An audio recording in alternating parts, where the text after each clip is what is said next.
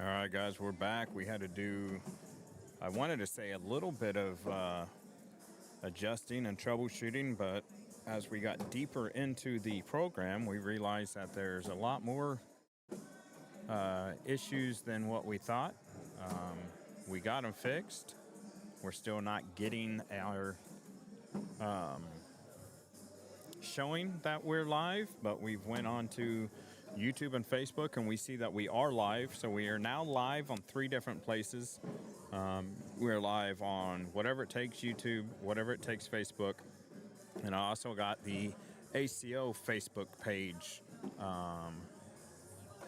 with the live as well. So unfortunately, still issues trying to get the live on ACO's YouTube page, but we've added a place for you guys to watch it. During that, we did see Daniel and Kennedy, who's playing here, currently down 9-17 to Russell Martina.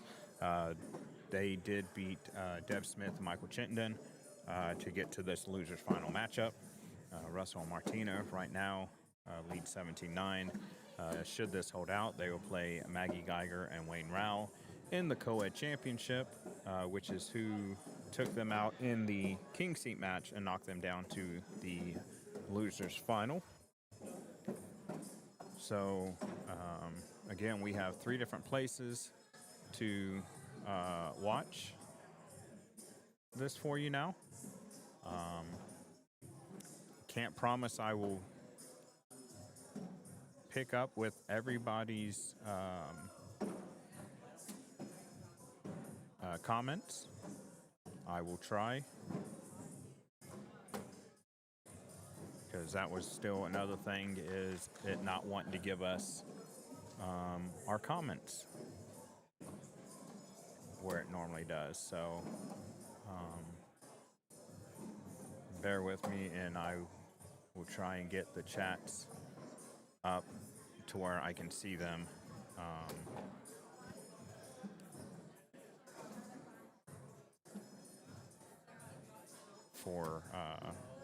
For our interactions. So close some of these things that we don't need right now. So there's not so many things open on the computer. It's using 2 monitors now. It's hard for me to remember ever being able to use 1 monitor, because now I use 2 and I feel like I need 3 or 4. So that's where we're at with that. Let me pull up U of the Tube so that I can at least try and track those comments too. And it's not got comments available there. So let's go and fix that.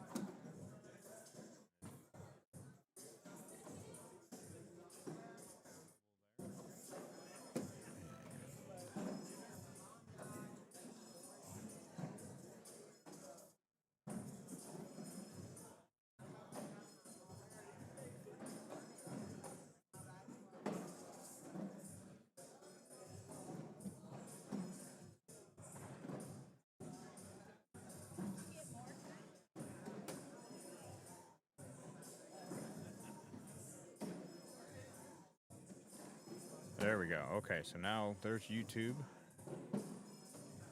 with available comments. There should be available comments, rather. If I minimize that at all, oh, there we go. So I will be able to see the comments.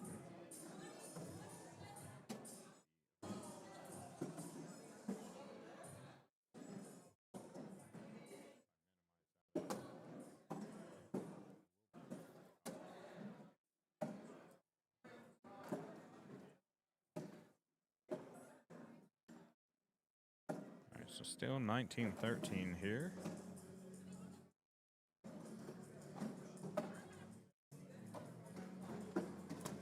No comments I'm seeing right now on the ACO Facebook.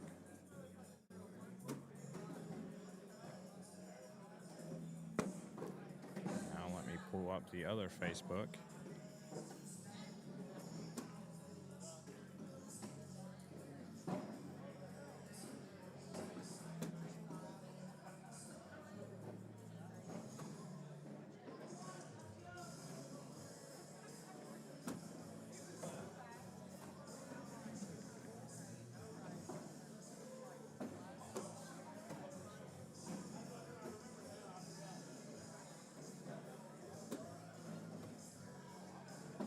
Kayla says I am live. I am happy about that. Just in time for the co-ed championship matchup that we're going to see. All right, here we go. Finals co-ed division. Set for quarter one. In the driver's seat, Maggie and Wayne. So we're going to get Maggie Geiger and Wayne Rao. They are going to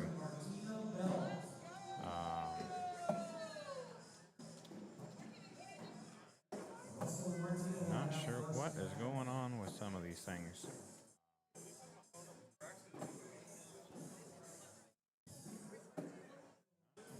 But they're going to keep it the same way as the last time they played. Same players in the same spots at the same ends of the board with the same bags and the same everything.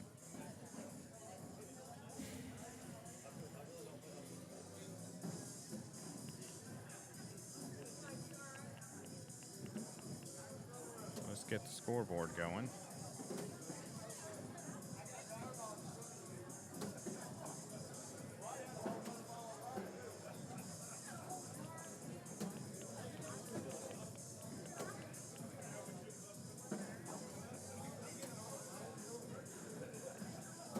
All right, we got that. So, I'm trying to minimize everything up so I can keep your guys' chats in front of me as best that I can. So,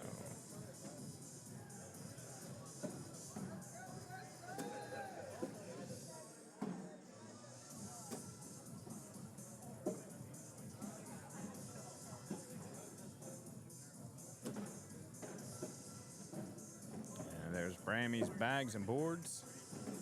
Just now seeing this. Sorry about that. Then let's go, Daniel.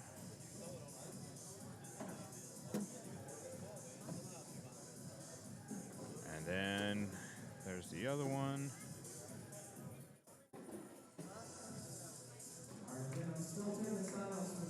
All right, so now we are live on those three places. I can see the chats, and these guys are still doing their down and backs.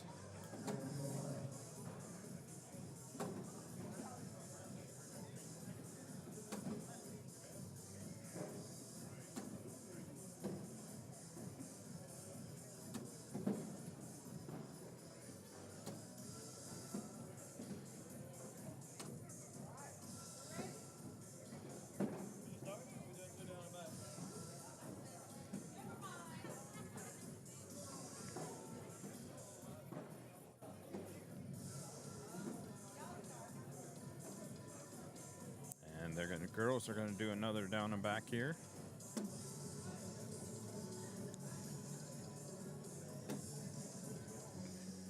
And I see DJ Skipworth still with us. Kayla Marie, Timothy, Twisted Turtle, Hodgkiss. Thank you guys for staying with us even through all the troubles.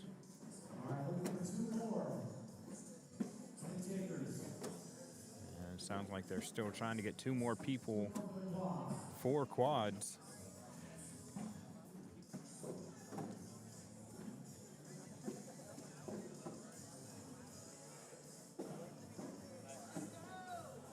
And we are going to start now. All right, here we go.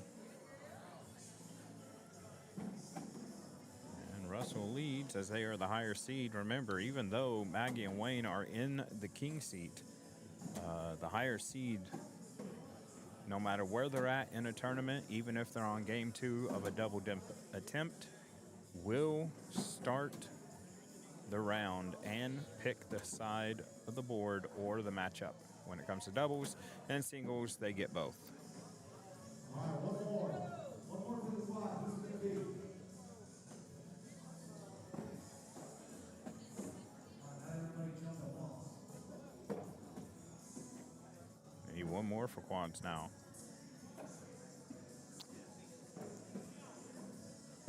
Kayla, you actually work? Like, actually have, I mean, I know you have a job, but for some reason I feel like your job was kind of like mine, a desk job. Except I deal with the public all day. Jody Thurman, are you signed up? You not gonna play? Yeah. And Maggie goes in the hole.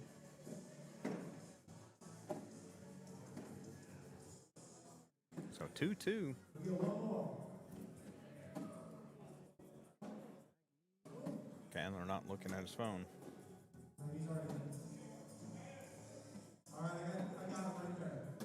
Done. Yeah, I knew I'd shoot you into it, Jody. Jody Thurman just got talked into playing blind quads.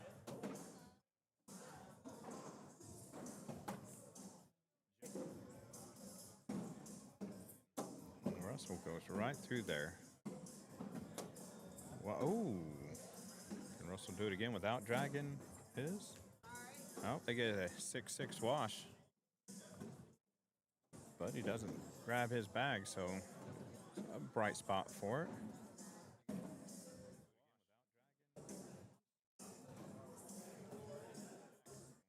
Yeah, see, I like to, I put my phone up on the computer and I watch, but I don't have the sound on. Because it's hard enough, because we still have, at my work, we still have this plexiglass in front of our window, and like the window used to slide left to right to open and close when people would come in. Think of like a doctor's office, except for I work for the state. So it stays open because I guess before I worked there, a guy like slid it open like real easily, but went too far and shattered the glass. But there's this plexiglass in front of it from when there was COVID, and all they had was at the bottom a little like 2 to 3 inch cut out along of it so people could pass papers back and forth. And I couldn't hear anything they were saying. So I had to go in there with the drill and a hole saw and drill a hole around about, where somebody's mouth would be for, somebody around 5'5", 5'6" area. Because it's usually the women in there, not the males. Yet now, since that's been there, there'll be people that are trying to roll up the papers and put it through that hole, forgetting that there's a hole underneath. But it's already hard to hear, so I can't have the sound on whenever I'm watching. Oh, no. More 10s. A 4-2. Russell and Martina lead. I don't think they've yet to win a Coed major this year. I think they have a couple seconds. Actually, I'm going to go on and look at standings while this round goes here. We'll see what where both these teams stand rankings-wise in Coeds. So Russell and Martina right now are the #1 team in Coeds. And they've got 2 seconds, a third, and a fourth. So they're going to knock their fourth place out when this finals is over. Just matters if they will replace it with a second or if they'll replace it with a first. I know they prefer a first, as anybody would. And then also in regionals, they still have 3 seconds to get rid of. Maggie and Wayne are sitting at 82 right now in Coed field overall. They've played only at the ACO lacrosse major, where they finished second in Coeds. Regionals, they've got 4 regionals and with 4 wins. So that is why the seating wise they're lower. Now they also play doubles together, do Maggie and Wayne. They finished 17th in lacrosse in doubles, and they have 6 doubles regionals with 4 seconds, or I'm sorry, 4 firsts and 2 seconds. Let's see where that sets them overall in doubles. Waiting for this to load here.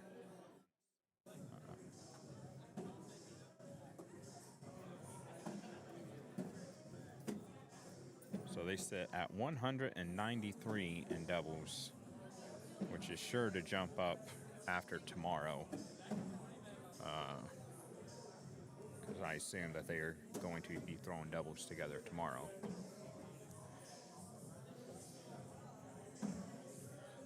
We don't care about Hoppy. Kayla's the one we all like. I'm kidding. He was on here earlier commenting. And 8-8 wash.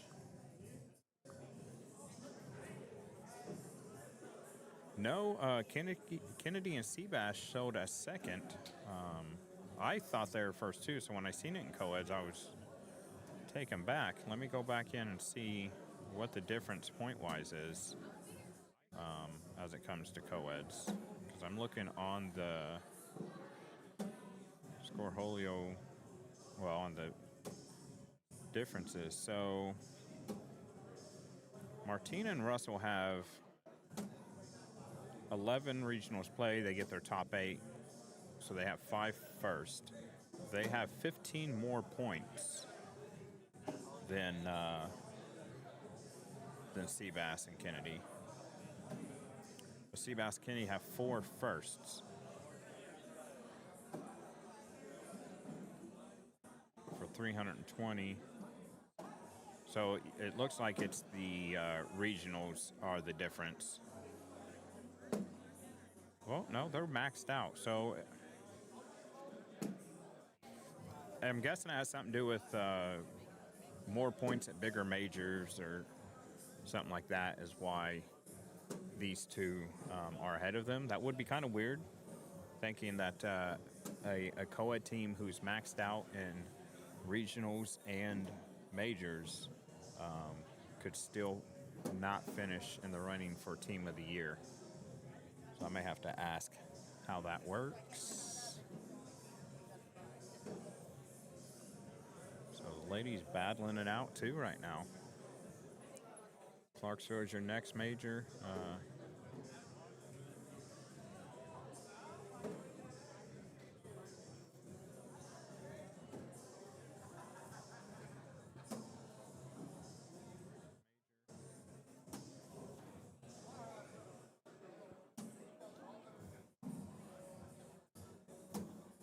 Nice push through there. Russell will probably push through this one and does.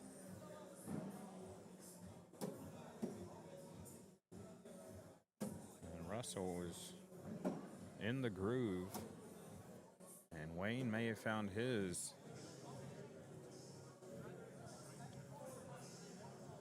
And Kim says they don't have all their regionals. Who are you saying don't have all their regionals, Kim?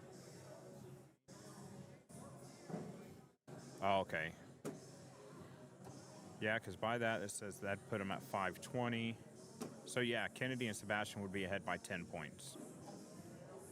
You can see the results, but the points haven't been pushed. So yeah, Kim's correct. So yeah, Kennedy and Sebastian are actually the number 1 team in the ACO right now as it pertains to Coeds. I didn't even look at that. When you look at the results, you can see the total points they have. I was just looking at firsts and seconds.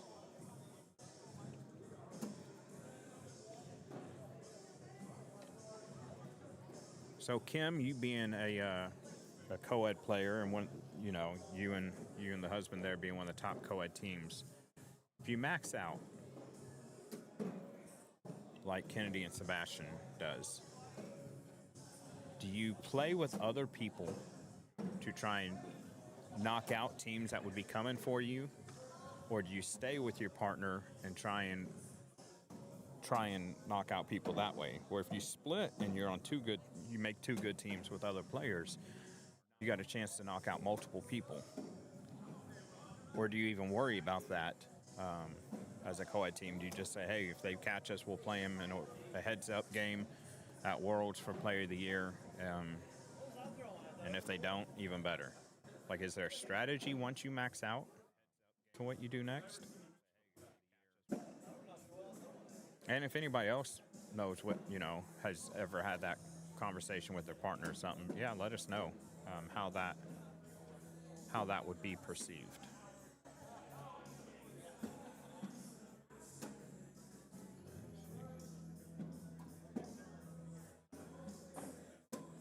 Nice bag there by Martina. I'd say Maggie's probably going to get it now, though. She does.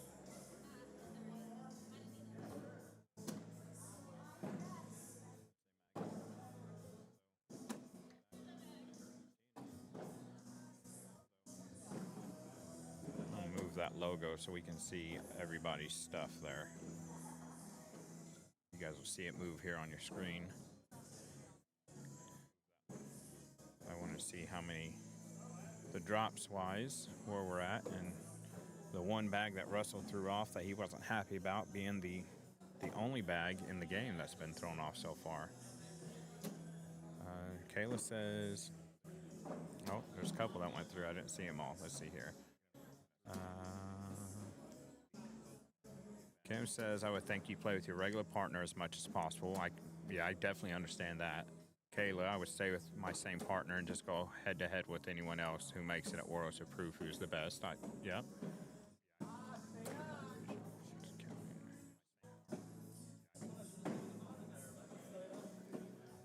Have 9 regional points. Oh. So Martina and Russell showing more points than they should be right now. See, I didn't look that deep into it. I just looked and went, oh, they have 8 and this. And I'm sure the team will get that fixed. Sometimes it's not necessarily in their hands. It's something to do with software downline, kind of like the issues I had, and still having to some extent with the stream today and not able to get it onto YouTube. It's nothing on my end. It's the restream program is having issues. It's still pushing the stream, but it's not telling me that I'm online. It's telling me I'm offline. Just like right now, if you listen vaguely, it is still got the voiceover because the sound is going on the internet boxes I have open so I can see all the comments. So it's picking that up and rebroadcasting it. Clarksville, I haven't seen it, but I would bet money it's going to be CBC since that is the town, literally the town that they live in.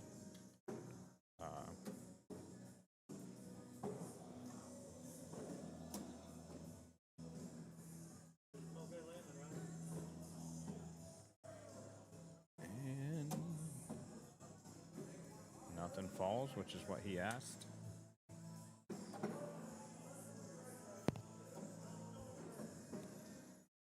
And 10-9, definitely a different game than it was the first time they played each other.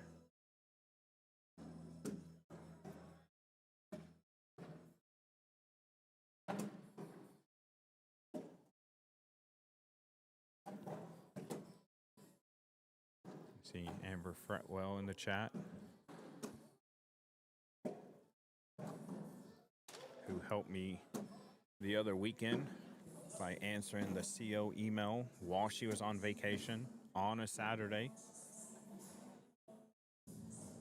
So she's one of those people that may technically be on vacation, but doesn't stop working.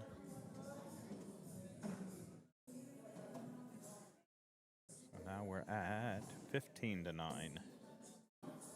After that 12-7 round, Wayne taking a deep breath. Kim and Chad need one more to max out in co-eds. Oh, the season's only half over in Kim.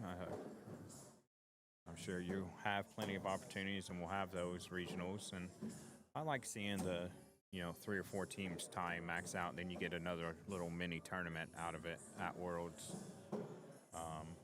It's kind of like going to overtime in a basketball game or football game, or extra period in hockey, extra innings in baseball. Oh, Wayne goes off. Russell's going to go up. Oh, I knew he would too. I knew he'd go up as soon as that went off the back. He didn't think about any other shot but that. Wayne's going to grab 2 points there.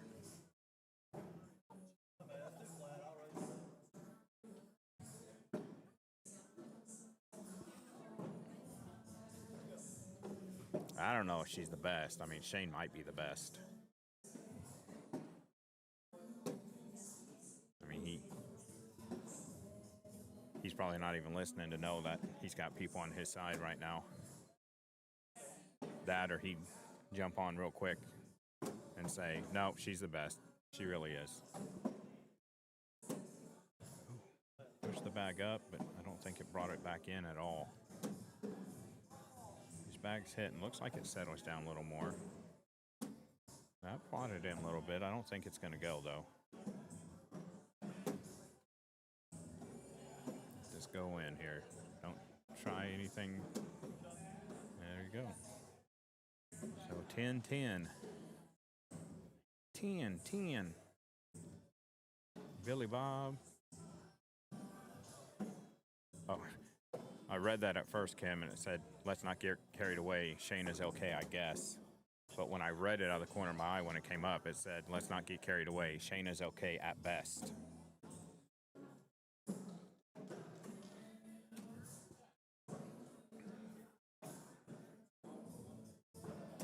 Oh.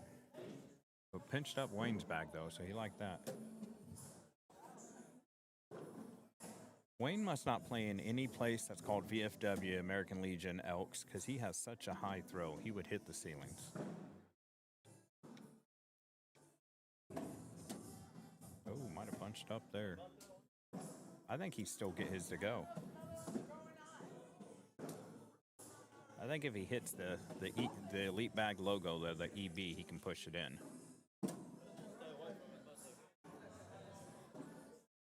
So 6-6 wash.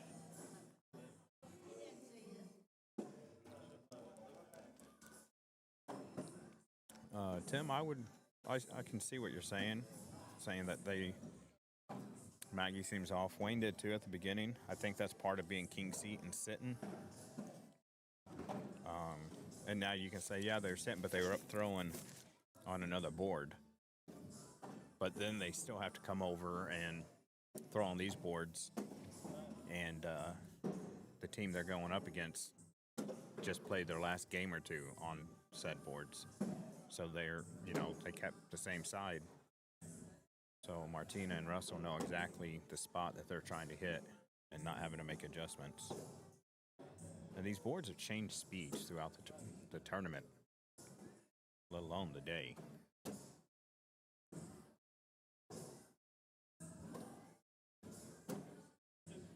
There's 2-point round there.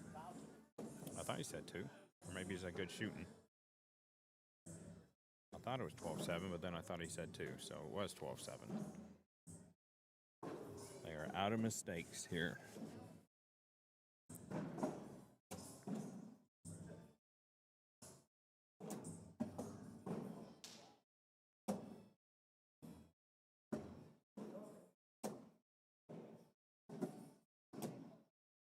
Nice bag there by Russell. Oh, just blocked right behind it.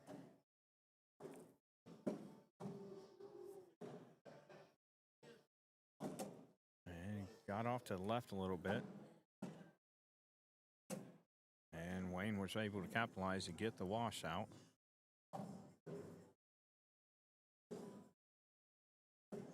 Yeah. Yeah. That's what I've been thinking all day is that she has hardly missed a bag today.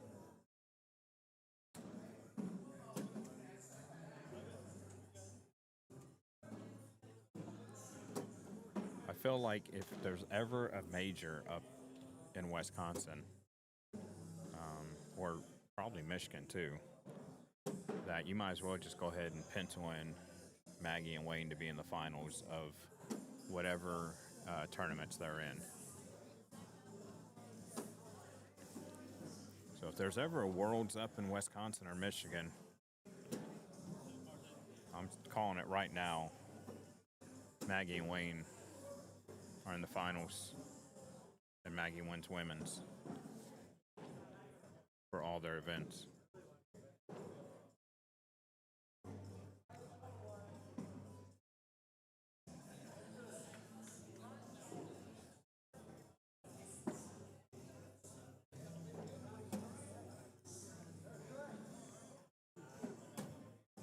He's only been, between the four, only been 5 bags off this whole game. Russell making sure he's not going to get that bag. That's going to be it for game 1. Maggie and Russell get game 1 towards the double dip.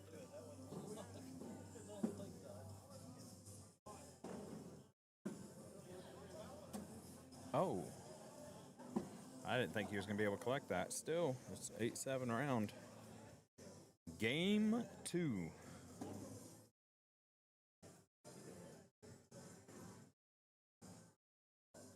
And Wayne's going to take a restroom break.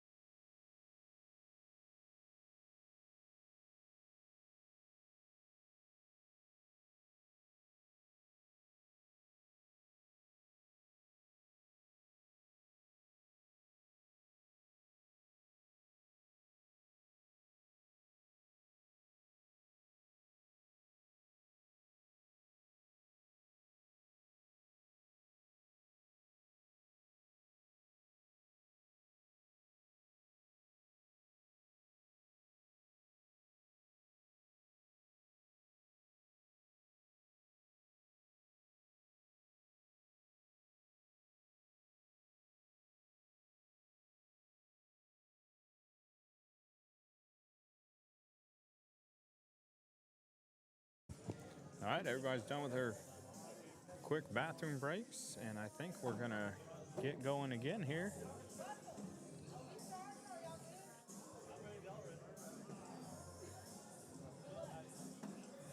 And here we go.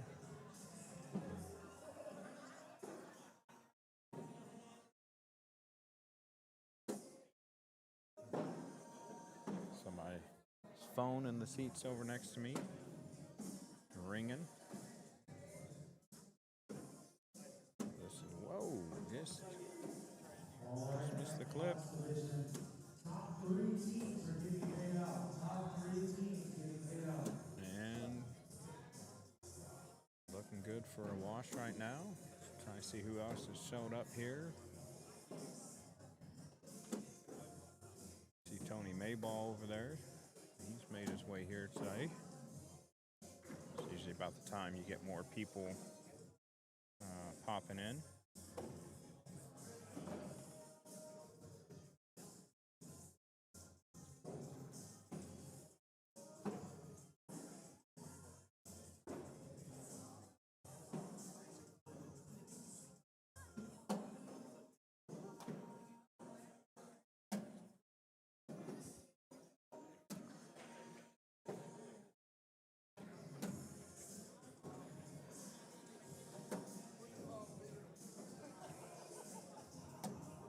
Slid that one in there.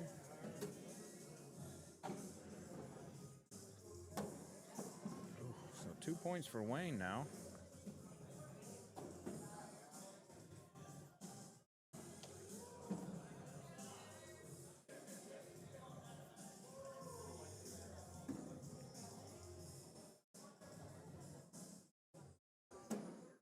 Maggie going right back where she's been going, right down the middle and in the hole.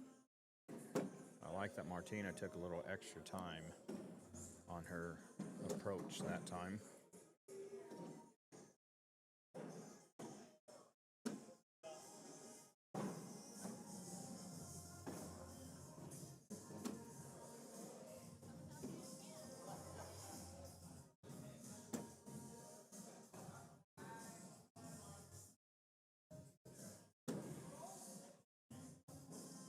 See, I like that. She's taking her time.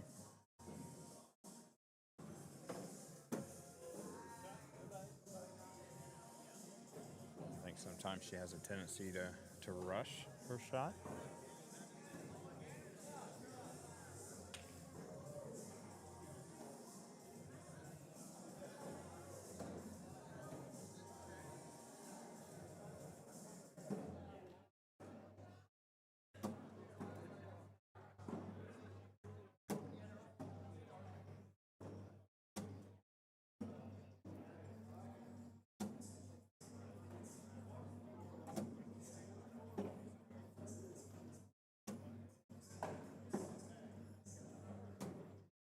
Oh no, that one went left.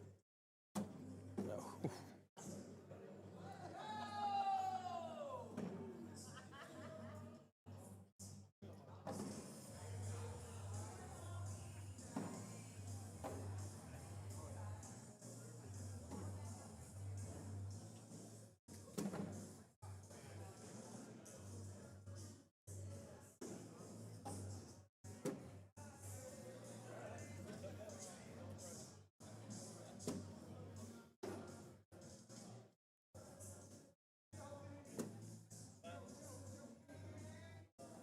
If they can keep the going from last game. I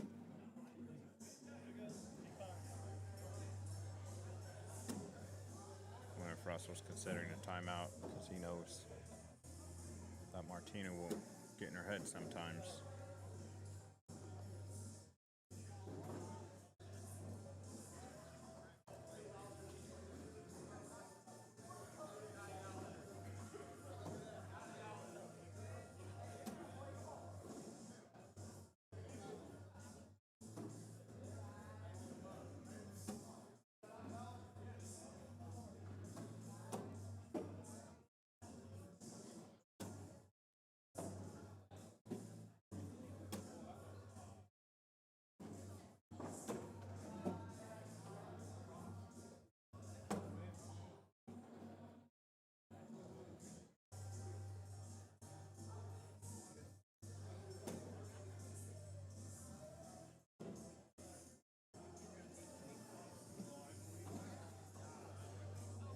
Two.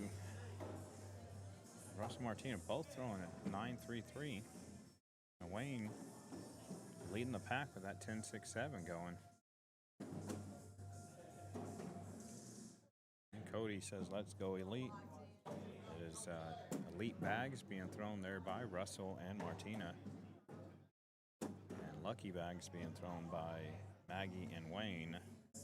And Cody, I do have a question for you, though. How did you get Russell to wear a jersey? He always wears t-shirts.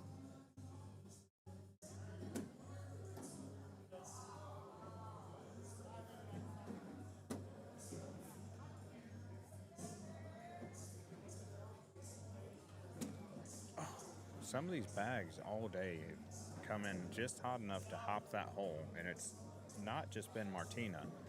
It's been everybody's had to deal with that to some aspect.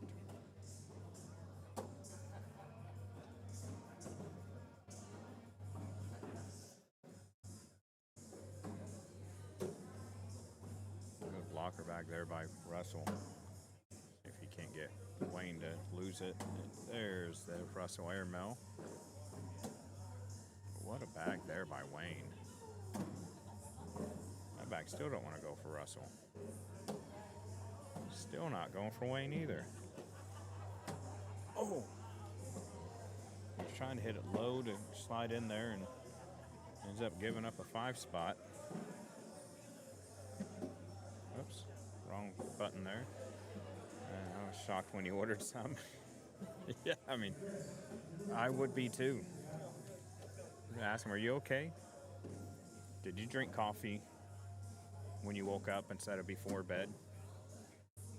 For those of you guys that don't know, Russell's bedtime routine is drinking 2 cups of coffee. And then he goes to bed. The only person I know that drinks coffee right before they go to bed.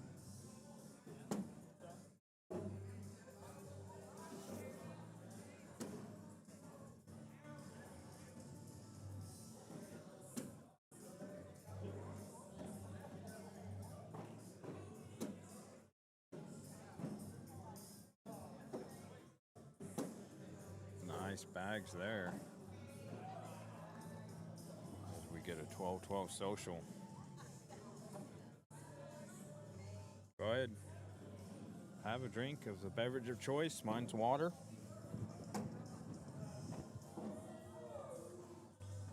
It's from the islands of Fiji.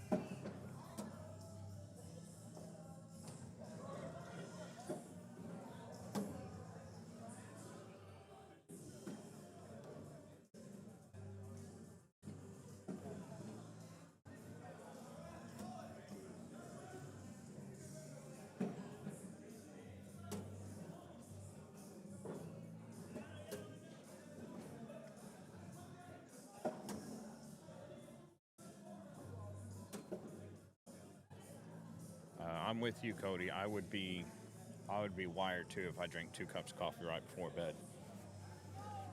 It throws me every time he says on the phone that he's drinking coffee, getting ready to go to bed. 17-2, Maggie and Wayne.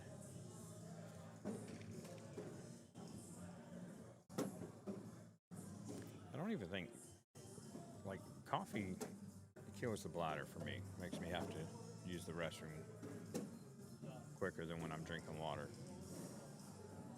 Oh, Maggie goes off to the right. Give Martina a chance here to get points.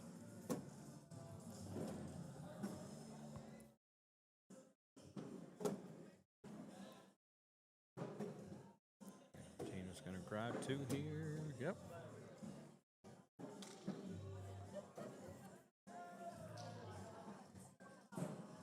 So 17-4 now.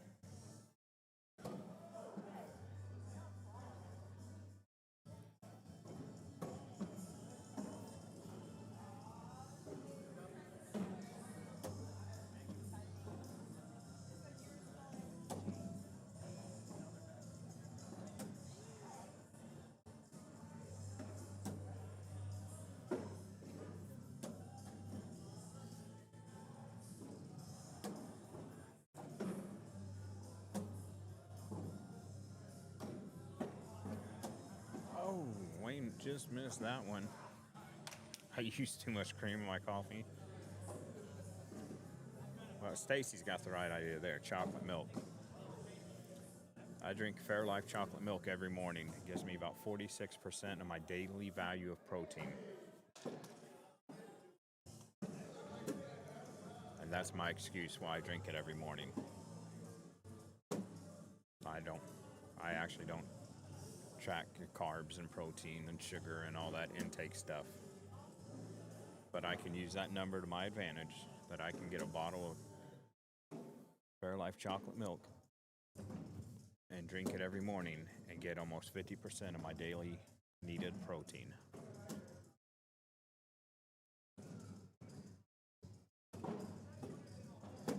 Yeah, I like making me some Nesquik chocolate milk right before bed.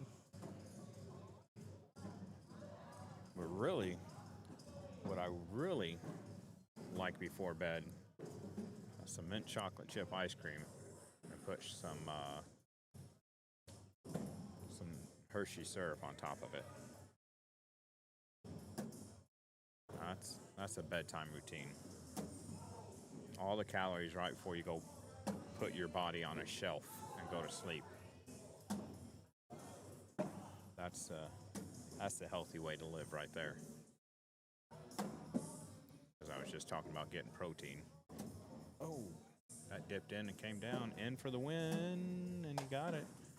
That's going to be the game as Wayne Rao and daughter Maggie Geiger win the ACO Beloit Season 21 Coed Championship.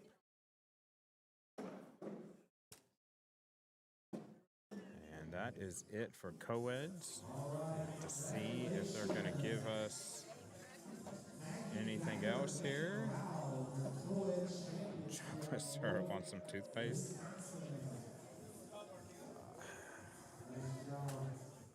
I would bet money there's somebody out there that's done it, but I know it's not me.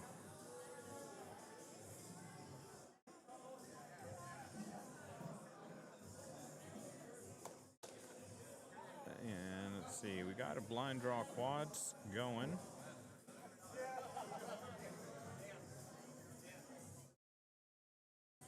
Not sure if they're going to use any of them over here or not.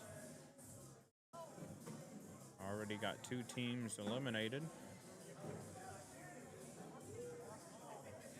2 teams that seem like they were. It's hard with the blind draw quads because you look at the teams and you're like, man, these teams are really good. And then who beat them? And then you look at the team that beat them, you're like, man, that team's good too.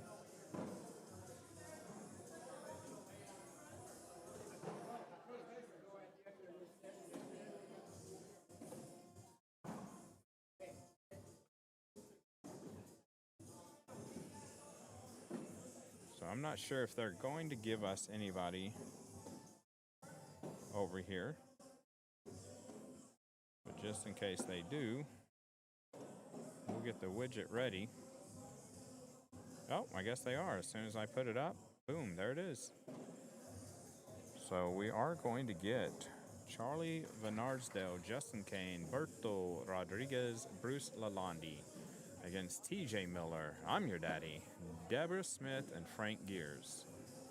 I feel like this was personally picked to show up on this court. Because everybody wanted to see Bruce Lalonde.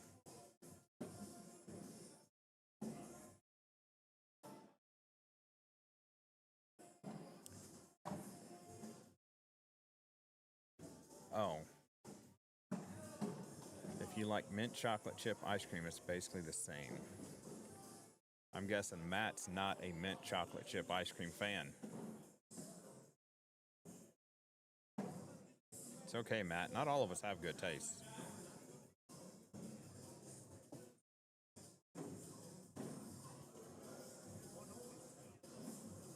I like mint chocolate chip ice cream.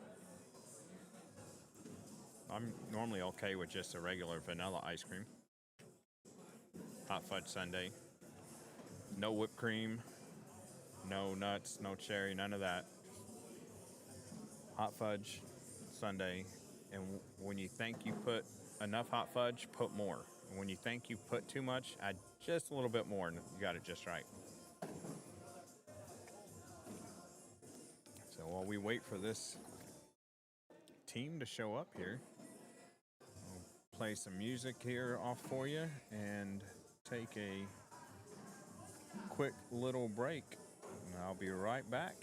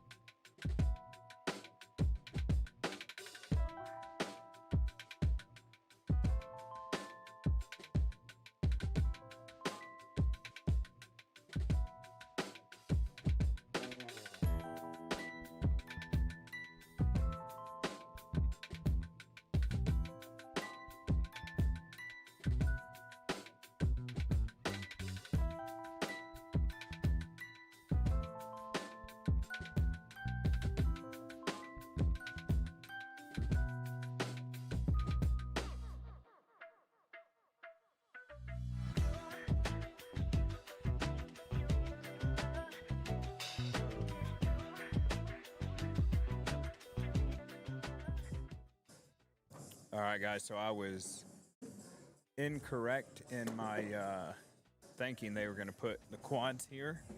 So we're not going to see a quads game here on center court. We'll just go ahead and just take the score down there. So right now, let me see, it's 6 and 12. There's so many names on here to try and tell you the teams. So right now, game going to get to the king seat of quads. You got John Baker, Steph Shea, Steve Heath, and Daniel Wine. They're playing to go to the king seat match. They're currently up 12-8, playing Chip Grinder, Carter Bennett, Michael Gobin, and Malini Heffelfinger. And I'm sure I'm still butchering her last name. Now, the winner of that goes to the king seat match, and the winner of this next matchup will go to the king seat match. That matchup has Randy Thompson, Jed Finchke, Steve Ingebrigtsen, and Jeff. Oh, let me go. Let me find it because it's cut off. And Jeff Nelson. So that team is currently playing Scotty Ball, Logan Piggott, Garrick Williams, and Tracy Kodrick. Right now, Tracy, Garrick, Logan, and Scotty are up 10-2. Everything else being played right now is a elimination game, and they're all going right now. So in those matchups, you have Charlie Van Arsdale, Justin Kane, Berto Rodriguez, Bruce Lalonde. They're up 20-5, about to knock out TJ Miller, I'm Your Daddy, Deborah Smith, and Frank Gears. You have Fred Rice, Jody Thurman, Jason Hayes, Chris Norris. They're up 9-4. They're playing Dean Schettenhelm, Todd Gammon, Noah Rodriguez, and I'll have to go find, and Jason Dufflo. We also have Mackenzie McGee, AJ Shemansky, Merrick Finsk, and Amanda Huey. They're leading Chris Hahn, Steve Smith, David Williams, and Eric Rossignol.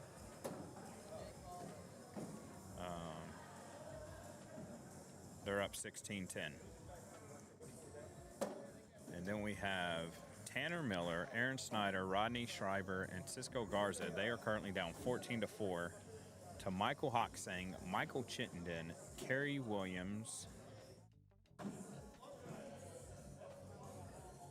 and Sarah Taylor.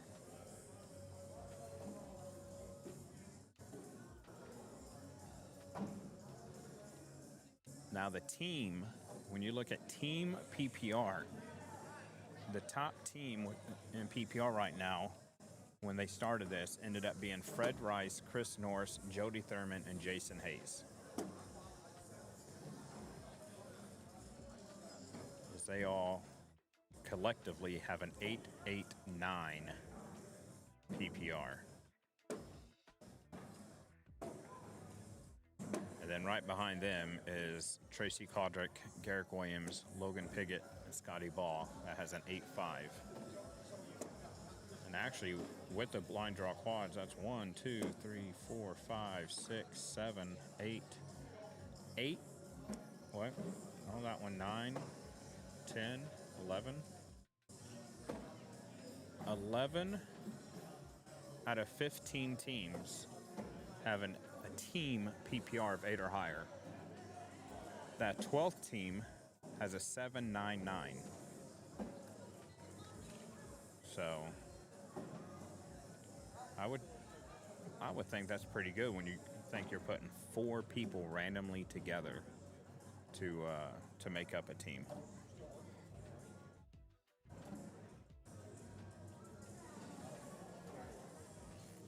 Go take a look here. See what is going on out in the audience. Pull up my controls to move it around. And we see Russell there, who just got done finishing second in Coeds with Martina Belt.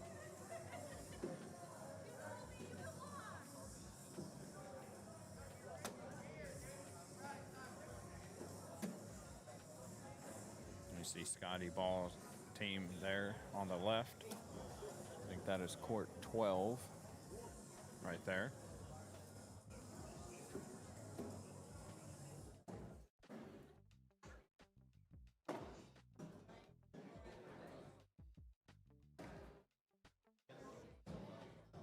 See Todd Gammon down there throwing.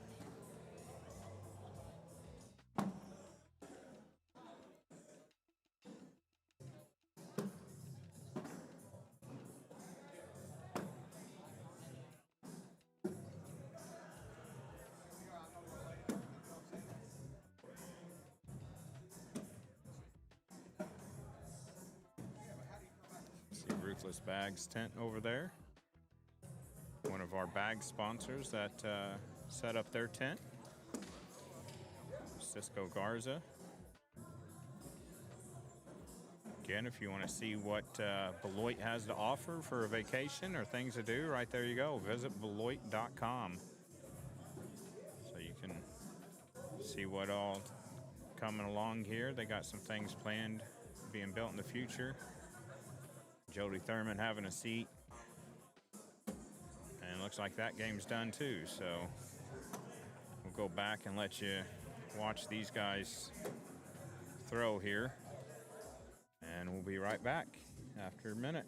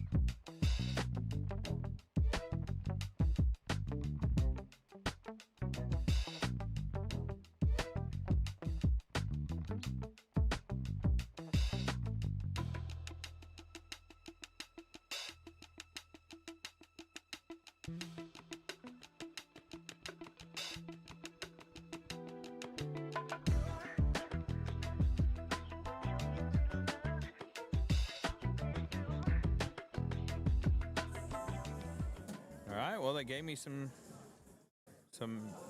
a game here, so we're gonna go ahead and stream through it. Let's see here. Not 100% sure who is who and on this. I can tell you that that's Charlie that just threw, and behind him is Bruce. I know them. Which puts at the other end would put Berto and Justin. I believe this is Berto that's going to be throwing too. And Justin is in the BW Cornhole jersey.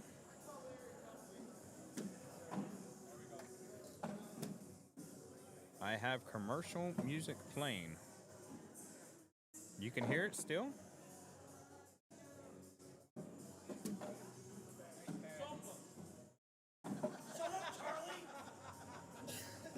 Shouldn't be, it's not on, so unless maybe it's picking up the music playing, but that's Danger Zone. That's not really commercial music, so maybe just...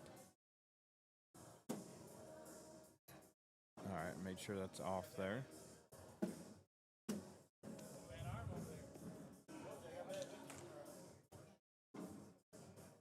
So the Coeds is fun to play when it comes to streaming and keeping cameras straight.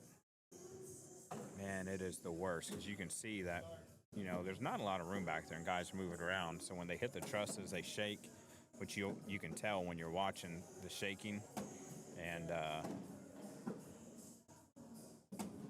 it makes the cameras drift, which I'm glad this is towards the end, one of the last things that they play.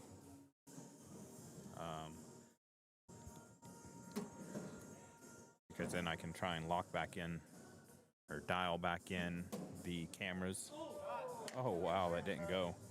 Dial the cameras back in for singles and doubles tomorrow, which I am looking forward to.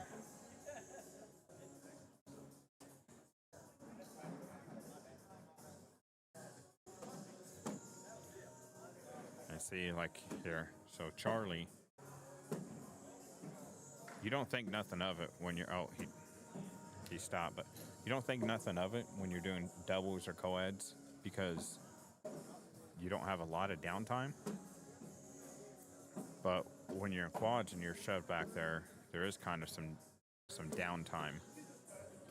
So you end up here, watch Charlie here. See him hanging on to the truss right there? He's not even realizing he's doing it.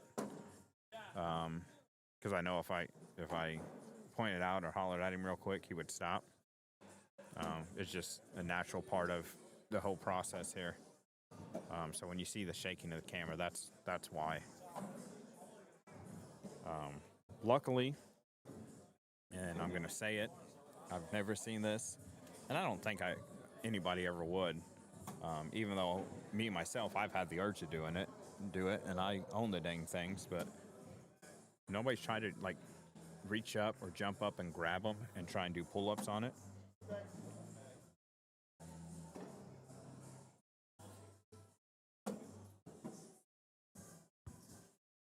But usually during quads is when you get the most people there, and then they put stuff like, where were we at? We were in, the Toledo Major.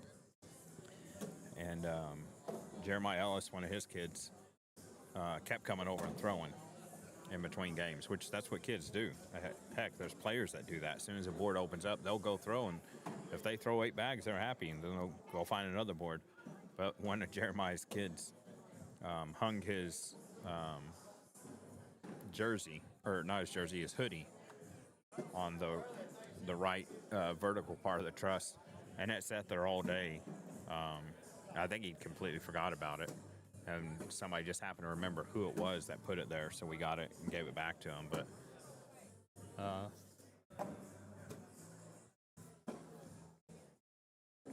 we've had guys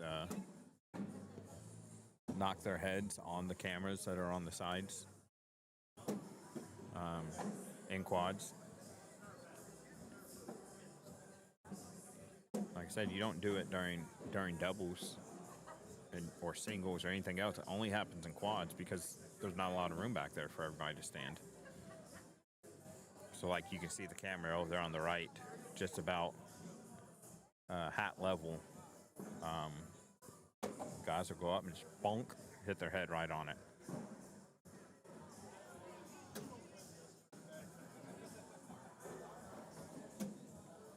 $10-5. I'm pretty sure they're not using Score Magic. I don't think you can use Score Magic actually for a quads game.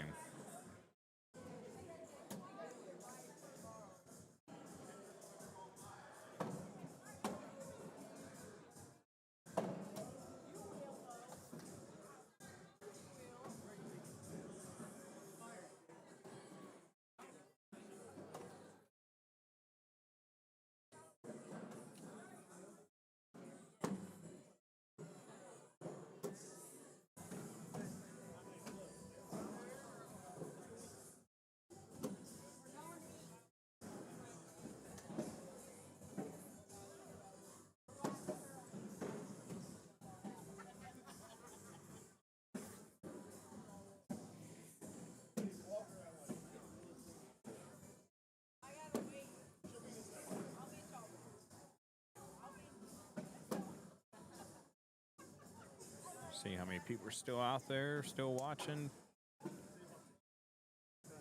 It's a good handful of people.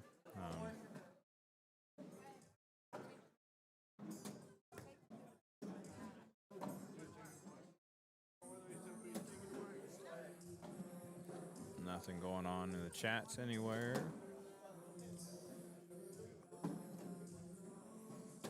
So I keep it going so you guys can watch.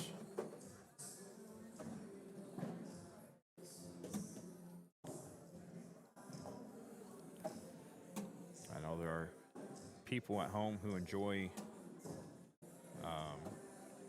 watching the quads and the blind draws. They don't always get put on the air, but if you guys are wanting to stay and watch, then I'll keep it going.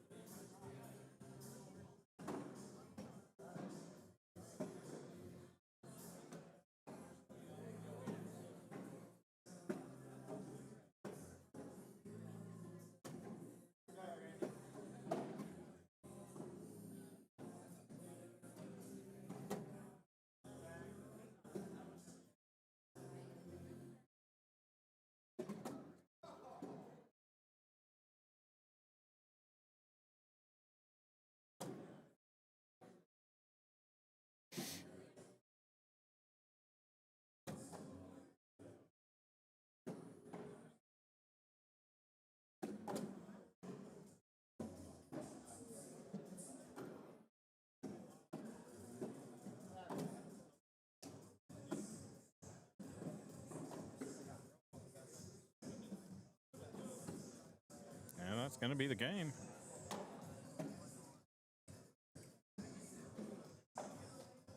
And again, I think these guys kind of chose to come over here. I'm not sure if they're going to put more people over here or not. We'll have to wait and see. The only game going right now is on Court 2, where it's Fred Rice, Jody Thurman and company are up 11-1 on Chip Grinder, Carter Bennett and company. Charlie Narsdale's team, who just won here, they will play the winner of that. So we're down to 1, 2, 3. We're down to 5 teams left in it. And then it will be complete for quads. Complete early. Because blind draw is not projected to start till 5:30.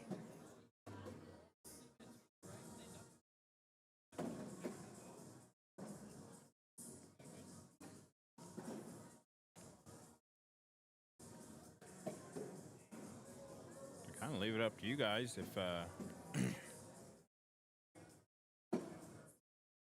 do we want to stay on, get through quads,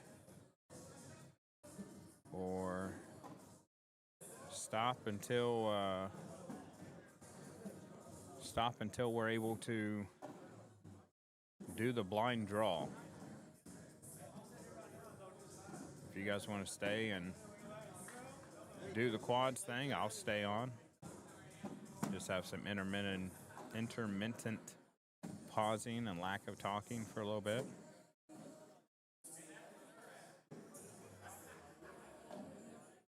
Yeah, they have moved quite fast today.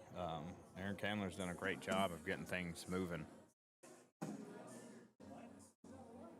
I'm hoping that continues into tomorrow. Saturdays are normally the long days that take forever, and then you're here till midnight when all the players are leaving at midnight, and we're still breaking down and loading up everything because we have to be broken down that night. We don't come back the next morning. We knock it out that night.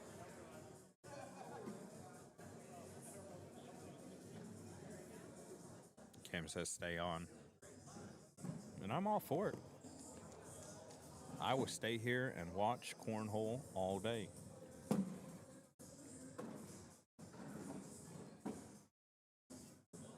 See, Sean Smith just walked in.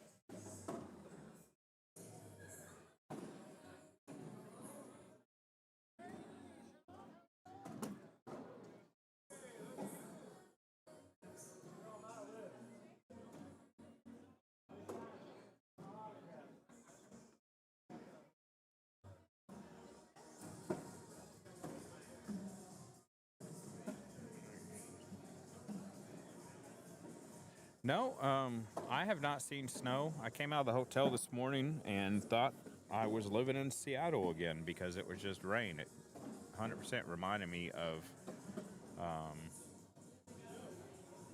being in Seattle, and that's all it's been since I've been here is rain.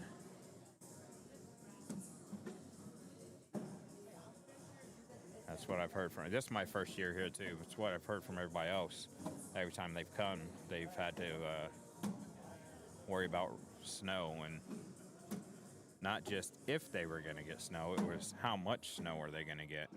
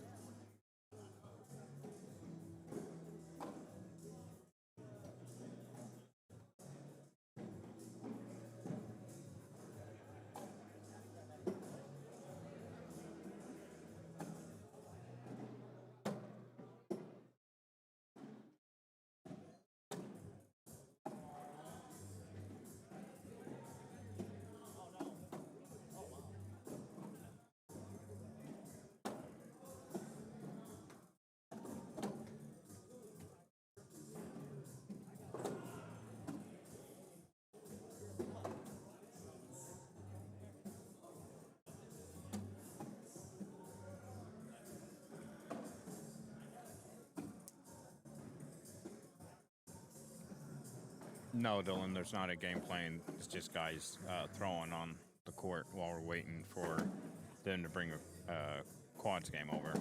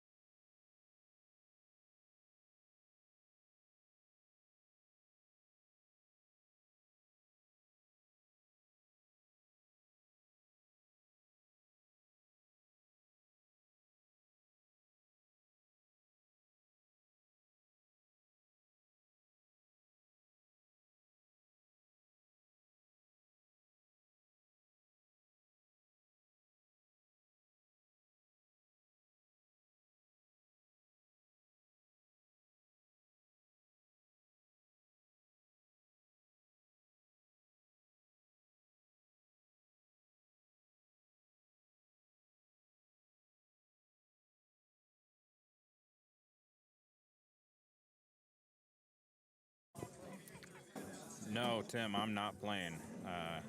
They asked me to stream, so I came here to stream. I'm not. Chances are you're never going to catch me playing when I'm asked to come stream an event. So it'll be just behind here and showing everything that goes on center court in singles and doubles.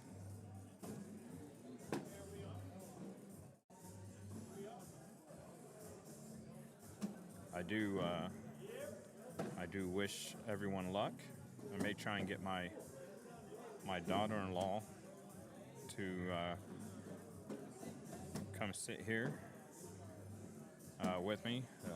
Her and my son are on their way up here. They're about 4 hours out. He's coming up just for singles. So he's coming up for that. And I don't know if they're going to leave right after that or if they're going to come. He's going to play singles and then he's going to head home. I guess it depends what time they're done tomorrow, if they drive back or not.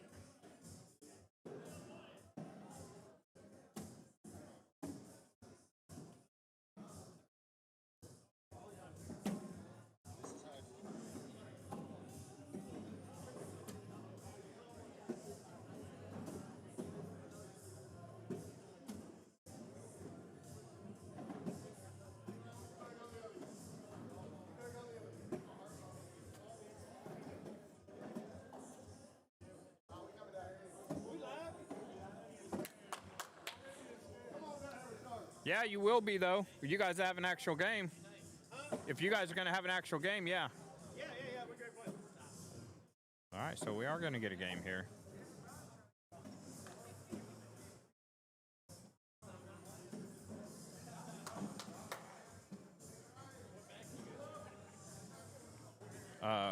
Brett, so we're having an issues with me being able to get it on ACO's YouTube page. To find it on YouTube, you'd have to go to the Whatever It Takes Cornhole YouTube page. It is on there.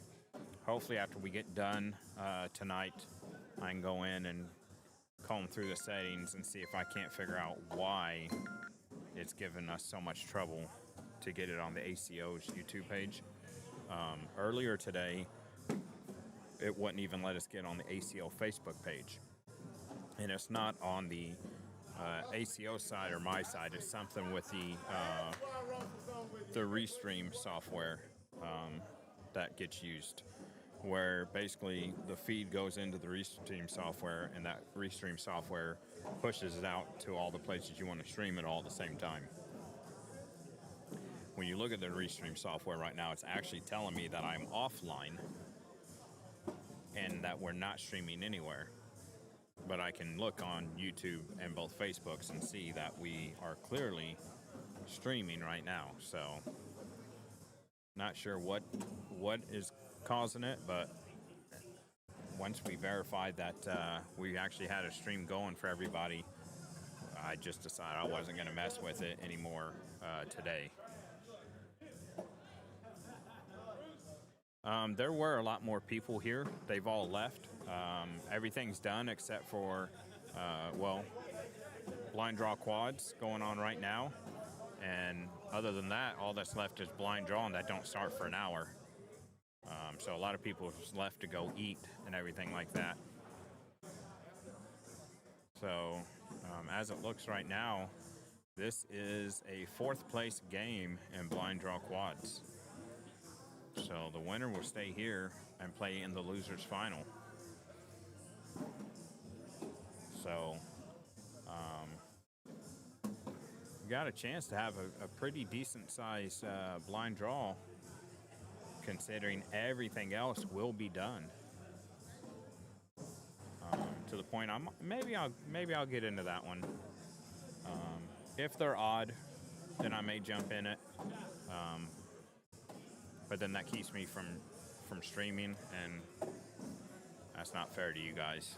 So chances are I'll just stay right here, stream it to the end, and then go chill out.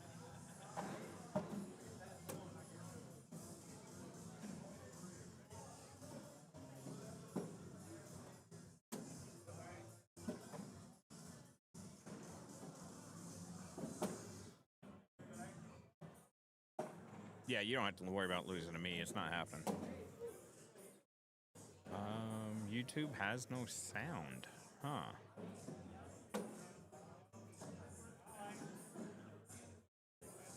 That's odd, because you guys have the sound on Facebook, right? And it's getting its feed from the same thing.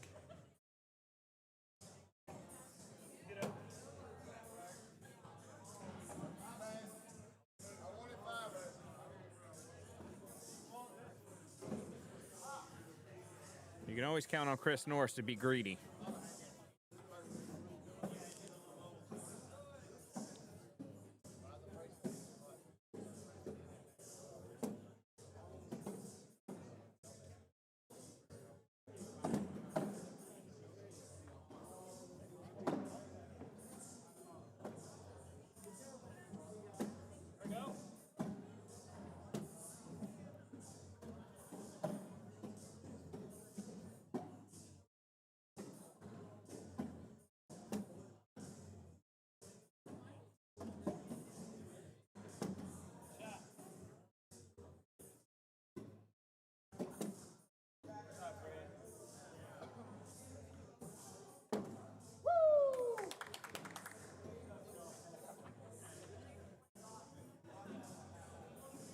Don't let Russell see it. He's going to drop you before tomorrow.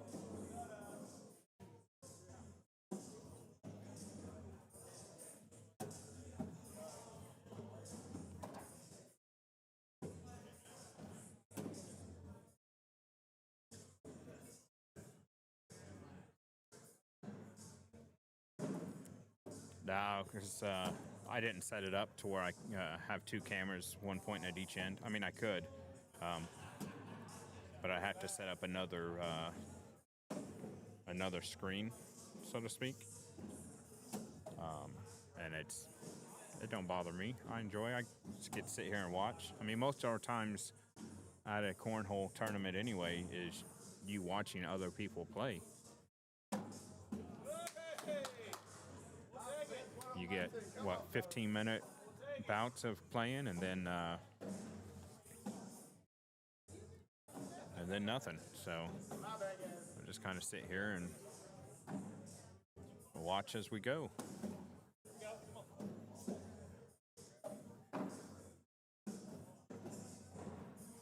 I probably should travel with a more comfortable chair than using the facility chairs, though.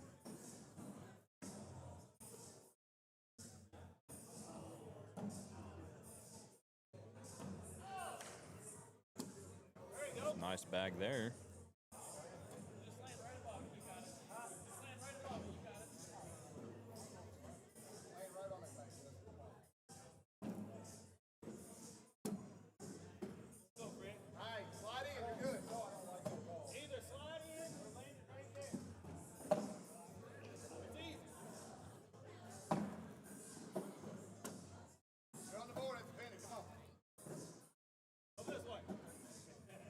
You can see that the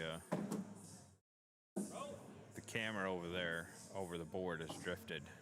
We're not seeing the corner anymore. And that's from the Killer Quad games. That one stayed pretty good to where we won it.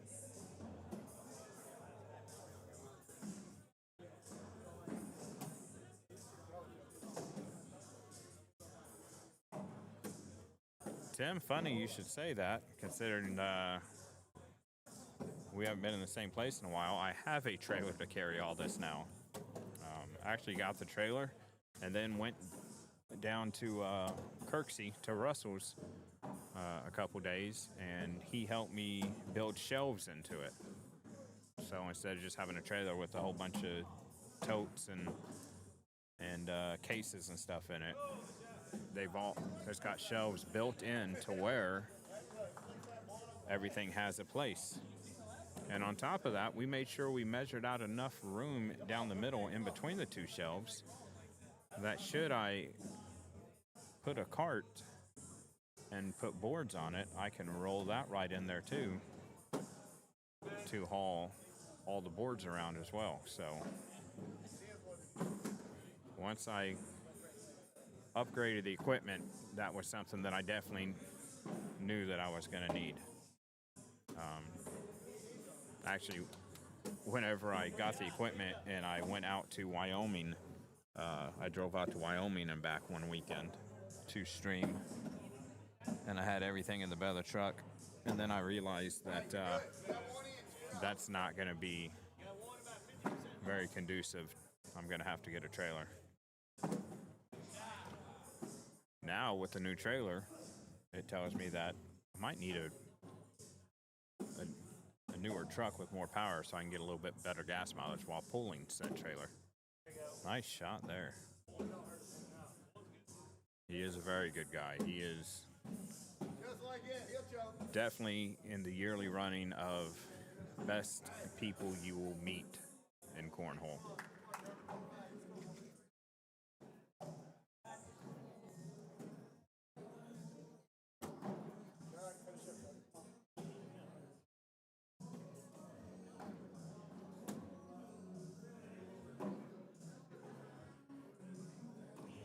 Jody goes right in there.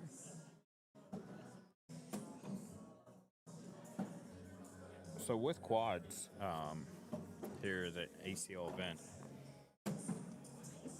you don't have to throw every other bag to you and your partner. You can throw both of yours, and then your partner throw both of theirs. You can throw yours, then your partner throw, then you throw, then your partner throw. You can throw one, your partner throw two, and then you throw your fourth. I mean, it doesn't matter. The rule for quads is you have to throw two bags. No more, no less. I've not gotten anything on the sides of the trailer yet. That is something I plan to do. Then we bought the house and I started messing with the pole barn. and setting it up to where I have 5 courts in there. So it kind of got side rail city. It got put on the back burner there. Oh, hot shot off the back for Berto.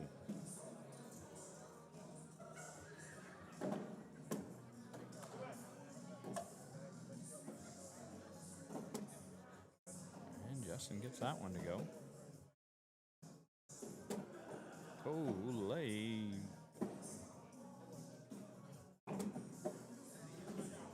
And get there to try and cut down on that lead. Only down 2 now. You're good. Come on. Finish up.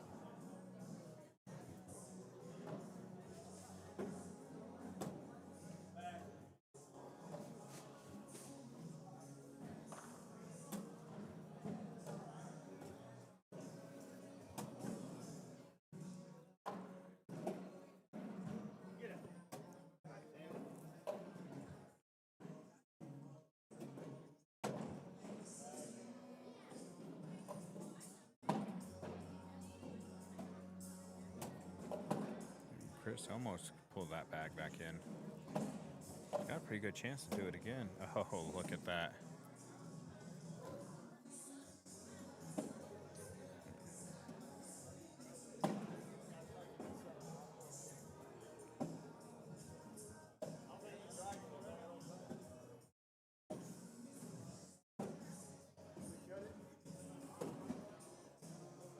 Chris was waiting to see what the teammates said.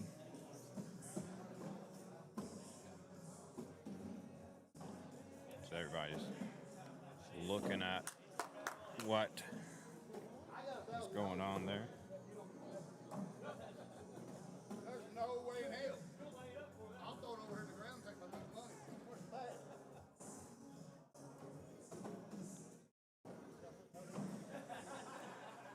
Charlie took the bag and put it in the hole for him, just on the wrong board.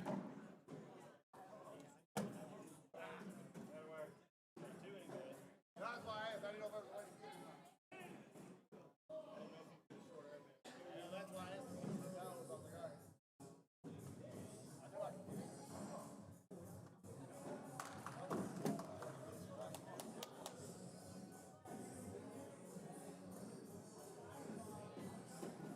Here we go again after a tie game. Both teams 13 points away. Right now, Jason Hayes looking to get some points. And he does get in there.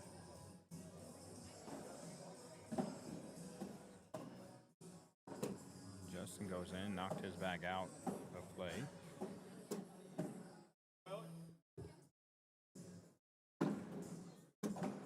Oh, got to step out and try and get 4 points. Oh, 8-6, give him 2. Looked like he'd hit it just how he wanted to. Hey, you scored. You're good. I'm good with it.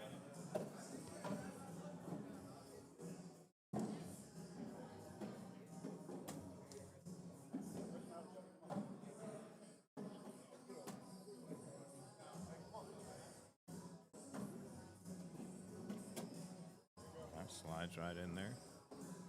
Remember, Jody was the last one to play. And I think Chris is actually the one that talked him into playing. And then they end up on the same team. Yes, Tatum Tot is getting big. She is now learning how to use the big girl potty. And she has mini bags that she is throwing onto the big boards. So from bringing her to a blind draw 1 week after being born to now, she has been around cornhole and she's all about it all the time.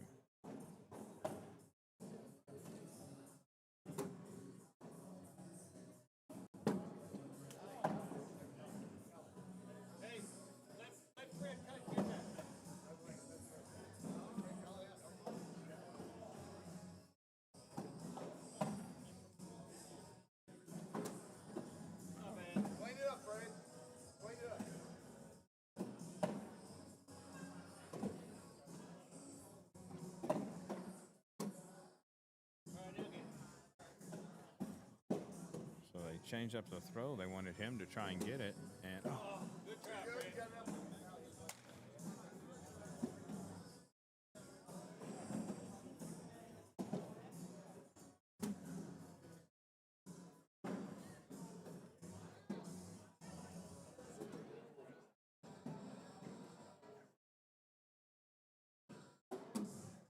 they're going to grab two more. So they're going to take the 2-point lead as these guys are battling back and forth now.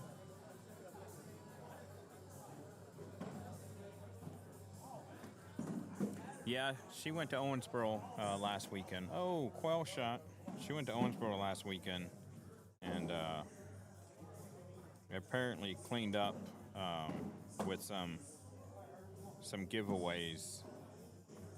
Now, whether or not they were planning to give stuff away or not, I don't know, but she somehow walked away with some mini bags and apparel from, I believe it was Brothers Bags, hooked her up with the stuff, and she has been all about those mini bags ever since. A nice bag there by Chris. Yeah, they can get a wash there.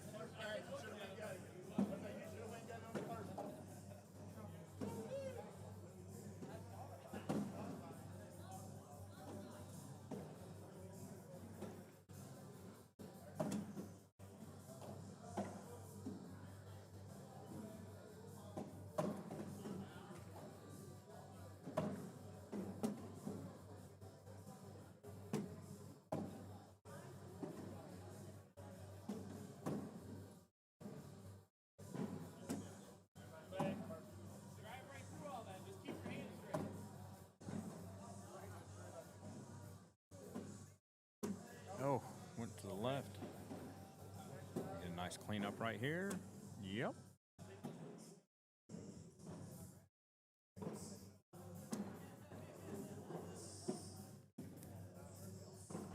And Rice goes in. So, got some points there. Yeah, she might be in juniors by 4.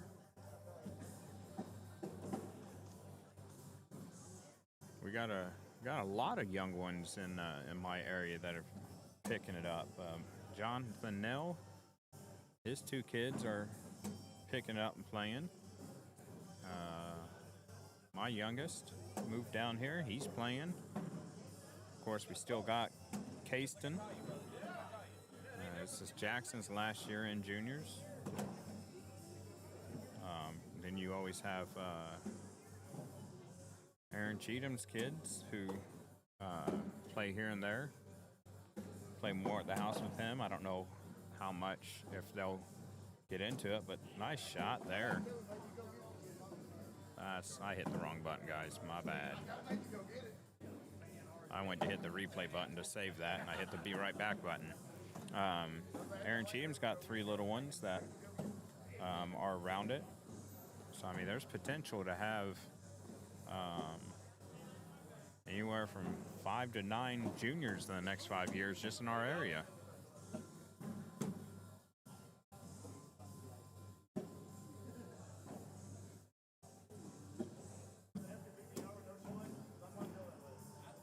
And juniors being one of those divisions that it's getting harder and harder to find players for it.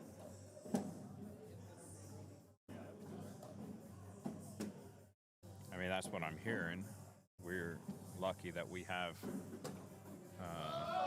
2 to 4 that play all the time, so.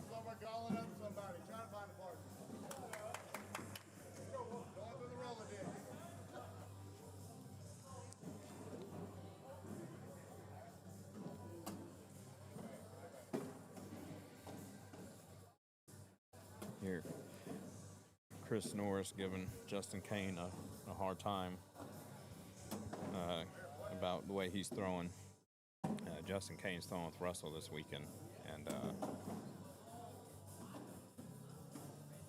Chris told Justin that he's throwing so bad that Russell's over there looking for a new partner this weekend. He's going through the Rolodex. As Russell was over there on his phone and swiping.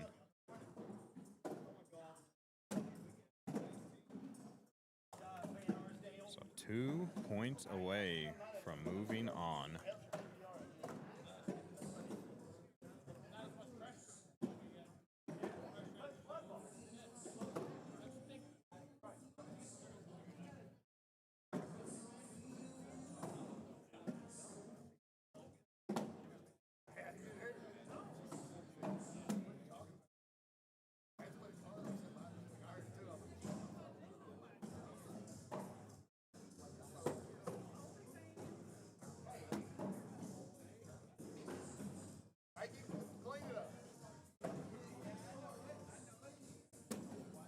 Nice roll cut.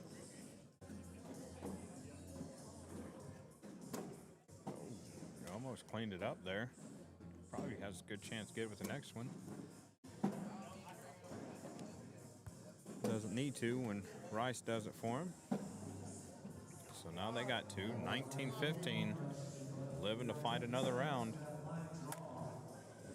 Have your score wholly owned and ready, please.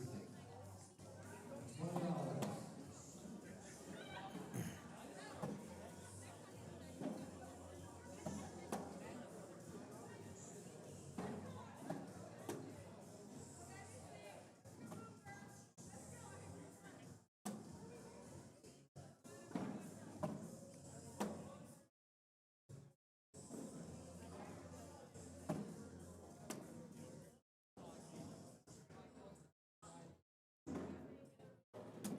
Nice bag there. So they got two more. They've been right on the cusp of losing, and they're slowly battling back 2 points at a time. Oh, that miss. Four-bagger wins it.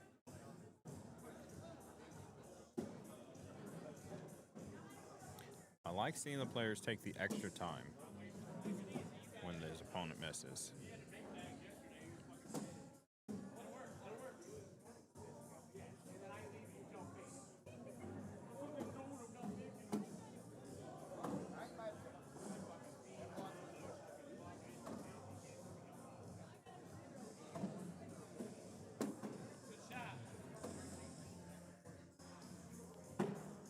Go up for the end one. He rolled, knocked the other team's bag in.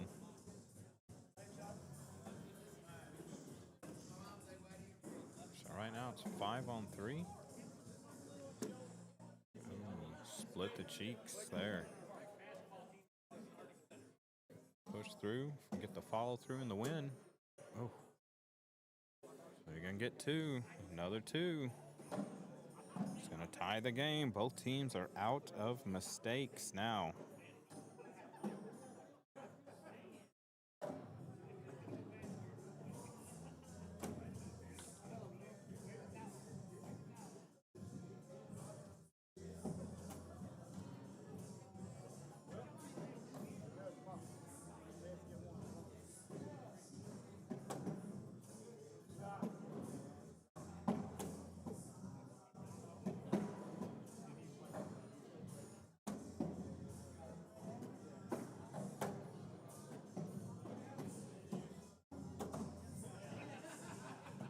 Chris has to get it, and he can't.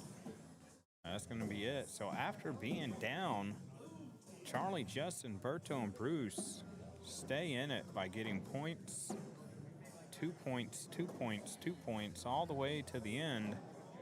And now they will stay here and play Scotty, Garrick, Tracy, and Logan in the losers final matchup. Should be a good matchup here.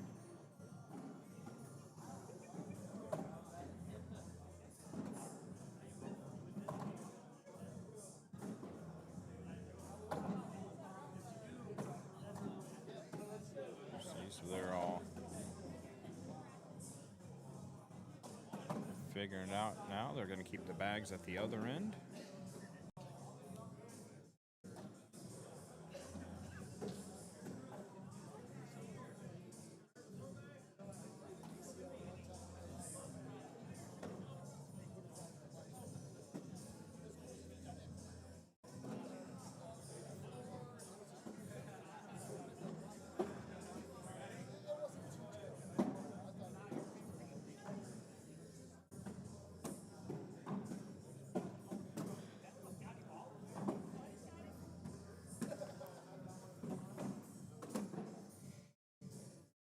So the winner of this game gets to go to the championship matchup. And they will take on John Baker, Steph Shea, Steve Heath, and Daniel Wine.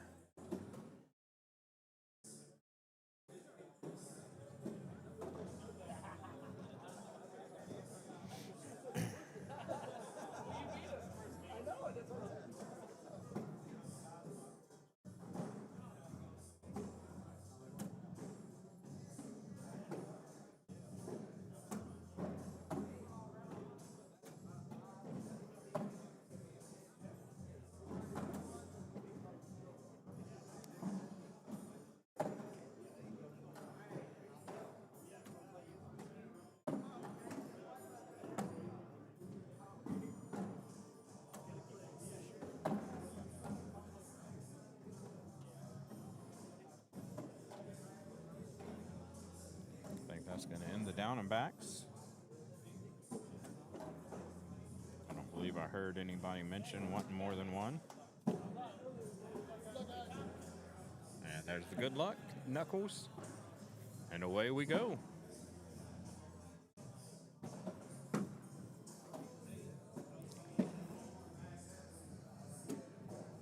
Who you guys got? Red or blue team?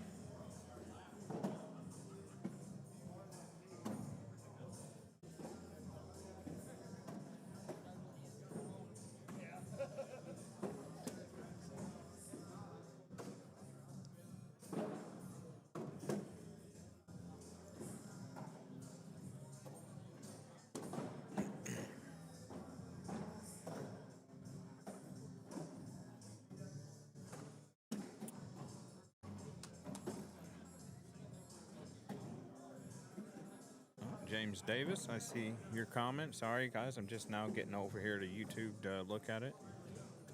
You played, I didn't know about the charity event till I got here.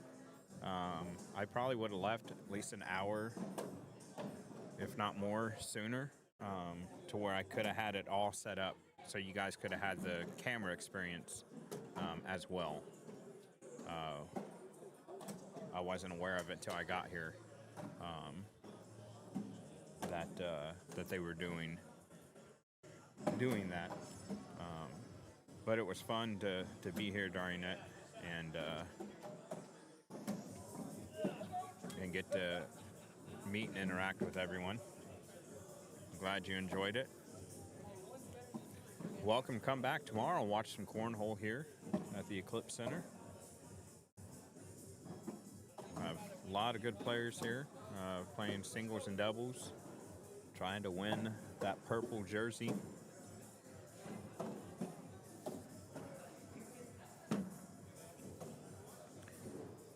Tim says the red team is going to win it, and he said that before the 1-0 lead.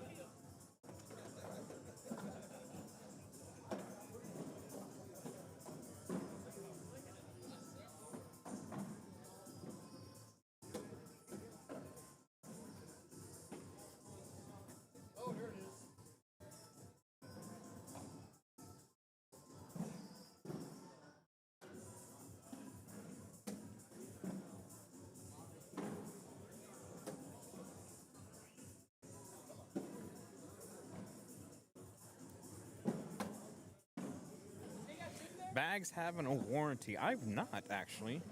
I've heard different bag makers talk about offering one. Excuse me, I might need that coffee. I've heard different bag manufacturers talk about wanting to offer one, but trying to figure out how you would regulate it, I think, would be the thing, because so many people break their bags in different ways.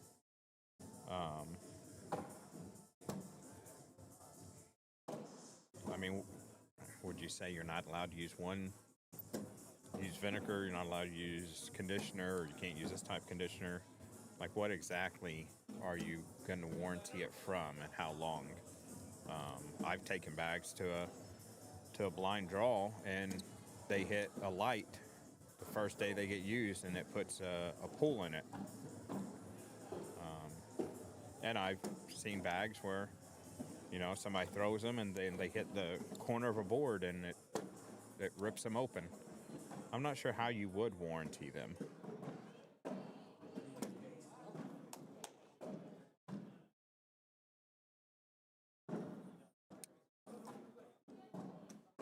I don't know what bill bag is.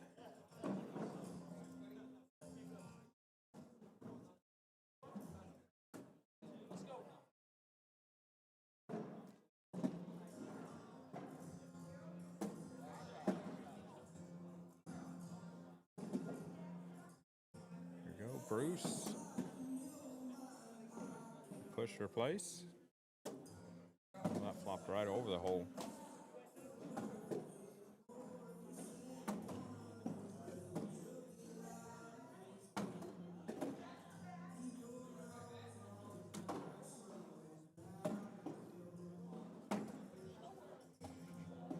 There's a bag off. Both teams throwing the black bag, so I can't do a quick look to tell whose is who's there.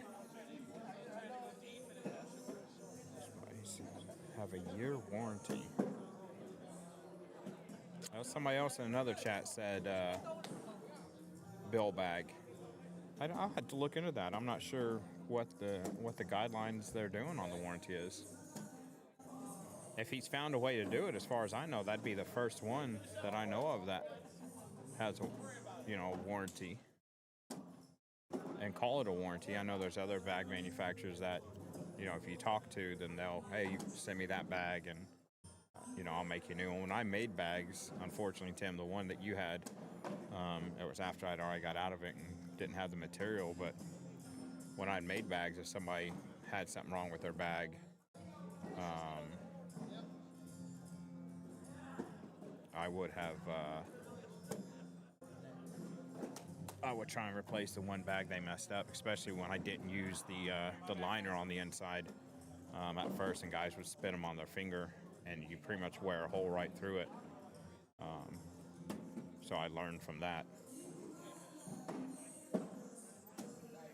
Should have been a 5-12-7.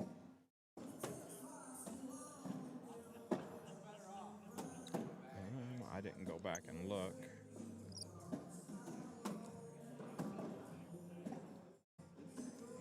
I would have to go back and look, but it's possible that they did, that maybe they did not score correctly. It happens. You would think that many people down there, somebody would catch it. Bill bag is a bag that lands in front. Oh, ask Bill. Oh, see, I call them quails. Like if you're hunting for quails and you shoot it and it drops out of the air.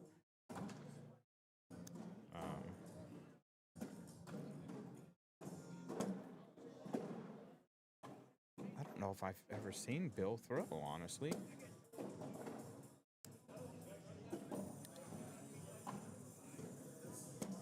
But now I have something to look for.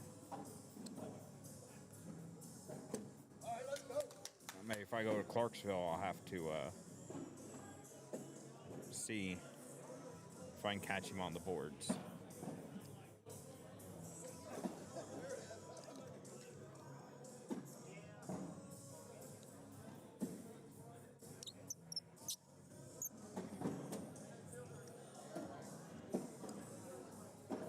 That's funny, though, that it's happened so much that people call it a bill bag. My youngest son, when somebody hits the ceiling, we'll call it pulling a Burton, because when I started playing, I'd hit the ceiling way more than I ever hit the board. Scotty didn't get the roll that he wanted there.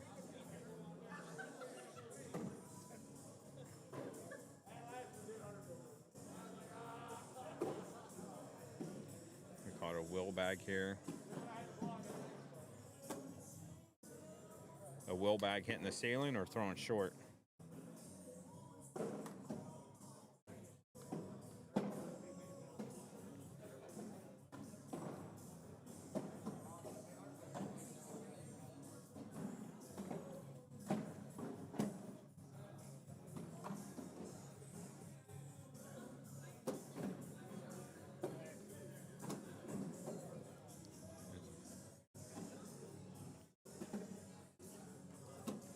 Oh, didn't get it.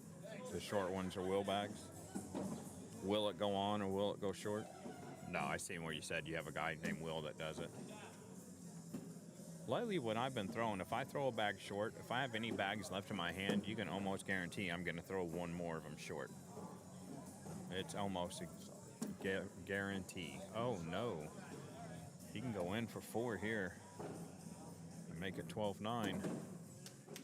Or wait, maybe that was his bags that was up top.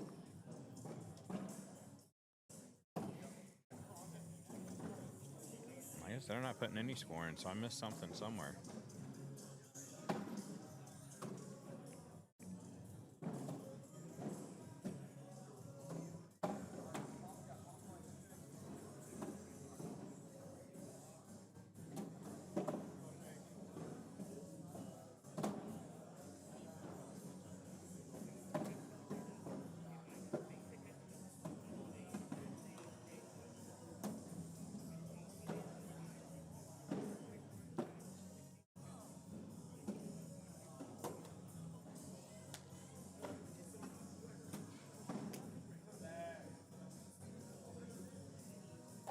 Looks like the bag on the left with like the skull on it is a BP bag. I'm trying to tell what they are.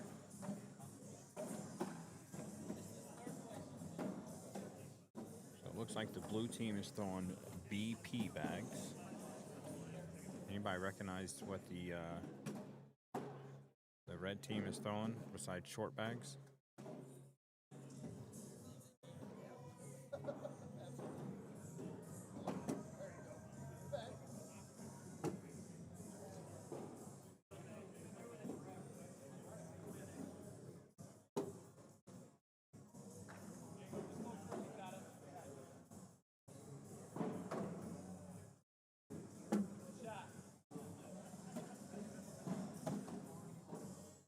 Blue is throwing Vibe bags. Okay.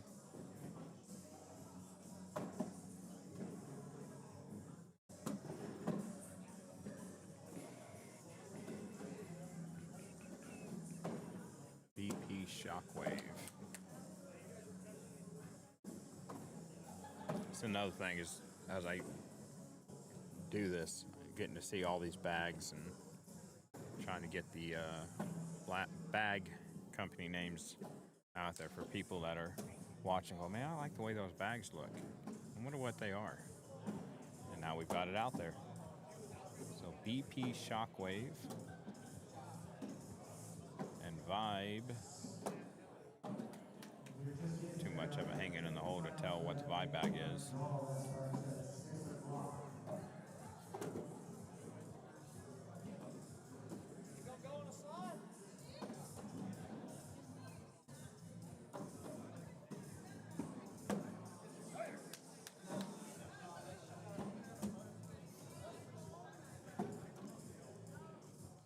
Scotty asked if they thought it would go if they slide, and they said yes, and they proved to be correct.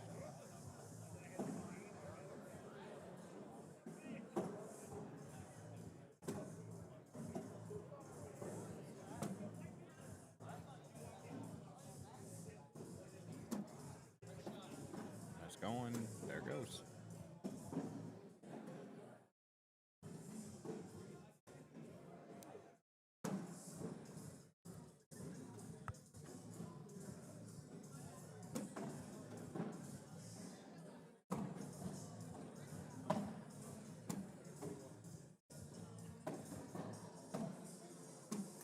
Oh, slid right off the back.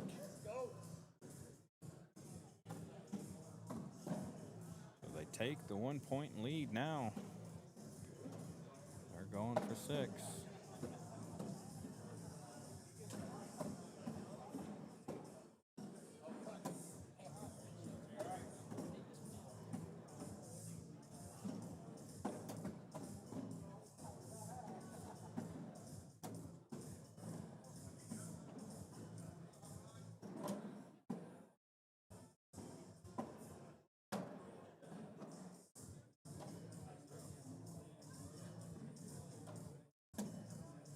he got the bag to drag with it.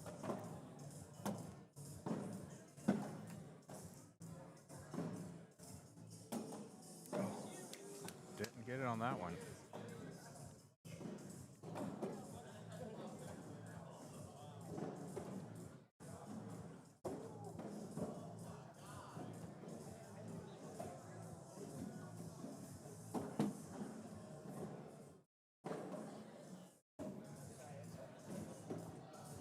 Bag's right where it's going to give everybody a problem.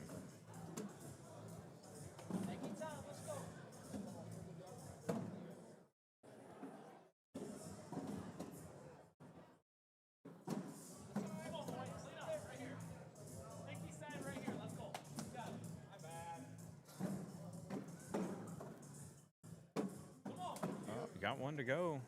Set up nicely for another push to grab two. Oh, that was a nice spot to put the block. Charlie's telling him to tap it just a little.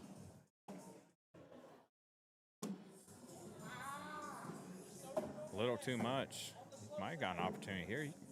Good chance that he can go right down the middle and grab that bag.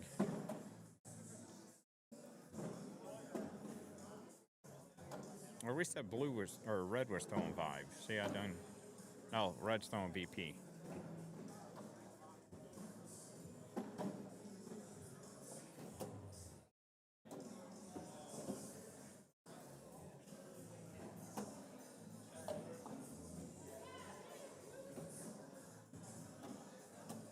Oh, slid right off the back there. Come on, Bruce, what you got? Nice. Charlie probably going to collect that one. That was a good bag there by Scotty, getting them both to go. His plays Scotty's has picked up since Worlds. He's really taking it to everybody he throws against.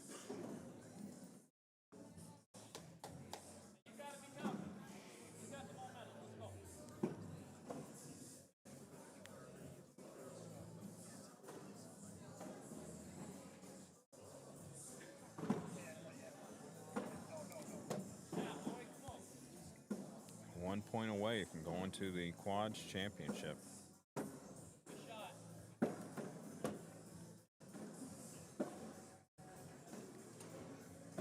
Premier, okay, the 5 Premier. I was trying to tell what it was. I couldn't read it. Thank you for that. Hey, don't chase. Just go in, get our 2. It'll wrap around for you. Great shot. Going in. And that's pretty much going to be it. 9-8. Oh, sorry, wrong team. Throw me off with the teams here on who's what side here. So nail biter going right now.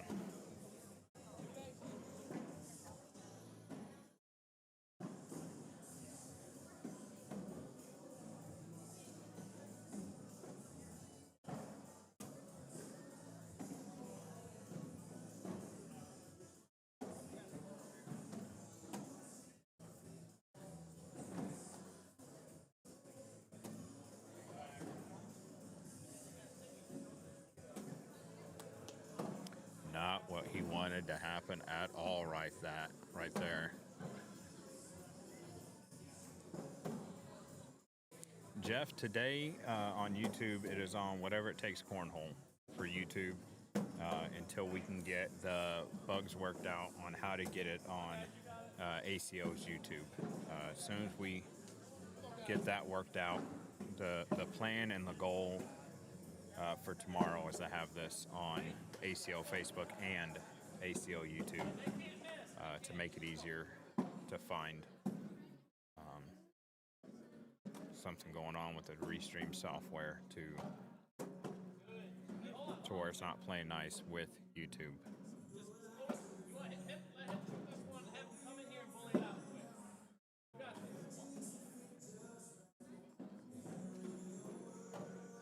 Now they're getting down to strategy, switching who goes in what order to bully bags out.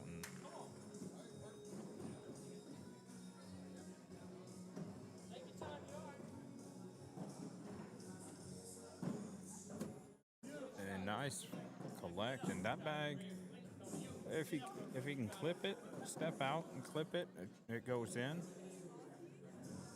I think most people probably like the airmail. I guess it really comes down to, what the player's more comfortable with.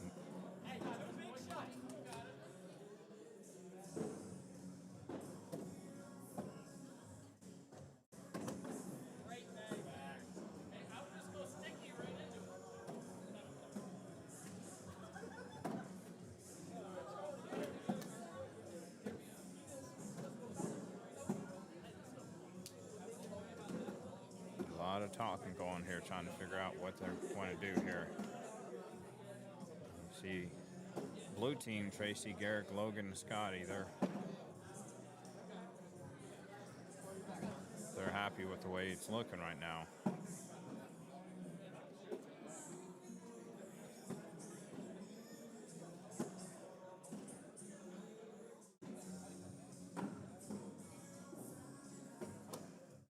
Oh, there they go.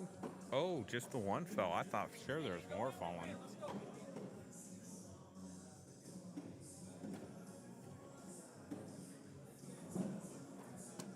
Slides.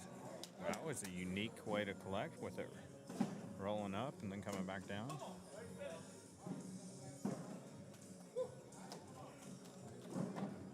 So here we go. No teams have any mistakes to go. Whoever wins the next round wins the game and moves on to the blind draw quads championship match.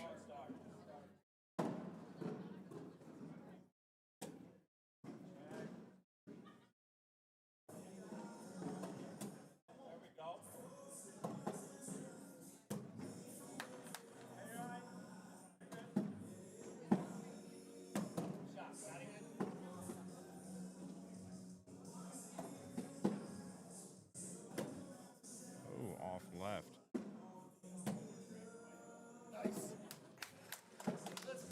And that is it. Scotty Ball, Tracy Kodrick, Garrick Williams, and Logan Piggott move on to the blind draw championship. They will take on John Baker, Steph Shea, Steve Heath, and Daniel Wine. I was not counting the rounds, Stephen, as they don't use Score Magic. And I have a hard enough time on the quads of getting the players straight and remembering who's got what bags, because everybody's throwing bags that they don't normally throw, and it confuses us old Marines that can barely count to 3. Still don't understand why there's 4 numbers before 3.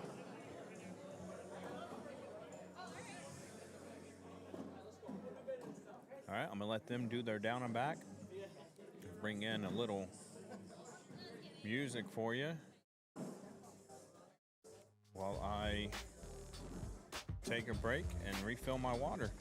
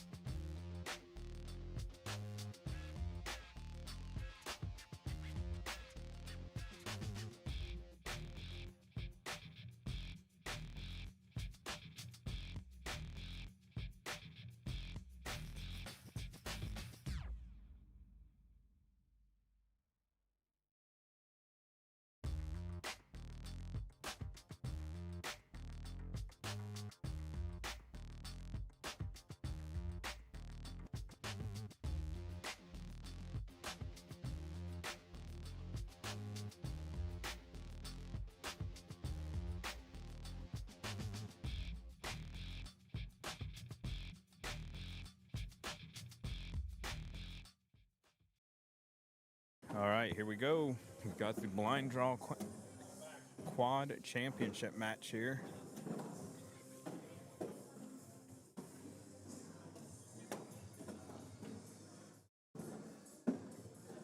So that's Steve and Steph on the left side of the screen. And then you got Scotty, and I don't know why, but I believe the other guy is Tracy. And then on this side, we got Garrick in the orange Orioles hat with Logan behind him. On the other side, Daniel Wine and John Baker. Not sure who is who there. If anybody knows which one is Daniel and which one is John, let me know.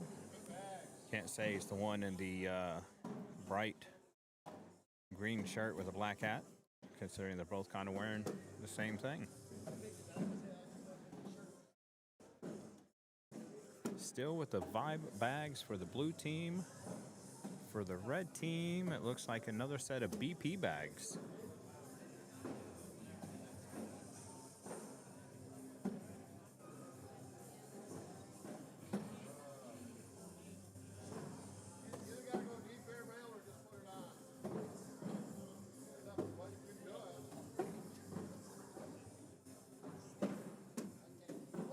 Or do that. He tells me you gotta go deep airmo or put it on. He'll take door number 3 on those options.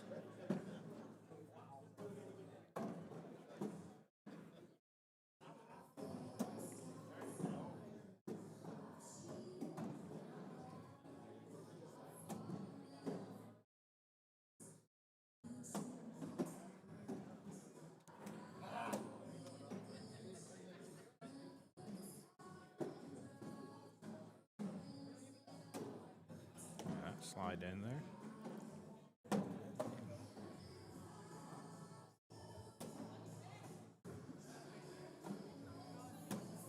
Oh. Almost looked like it was going to hang up, but it doesn't. Goes in to give his team 2 points and get them on the board.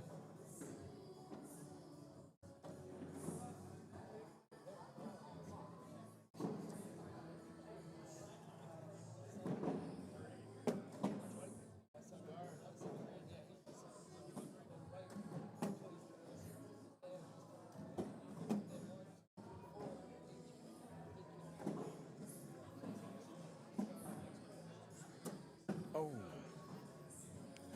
He wanted to get that to go through.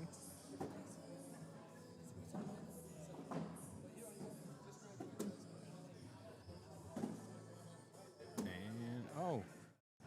Well, he took the opponent's bag off. You're going to miss. At least take the opponent's bag off with you.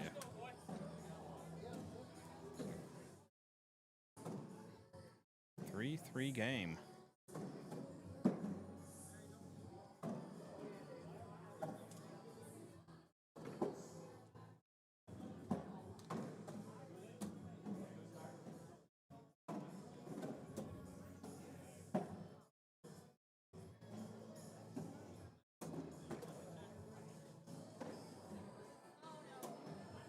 Oh, you hear Steph say right there, oh no.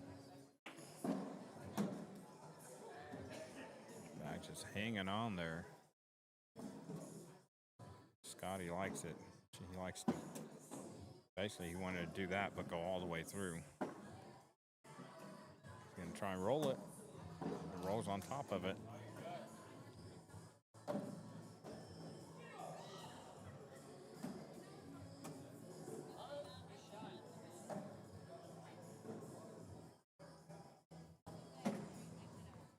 Five three, blue team.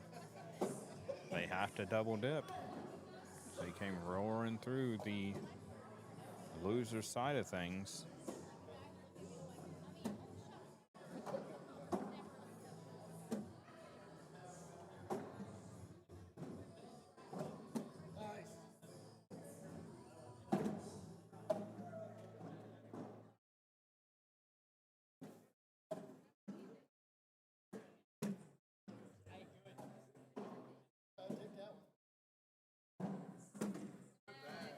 Nice bag there.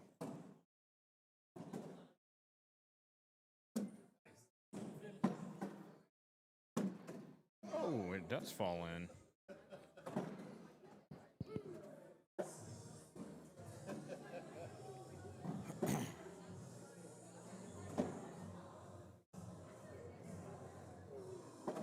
All right, just a reminder, we are taking food orders over there. Don't forget about it. We are taking food orders. Also, if you haven't been to the bar, make sure you get up there and visit them. Serving nice cold Bud Lights for $3.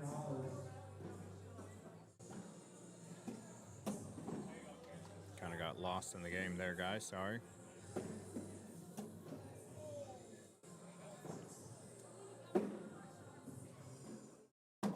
Nice bag there by Scotty.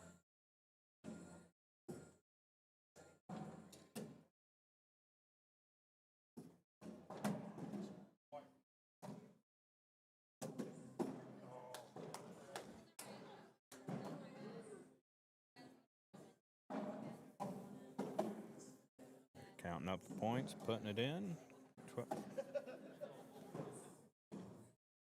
13-3.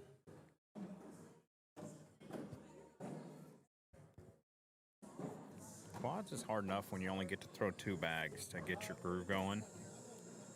But being in the king seat in quads, and now you got to come over here, throw against a team that's been playing on these same boards. They already know their spot, where they need to go, and now you got to come in here and a down and back, 2 down and backs, so you even 4 bags. Find your spot, find what you need to do, and then get the win. And right now, they need to find Stella and get their groove back, because they are down 12 points right now. That's going to help. So they're +1 right now. -2. -1.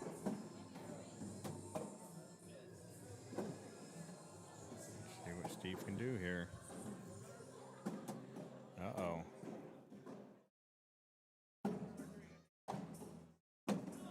So 9 on 3. Steve's got to be in.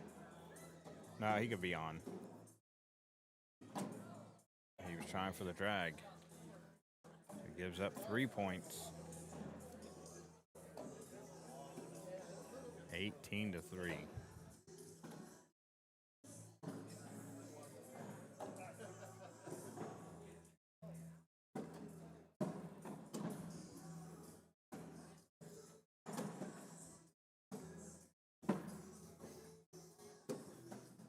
Oh, he caught that bag to keep it from falling.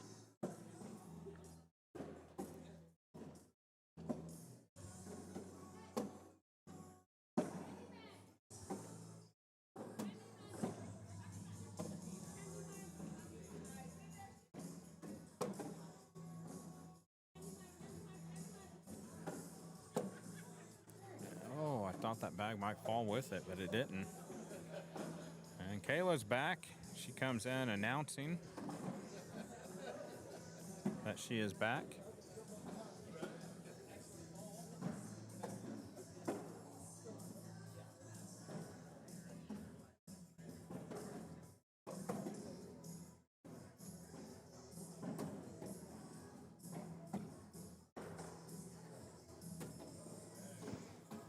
Bill, you saying the last time these guys are throwing now it was 12 on 6?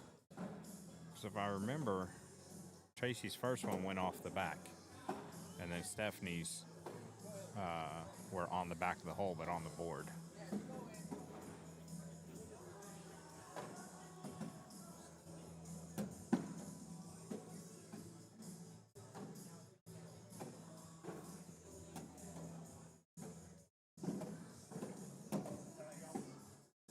And, so give them 2.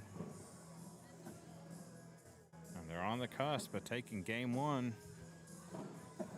At home watching on the big screen. I'm glad I got a face for radio. I don't want to scare away all your household bugs.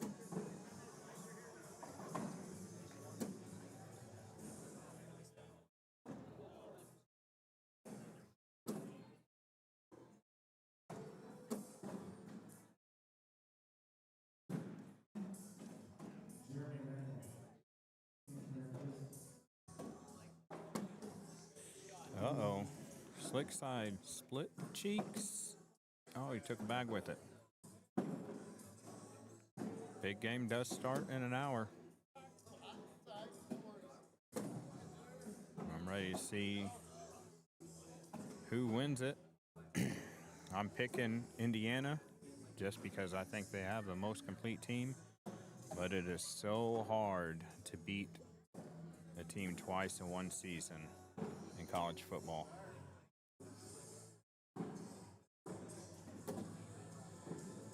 Got my bags versus my doubles partner tomorrow. Who do I root for? I root for the bags, unless that doubles partner is going to help pay bills.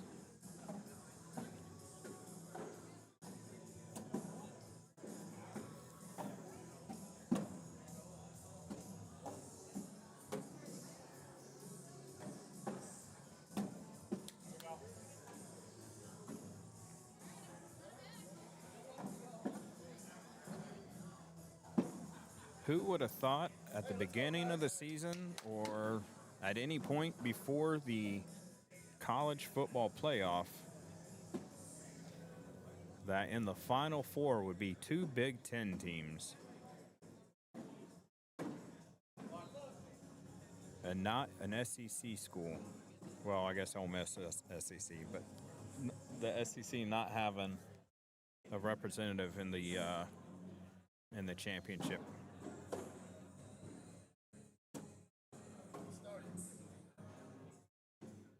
I don't think the SEC beat the Big Ten in a bowl game at all, did they? Nice bag there. 21 minutes to sign up for the blind draw. One more bag in, he can win it. Right here, in it to win it. It does. And game one goes. Oh, this is game two. Holy cow. I missed the whole freaking end of game one while watching it.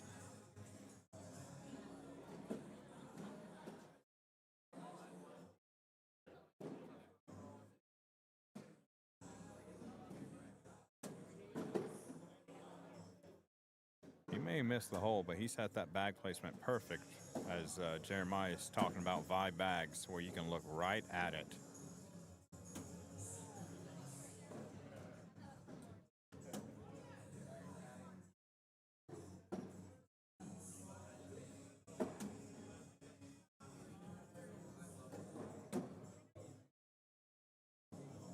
Nice push shot here for Steven.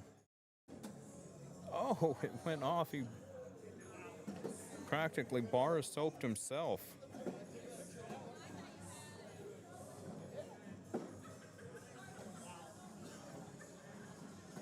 Yeah, just a little.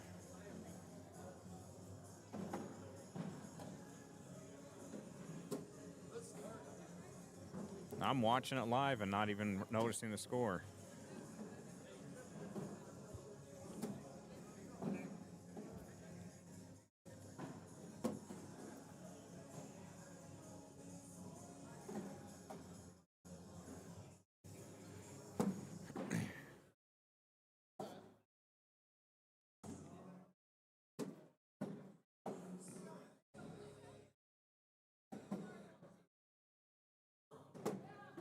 Nice blockage in there. Is he going to go up? Well, he does kind of go up. Just goes up with a flop shot roll there to lay on top of everything.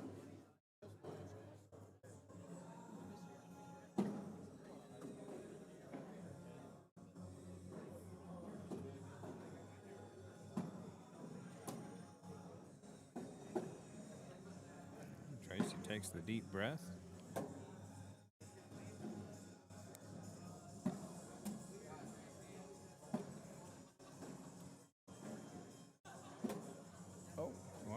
bag to go, but it went a little wild left on her.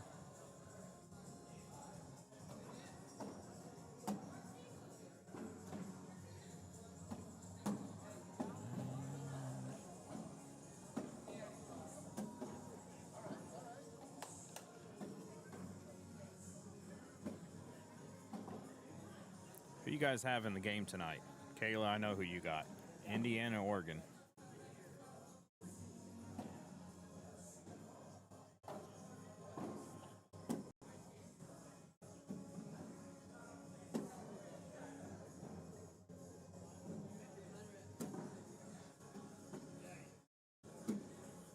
Let's see who gets more shout outs.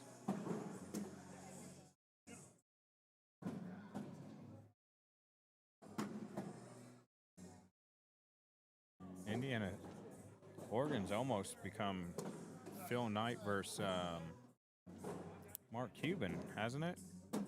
As they back those teams.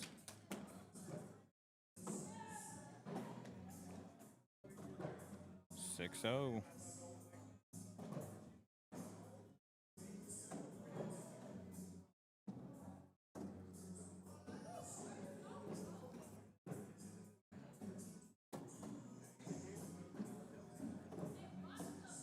He was here. I don't know if he's in the building.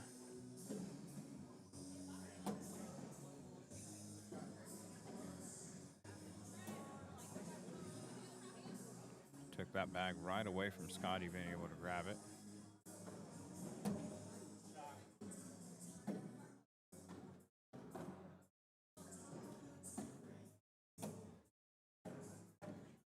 Ooh, Scotty wants to go for it.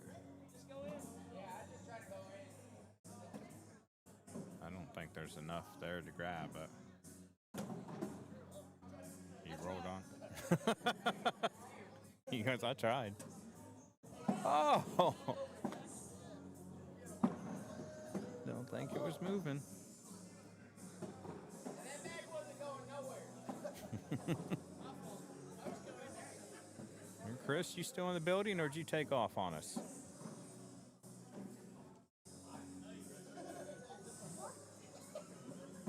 Roses are red, peaches are plush, Hoosiers are crimson, ducks getting crushed.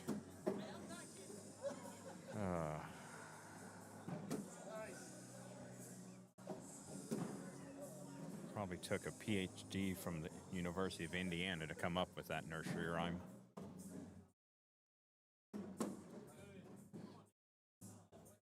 I actually stepped over the line on that one. I think you attacked it, yeah. I gotta go hard at it. Just be middle. Just make it. Don't throw it off the board. Yeah, just be middle. Another one where he's...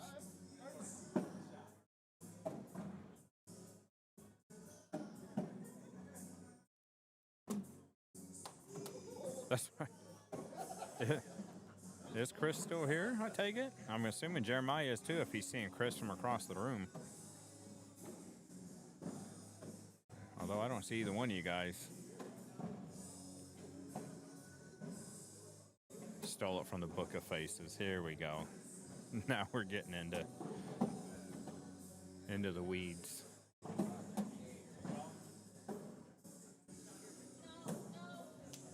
It didn't listen. She told it no, but it kept sailing. Going with Indiana, considering Oregon running backs are hurt and they had to bring a safety and linebacker from the defense to offense. Oh, wow. I didn't realize that. One of their running backs played high school ball about 30 minutes from from the team that I cover.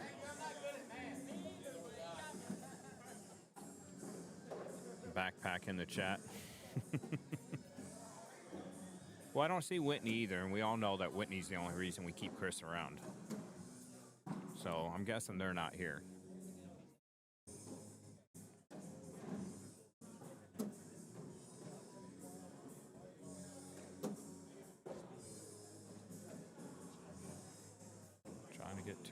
works here. Flopped right on in there for him.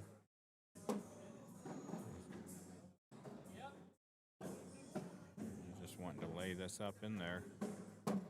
Nice spot there. They've got to come up with something. No, 6-4, so they get the double dip.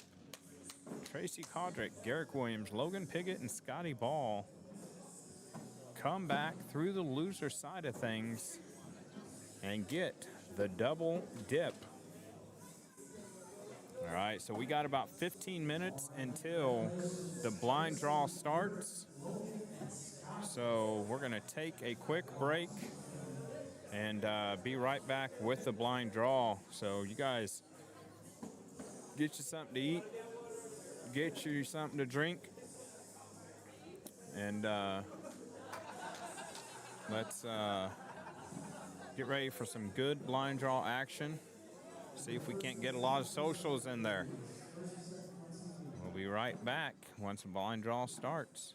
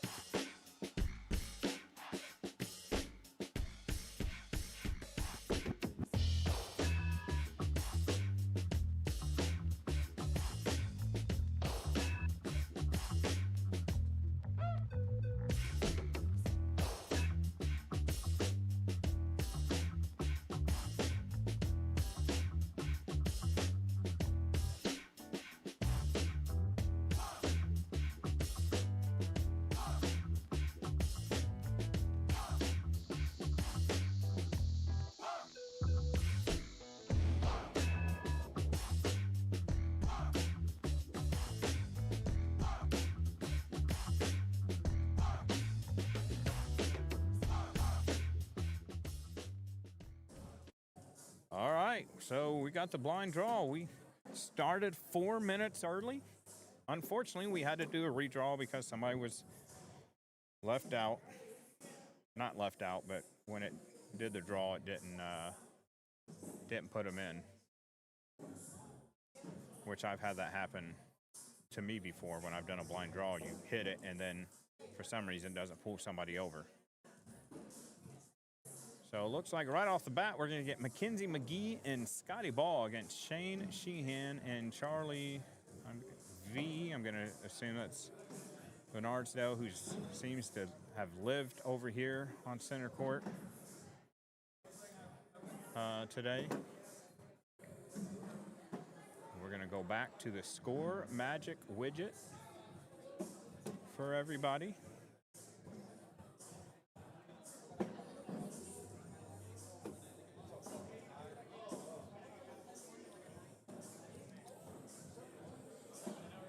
And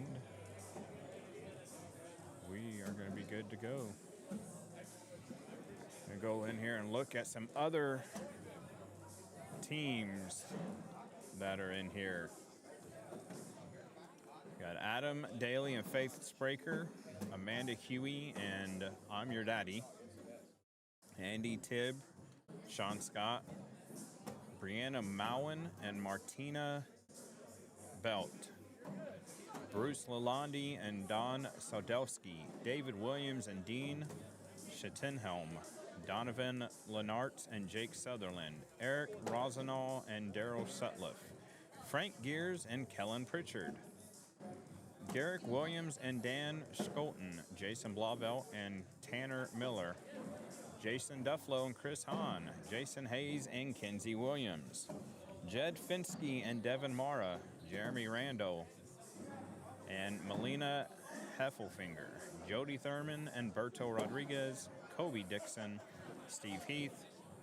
And you got Larry Coleman and AJ Presley Jr., Logan Piggott and Aaron Lambert, Matt Heading and Merrick Finsky, Michael Hoxang and Steve Provost, Noah Finsky, David Brown, Papa Rodriguez, Kirkland Harold, Parker Denon and Carter Bennett, Randy Thompson and Aaron Snyder, Richard Roselle, Chuck Hummel, Russell Huey and Steve Embriston, Russell Tabers, Noah Rodriguez, Ryan Patterson and Daniel Wine, Ryan Wertzima and Fred Rice, Sammy Van Sickle and Justin Kane, Scotty Ball, Mackenzie McGee, who we're going to see here against this team of Shannon Sheehan and Charlie Bernardsdale, and then Tony Mayball and AJ Shemansky. There's the teams. Now, who do we think is going to win?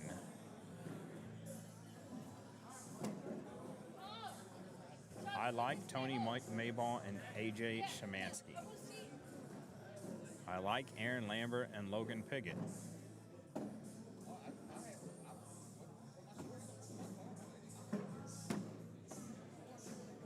Who do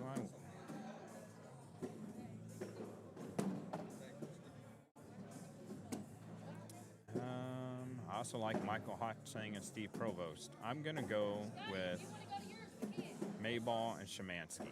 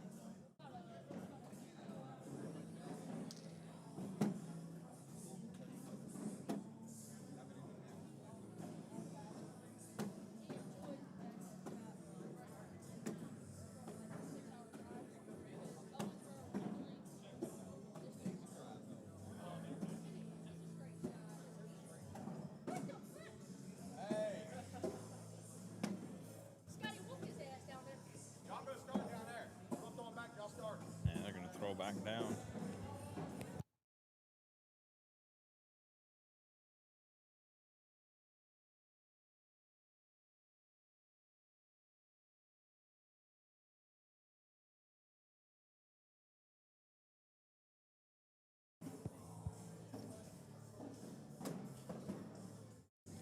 Charlie Van Arsdale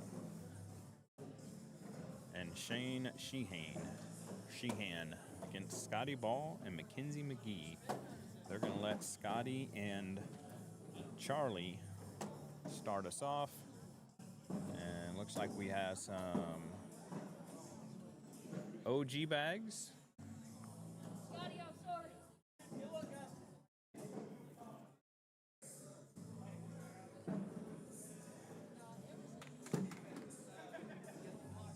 And he went right to Side Rail City with that first bag.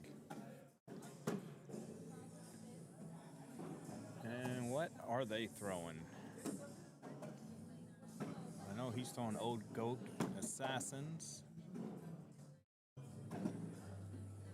And I know these are Mackenzie's bags, as they have her or a picture of when she was in the Marine Corps on them.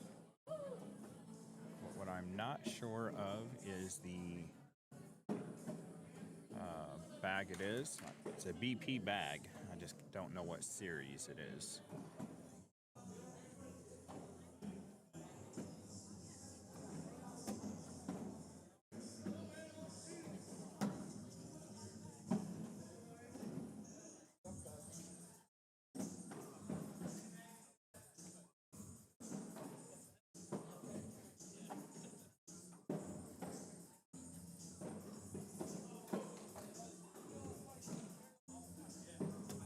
Oh, and he went to Side Rail City. She went off the back. They're seeing who can get a floor bagger at this point.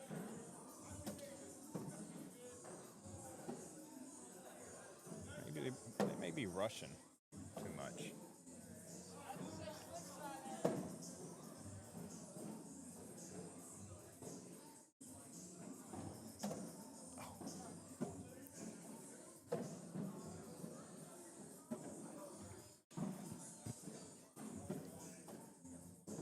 The hard part with the blind draw is when you get in it is What's really going on up in here in Beloit? how many times have you guys been to the concession stand?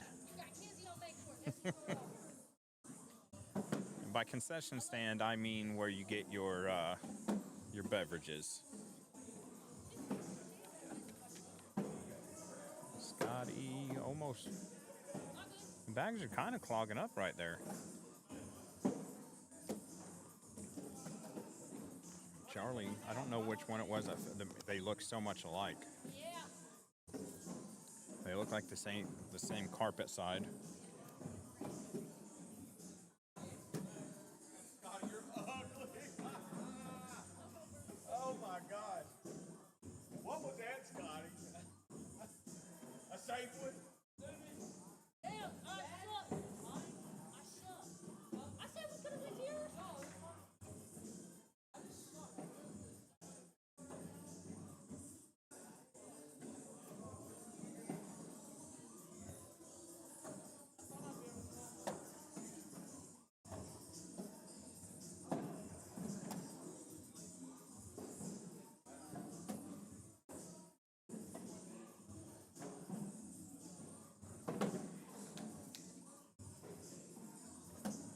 Shane's slowly getting it more dialed in. Trying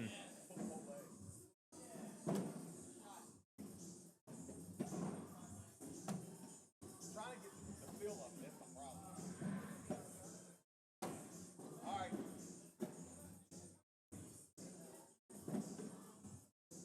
My bad. Oops, too far there.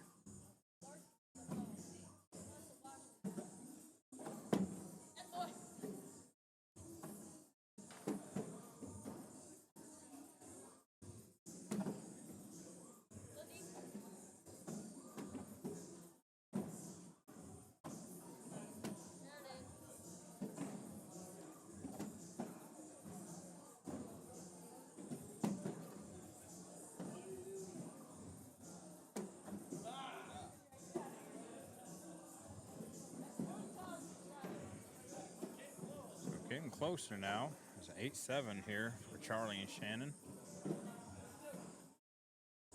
Scotty's getting locked on. Mackenzie, if she can't drag this in better than the right, stayed on the board.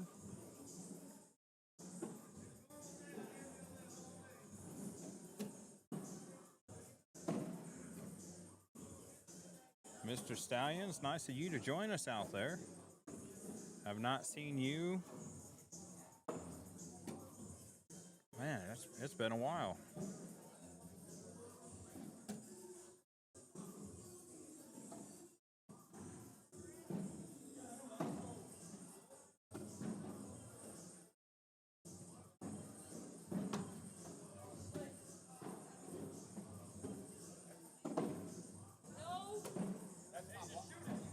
Oh, he's telling him to shoot it.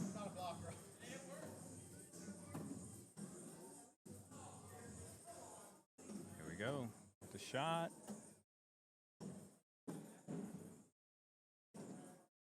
Doesn't work out.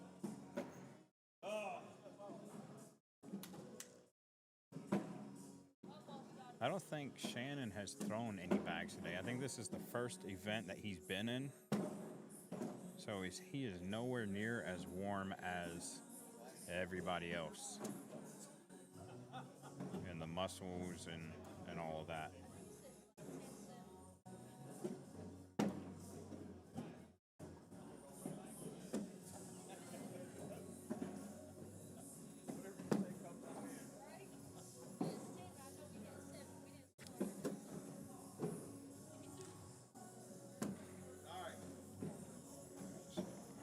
Scotty still getting a feel for the bags, but it's starting to work out for him as he's picking up some points and picking up that PPR.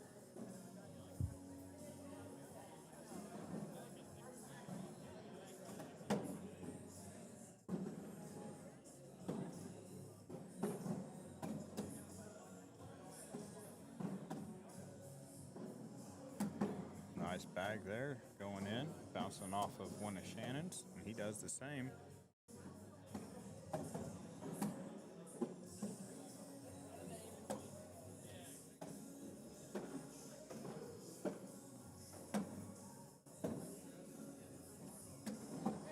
And a 10-10 round, so both of them going to move that PPR up to 6.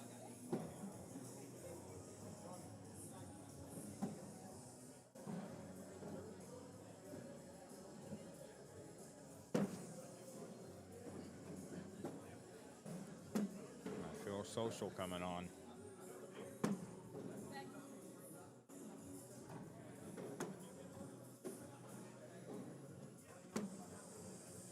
Can't do a social one, goes off the back.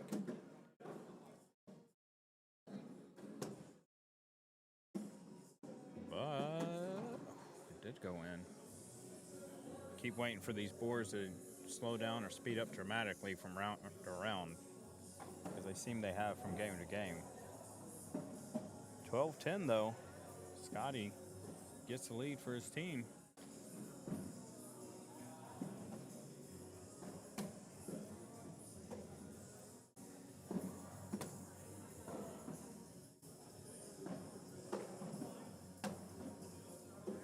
Mackenzie finding her way. Oh, I think there's too much of a tilt on that bag for it to fall in the hole.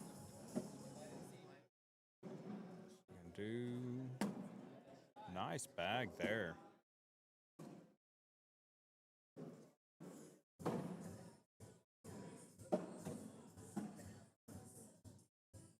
Oh, it ended up falling too. That bag fell. Did you see it?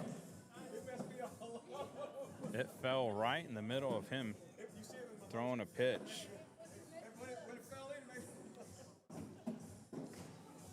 My bad. Scotty going right back in. He got the first 4-bagger of the game last round.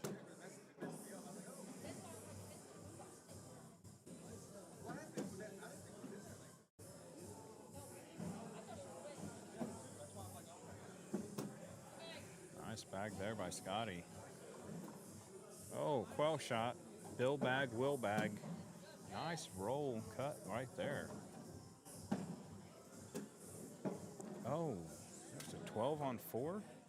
8 points to end the game.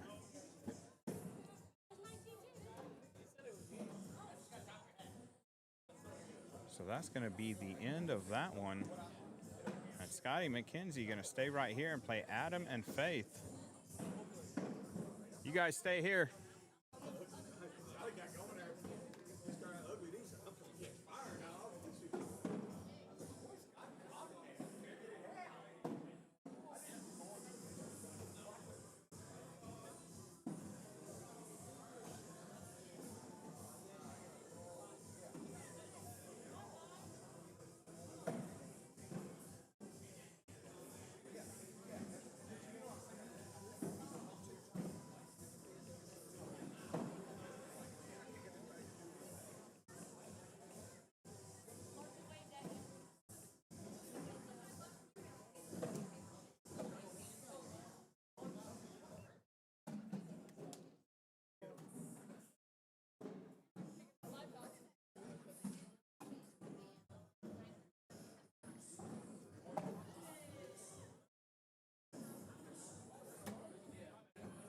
While they do their down and backs here, we'll look around. You got Sammy Van Sickle and Justin Kane up 14-13 on my pick of Tony Mayball and AJ Szymanski.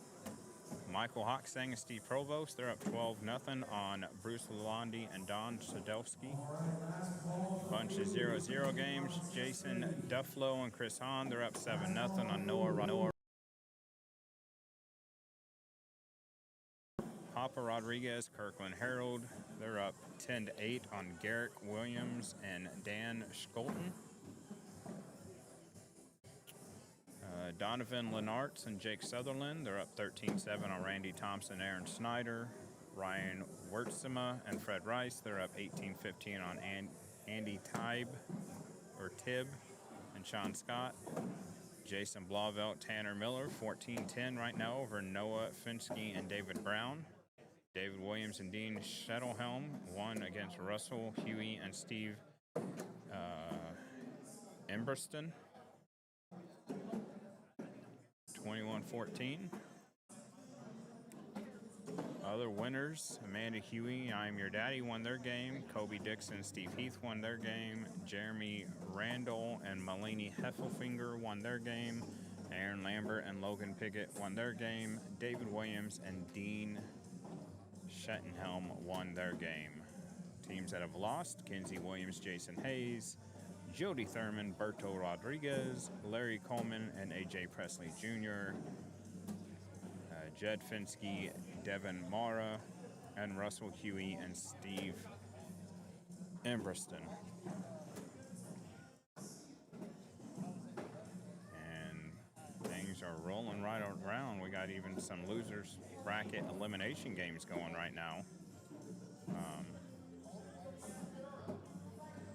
Some of those games I gave you scores of were from the losers bracket side of things already. So games are going quick, fast, and in a hurry.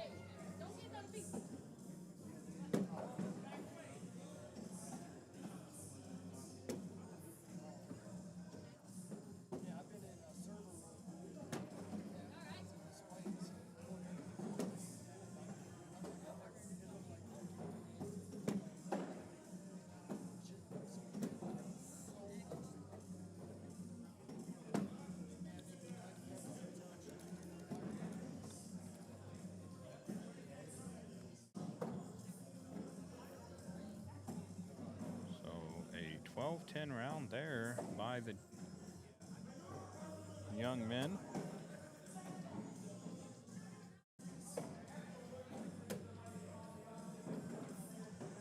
Now the ladies' turn to go.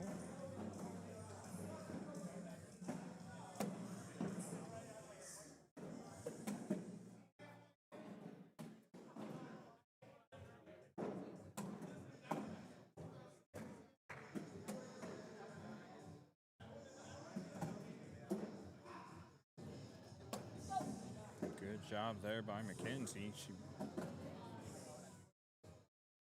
finally settled down some. I need a shirt that says that. I told you, give me one. You got yours that says 26.5 feet.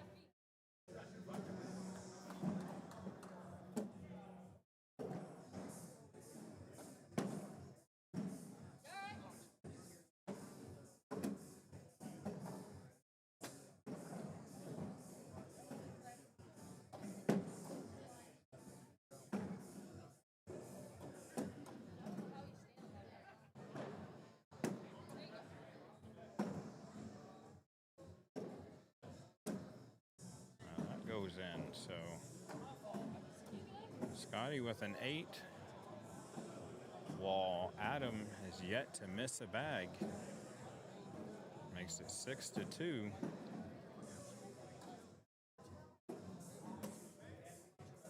And Faith goes in.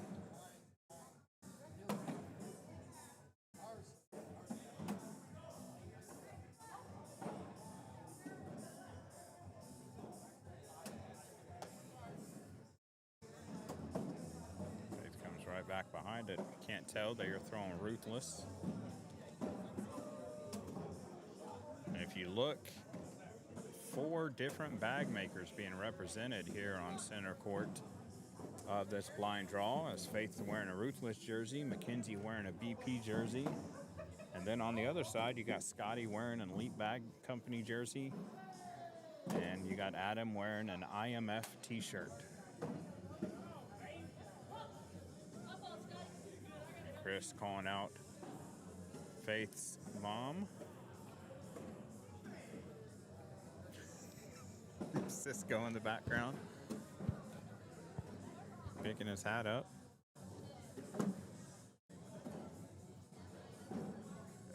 And goes right through there. My pick for singles and doubles tomorrow. You want me to make it before the bracket is, or before we know who makes it out of pool play?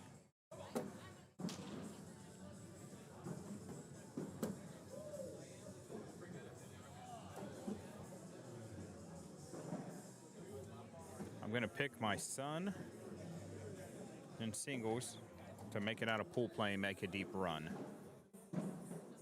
I'll have to go through and see, look at, I don't even know who all signed up or what teams are here, actually.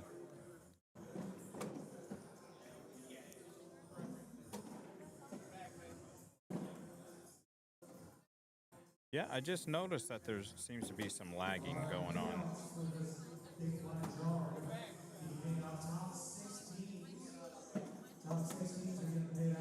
So on the blind draw, they're paying out the top 6 teams. So finish 5th or better. Fourth place 80, third place 100, second 180, and first $240.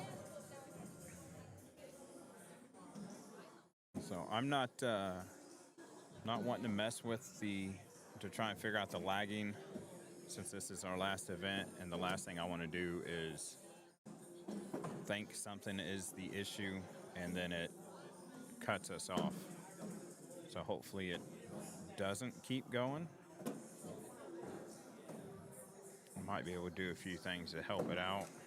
So I'm close the YouTube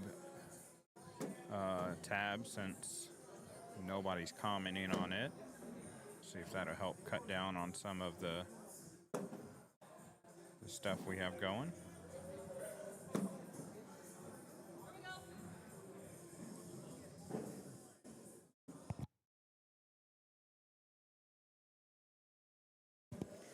I've been working on that sneeze all day. It finally came through, and that sounded loud with my headphones on. All right, let me go look at doubles first. Let's see what dual pro teams we have here.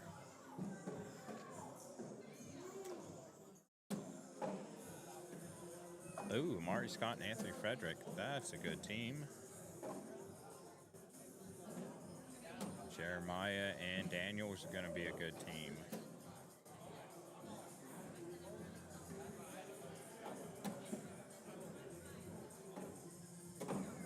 Sebastian Barger's coming up. Ooh, I I didn't know he was playing. Man, there's a lot of good teams just going through the pro ones. Zach and Colby, they're a good team.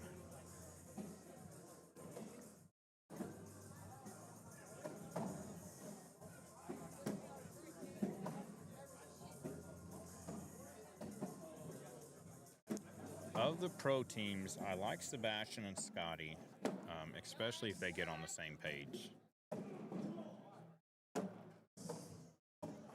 But I like Amari Scott and Anthony Frederick as well.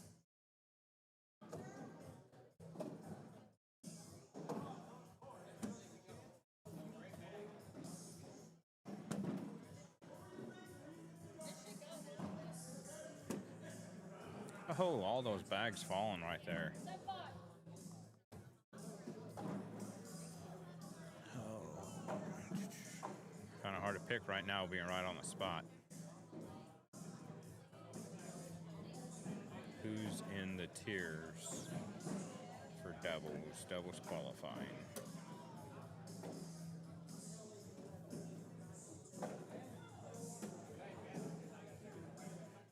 Facebook, ACO Facebook page. You can find us on it. You can find it on my Whatever It Takes Cornhole Facebook as well. Get everything cleaned up tomorrow. Should be just broadcasting on ACO YouTube and ACO Facebook.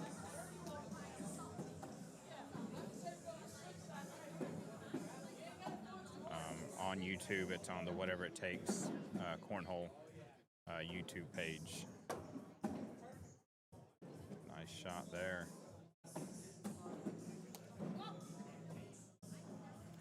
Jeremiah just won Owensboro last weekend in singles, if I remember correctly. If I'm wrong, somebody correct me.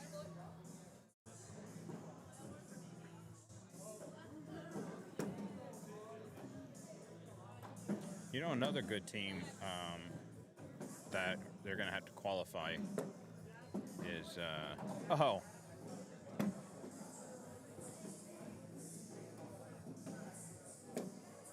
I didn't know this guy was coming.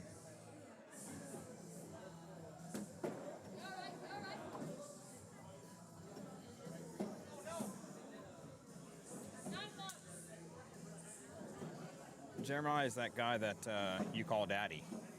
I think that's what he says you call him.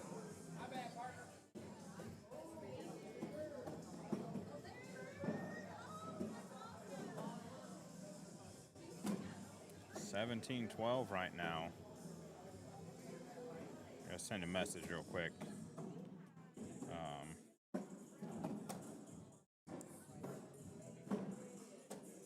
See if the name I seen really is coming.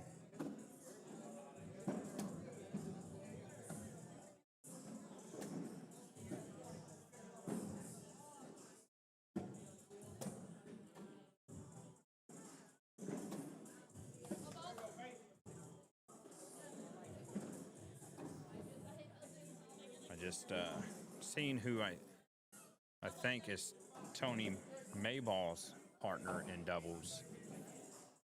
So I had to send a text out to find out if he's really coming.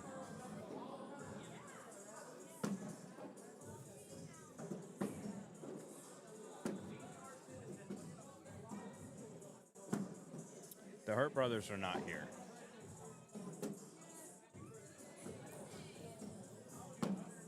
I'm going to go out on a limb and say that the winner of doubles is going to come out of pool play. Two guys that I've gotten closer to over the last 2 or 3 years that when they play together, I feel like they're just one of those teams that can be just untouchable. And so, Chris, I'm going to go with Jay Rubin and Tony Mayball.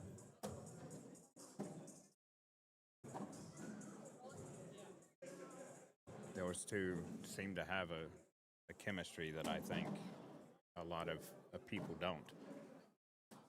Oh, quail shot.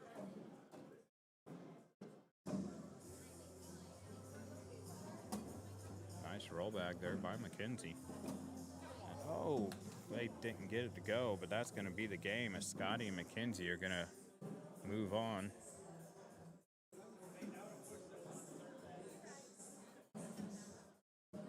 So now that's not what I wanted. They're going to stay here again. They're going to play Kobe Dixon and Steve Heath. The way this is going, they're going to just keep riding this thing out.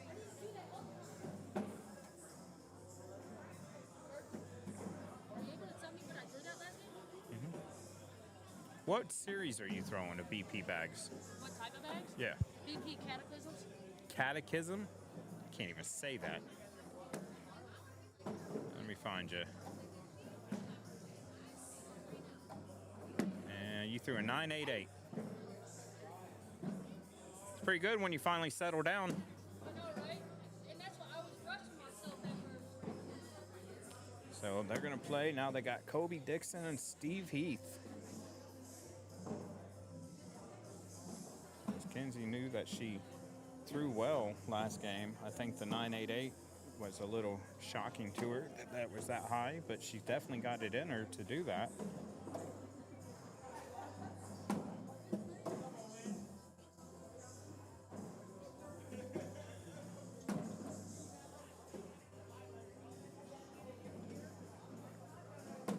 Go around while we wait for this team here to show up.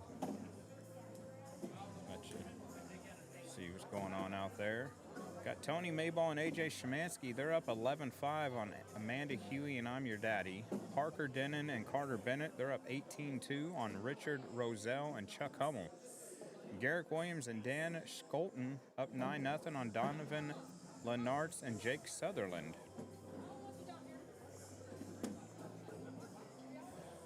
And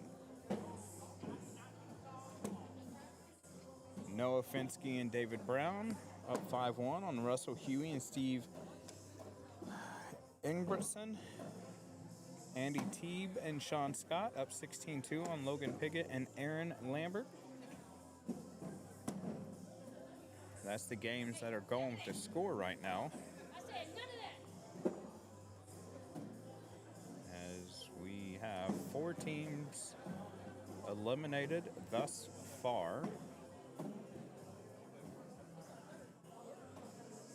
Tony Mayball and AJ Szymanski, they pulled out their win against Sammy Van Sickle and Justin Kane by a score of 21-18 after they were down a few points there. That was my pick once the teams came out for this. I'm a fan of Tony. Not just his game, but as a person.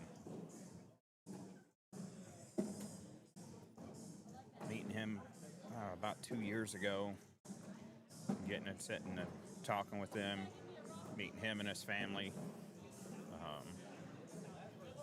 Great people. So I become fans of the person, and I become fans of them. You know, their game and root them on and everything like that. I didn't go all the way through everybody in singles pool play. I haven't even looked at that part yet.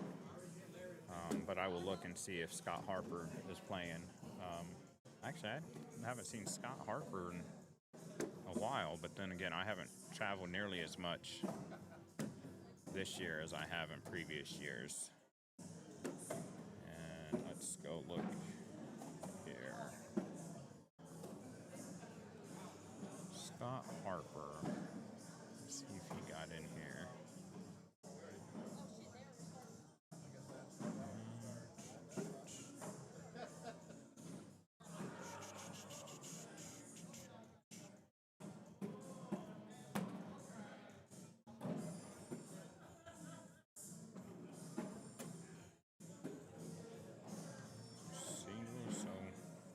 Somebody bought up that last ticket, so qualifier is closed as it is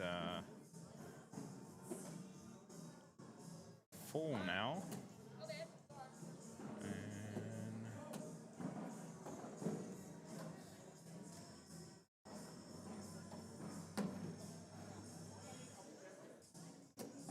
And looking for Scott Harper.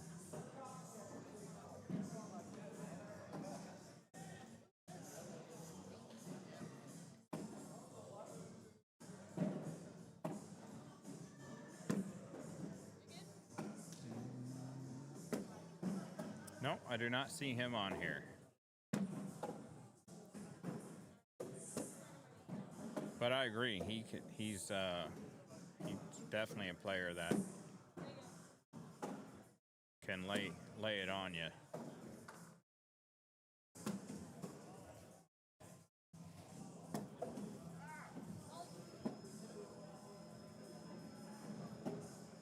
So it should be some good games tomorrow in singles. So to go back to Chris's original question, I'm going to pick Seabass. I'm going to pick Sebastian. But I do kind of want to pick Jeremiah just by coming off that Owensboro win. Once you get that first one, it becomes a little easier, they say, to keep it rolling. As we seen with Sebastian last year, who didn't win his first singles major until like March or April of last year, and then he won 3 or 4 in a row plus Worlds. That's what I thought Micah Micah Hernandez says Jay Rubin and Mayball winning doubles tomorrow. Mike, have you ever watched them play together and the chemistry they have as a team?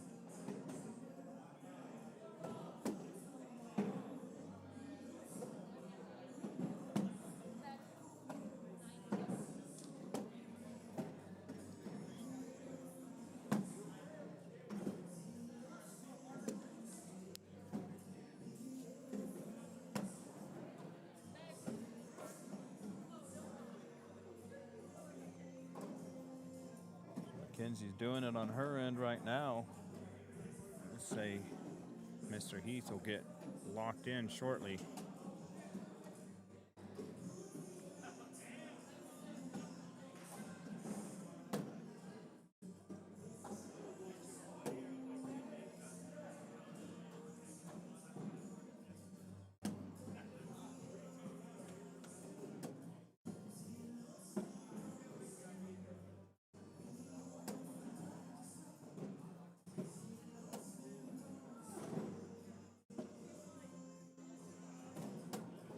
Oh, it just stopped short.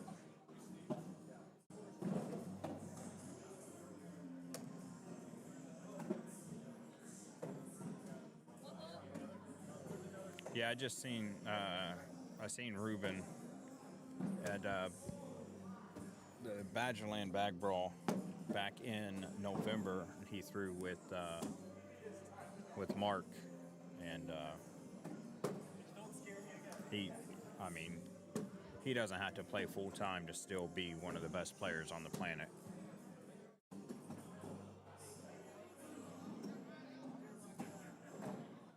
He hasn't really been playing any singles lately either. He's just been doing doubles, driving in, throw doubles with somebody asking him, and then driving away.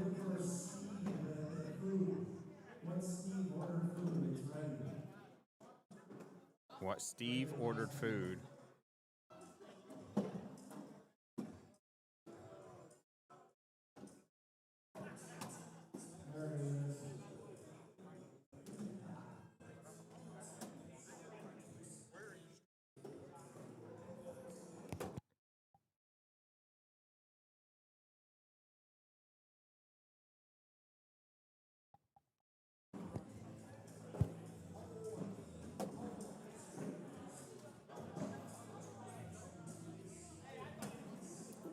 Use that bag as a bumper to get it in there.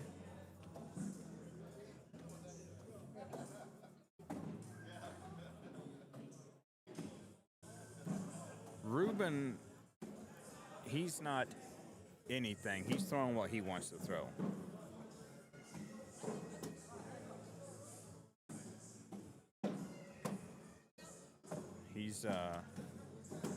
he wants to play cornhole. So his thing is he's not going to back himself in a corner where he's regulated to what, when, and where he can throw. That's basically what he's doing, and he's not traveling as much.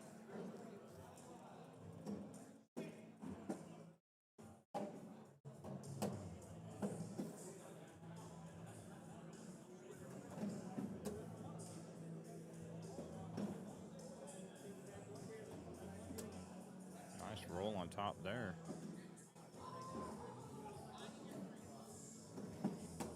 And he tries the bar of soap, ends up taking his own bag off. And she's going to go in.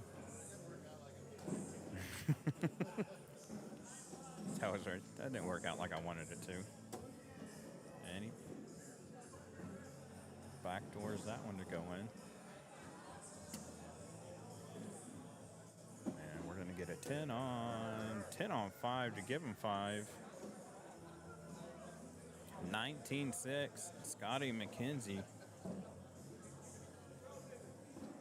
throwing quite well right now. Let's see the chances of them staying on this court when this game is complete. Go look at the bracket. Pretty high. As the winner of this can take on Parker Denon and Carter Bennett in the top half of the winner's side.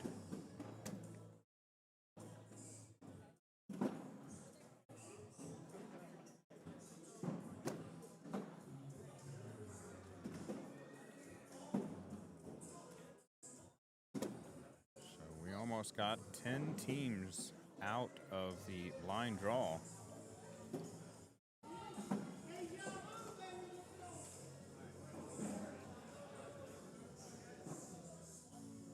He's not throwing doubles. He's coming just for singles. He tried to get Kirsten to throw doubles with him, Tim, and she just doesn't want to throw. She's enjoying watching him how well he's been throwing lately. So just sitting and supporting him has been a big enjoyment for her right now.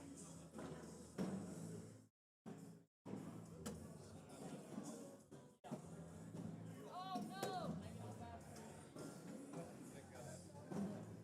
I am wanting. My fault, Scotty. I want you to win this one. Yeah.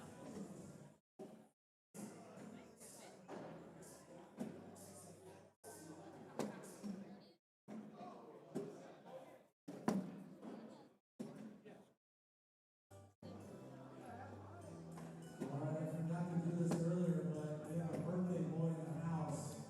Everybody say happy birthday to Michael Roche. Oh, so they're announcing that today today is Michael Hosang's birthday. And he said he turned 92. He didn't really turn 92, but so we're gonna get another game going here. Scotty and McKenzie probably gonna stay here, and they will get Parker Denon and Carter Bennett, and I'll be right back with you guys.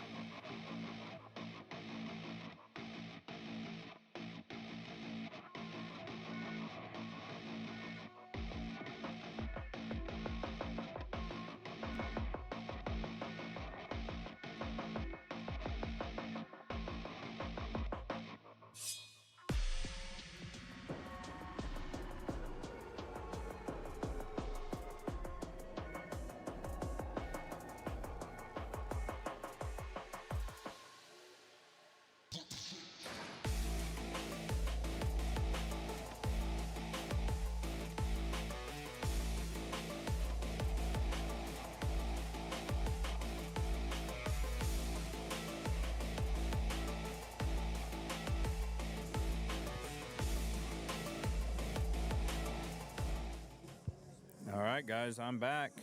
We are getting ready to get this game underway, it looks like. And there's the thumbs up, the good lucks, and here we go. As Parker and Mackenzie will start us off.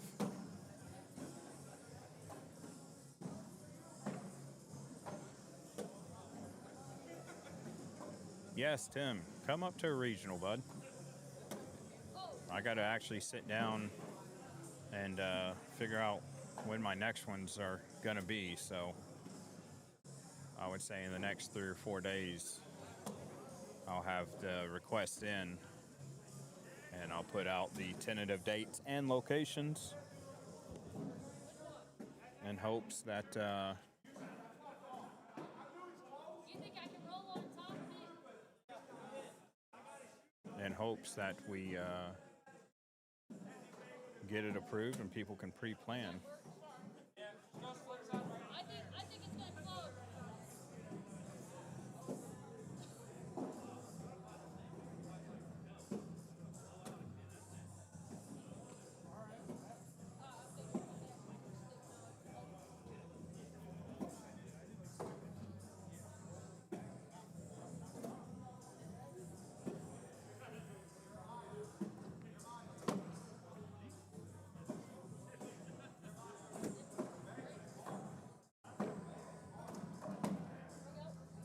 Check on the driving path of my kiddo and his wife as they are in Bloomington, so just around 2 hours away.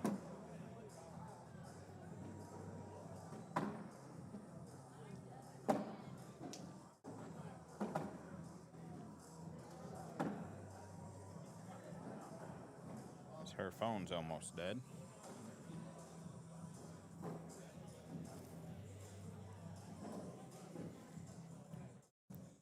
So Parker and Mackenzie having a super dirty game the last round as their partners do the exact opposite.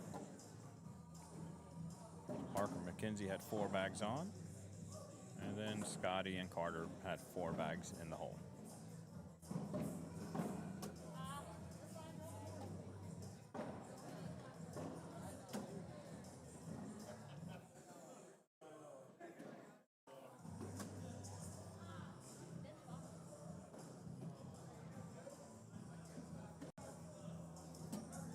Oh, he tried to split him.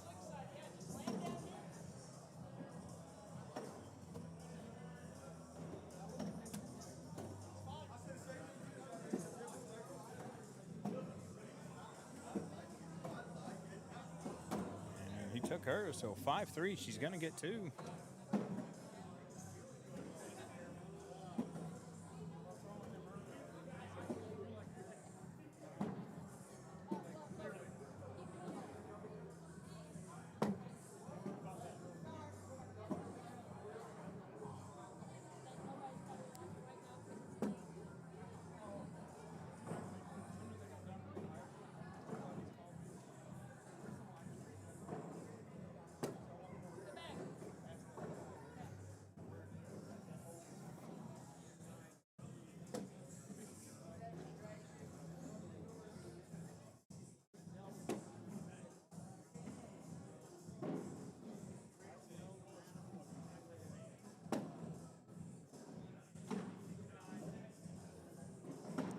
Quick timeout as everything's all clogged in there. She's mentioning a short airmail. I think she's wanting to see if you can't airmail and drag some stuff, which I don't think is too bad of an idea. I think at worst it just lays on top of it and doesn't go through. Oh, and it does work. Exactly what they talked about was the short airmail, and it happens.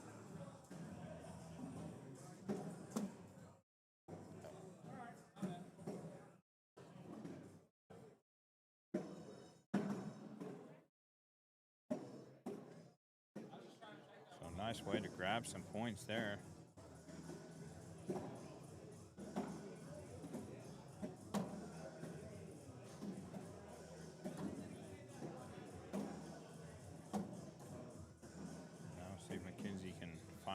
groove she had earlier.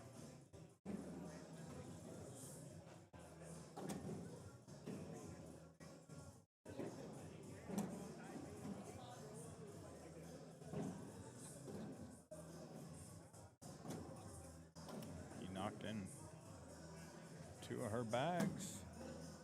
She went in. She could grab 4 more here. Oh, or 6. Doubled it up.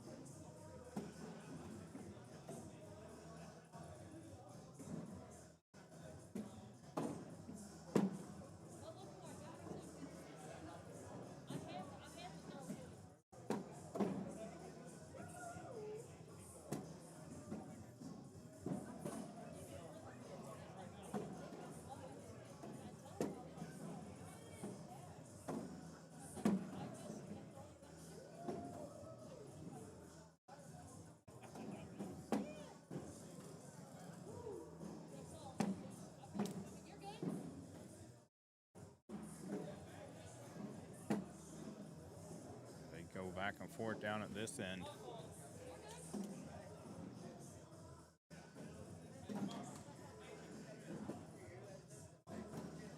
Scotty McKenzie playing quite well right now. I want to keep it going.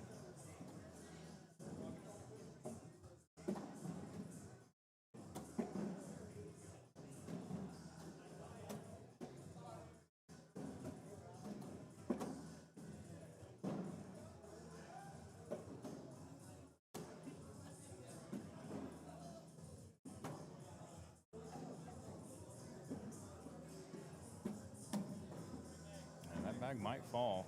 Still moving. Definitely moving now. Moving right into the hole where he wanted it.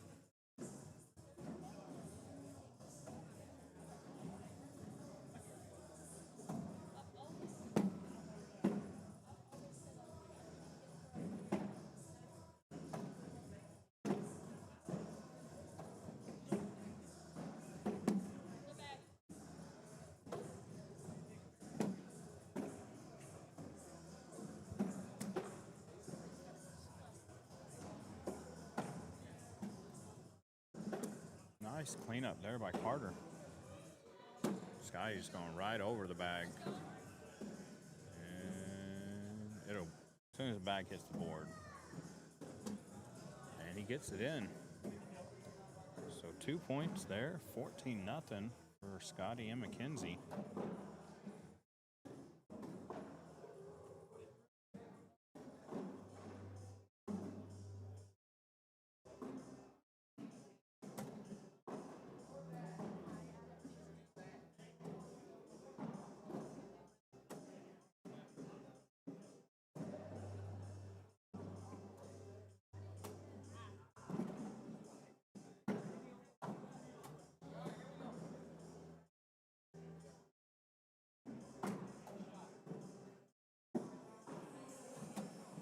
You try to grab it or just go in?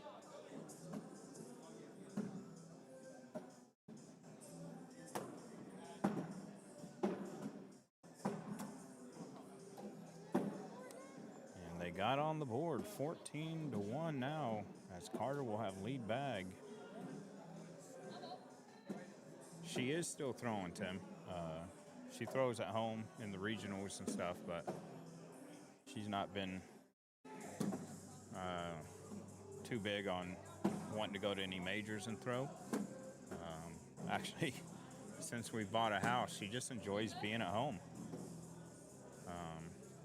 And I can't say I blame her. I've kind of, for the first time in my life, enjoyed being at home too.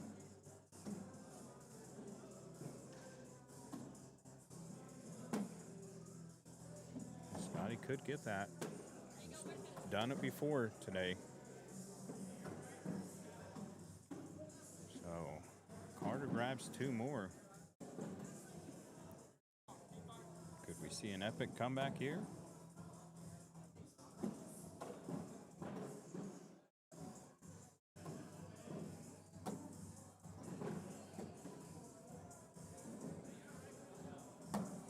Nice blocker back there by McKenzie Oh.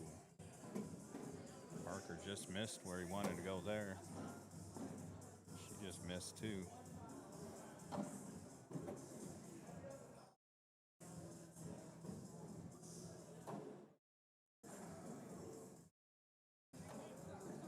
they're going to talk about what they want to do here.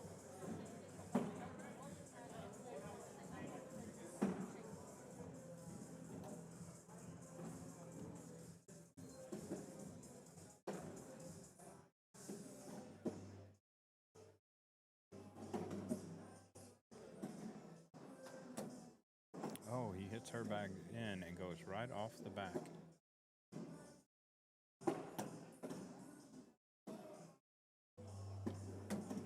Oh, he goes off the back too. She could go in. So 10-4 gives them 6. 20-3 now.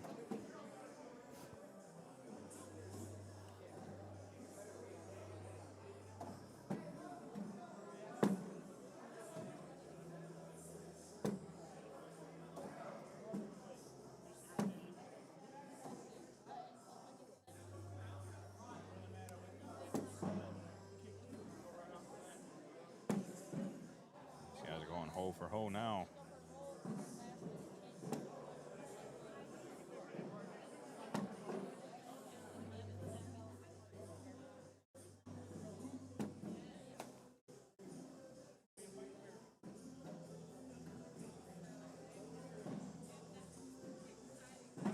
Could this be the final round?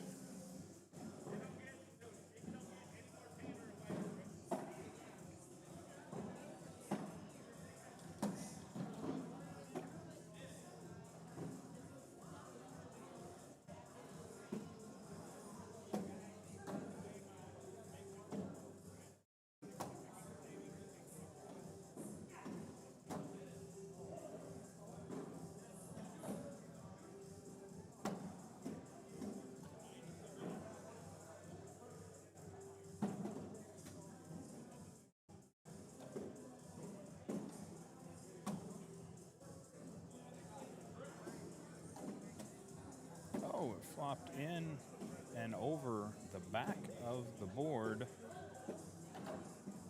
And that's gonna be it.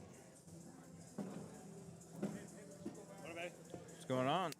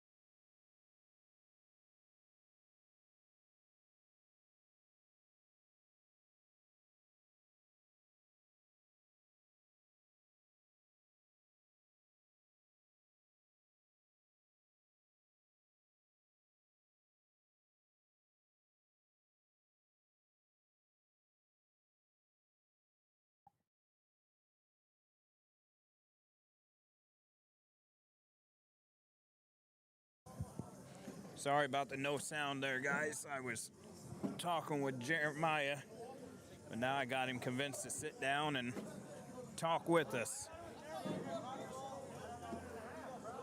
He's giving Scotty a hard time right now.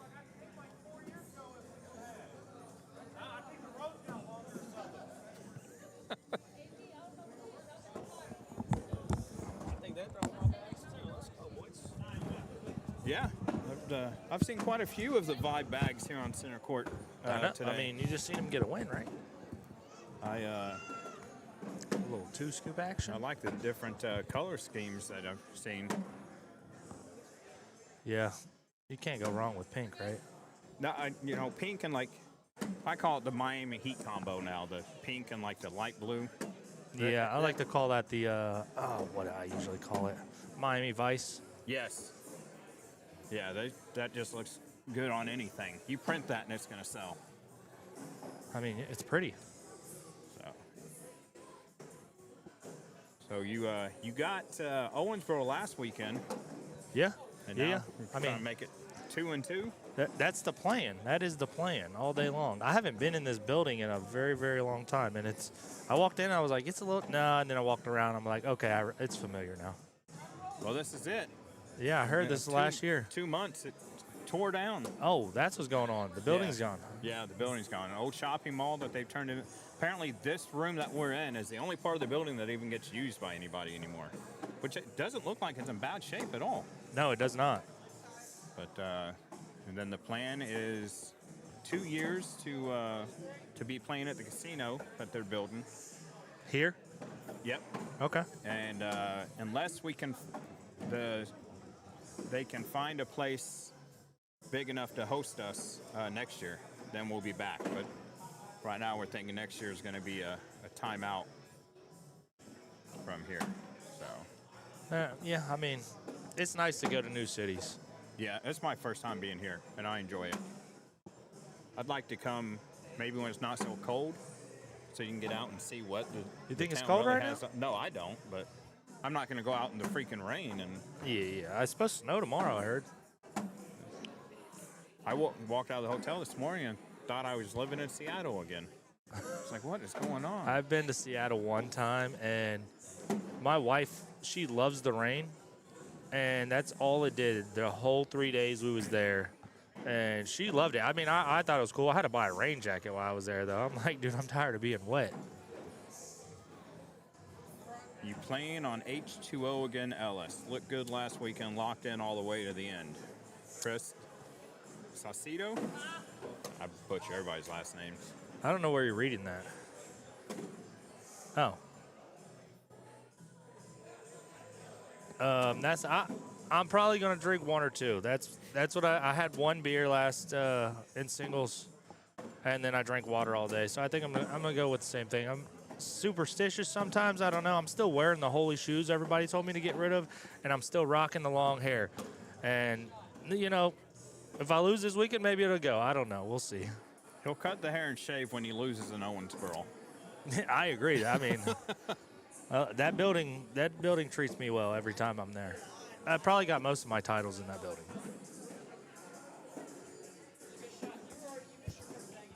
Yeah, says it looks good. Good luck this weekend. I feel like, have you been here all day? Did you see No. women's and all that? I mean, I watched the stream the whole drive, pretty much. Maggie Geiger playing in Wisconsin is just.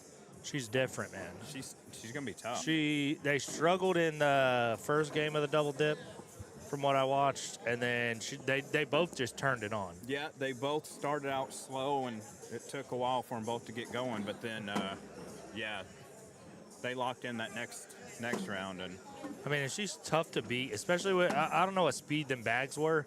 I know she likes a faster bag, and she's really tough to beat with them fast bags if she's down the middle, because just being around the hole, normally the other guy takes them or yeah, just get them close to the hole and let the other person do the work. yeah. Yeah, but I mean, it looked like Wayne. They looked slow to him for a minute. I don't know. They was just stopping. Yeah, a couple of his throws he threw real high, and I was like, man, he don't play in no VFWs or American Legions with that high throw. Yeah, that is a true fact right there. We got a VFW that the ceiling's probably like 11 feet. Look, if I can jump up and touch the ceiling, your ceiling's too low. Yeah, if I can touch the ceiling, yeah, you're right. I could barely get the net in high school. I got like a 3-inch vertical at this point in my life. Oh, vertical. Okay.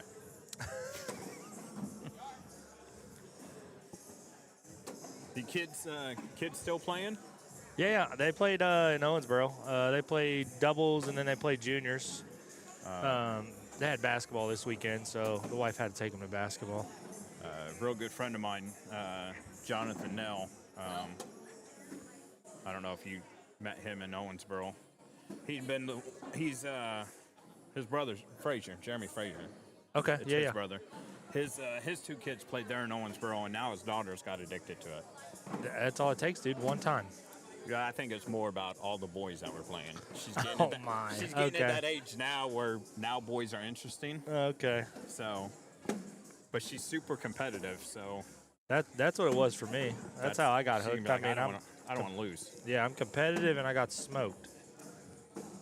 And then the fire just took off. So we've seen Merrick earlier was in the king seat for juniors, but unfortunately he was double dipped by Drew Blauvelt. Man, Drew's him. tough, dude. Drew, that kid is tough. He stands about 4 feet tall, but he is tough. Watching him throw, it looked like it was just a recording of the same one bag throwing every time. Everything was, the timing and everything just looked exactly the same. Yeah, I can't remember what major I played him, but I think we was 15 rounds deep and the score was 4-2. What a bag. Yeah. She's been practicing the roll. When she's hit it, it's looked nice, but she's had some times where it didn't work out for her. I think the straw is balancing her out. She said that earlier. She's like, I think I need to grab a handful of these and chew them all the time. Yeah, I think the straw is balancing her out. She's usually a very high energy person, kind of like yourself. But then she kind of settled down the second game and threw like a 9.88. So now I think she's trying to keep her. She's like, oh man, I'm doing good. I got to. Yeah, that's one thing people told me when they said, drinking water, you're not as animated as normal. I'm like, I don't know, dude. I was just focused. Yeah. I used to tell people, I only drink two, my first and my last. I don't count all the ones in the middle. They were just True It that. was just a refill. True that. Oh. Yeah, roll all day. I want to roll on top of it. I don't even want to be in the hole. Do a major bar of soap collect. Oh, now he's just going to go slick slide down the pipe. Split the cheeks. He's going to have to hit it pretty hard, though. And he went in. It just hung on the back.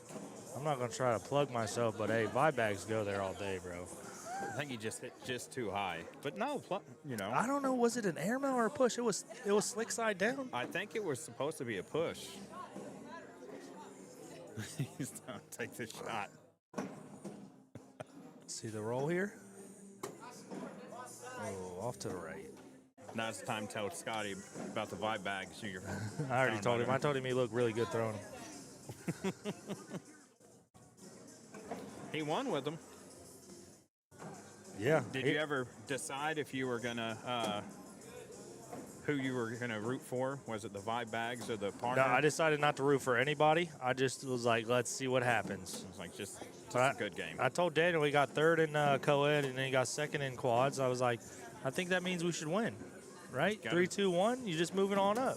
Oh, he did it in that order too. So yeah. Yeah. Unless it's one. Well, no doubles. The is one will before be for singles. doubles tomorrow. So, yeah. Yeah. Doubles first. Uh-oh. All right, for those of you leaving for the evening, make sure we start. Here we go. Did she get it? Oh, almost. She pushed it closer though. It's Yeah. like way in there.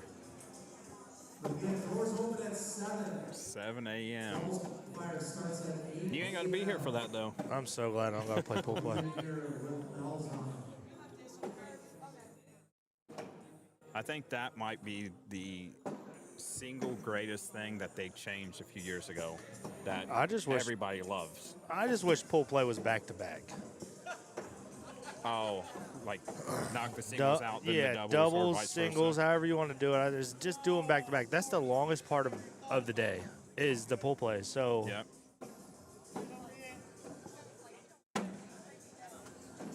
And then I also think it would help like pro players traveling further. Well, they don't want to take off work on Friday. You got way more time to drive down if you want to drive down that day. Yeah. Yeah, I get that. They say from 7 a.m. to noon. Well, they said doors open at 7, so say 8 a.m. to noon. It's just the pool plays. Yeah. And then hey, as long as I'm there by noon, Yep. tournament's probably not going to start till 1. Yep. I mean, and then I think it would have speed up, honestly, because the pool play is just so long. Oh, he took the timeout. He's gotta hit that. Is this winners bracket still? It is. This is still in the college basketball vibe. There's the Elite 8 on the winner's side right now. So the winner of this. What a rollback. Oh, we don't know who they're going to play yet. So nice little cut by Scotty. you got Mayball and Szymanski. They're down 18-15 to Garrick Williams and Dan Schultz. Jason Blauvelt and Tanner Miller waiting on them. So they got a little minute. Yeah, when this game's done, it's got a while for both teams. They'll be waiting. So Well, 19-15. Scotty and McKenzie.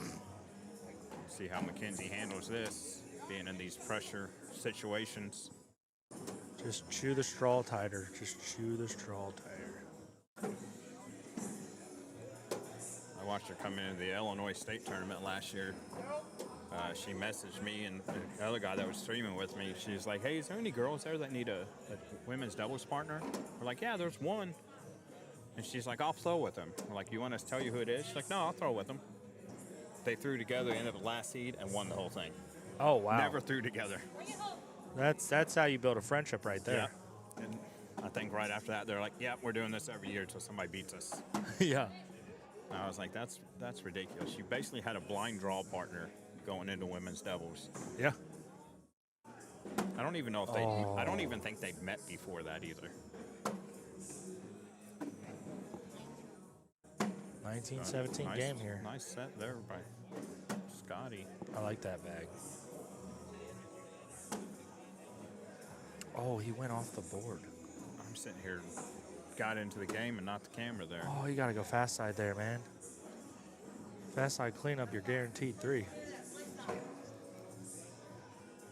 Because Nice Scotty's going to shot. roll that Yeah. bag, dude.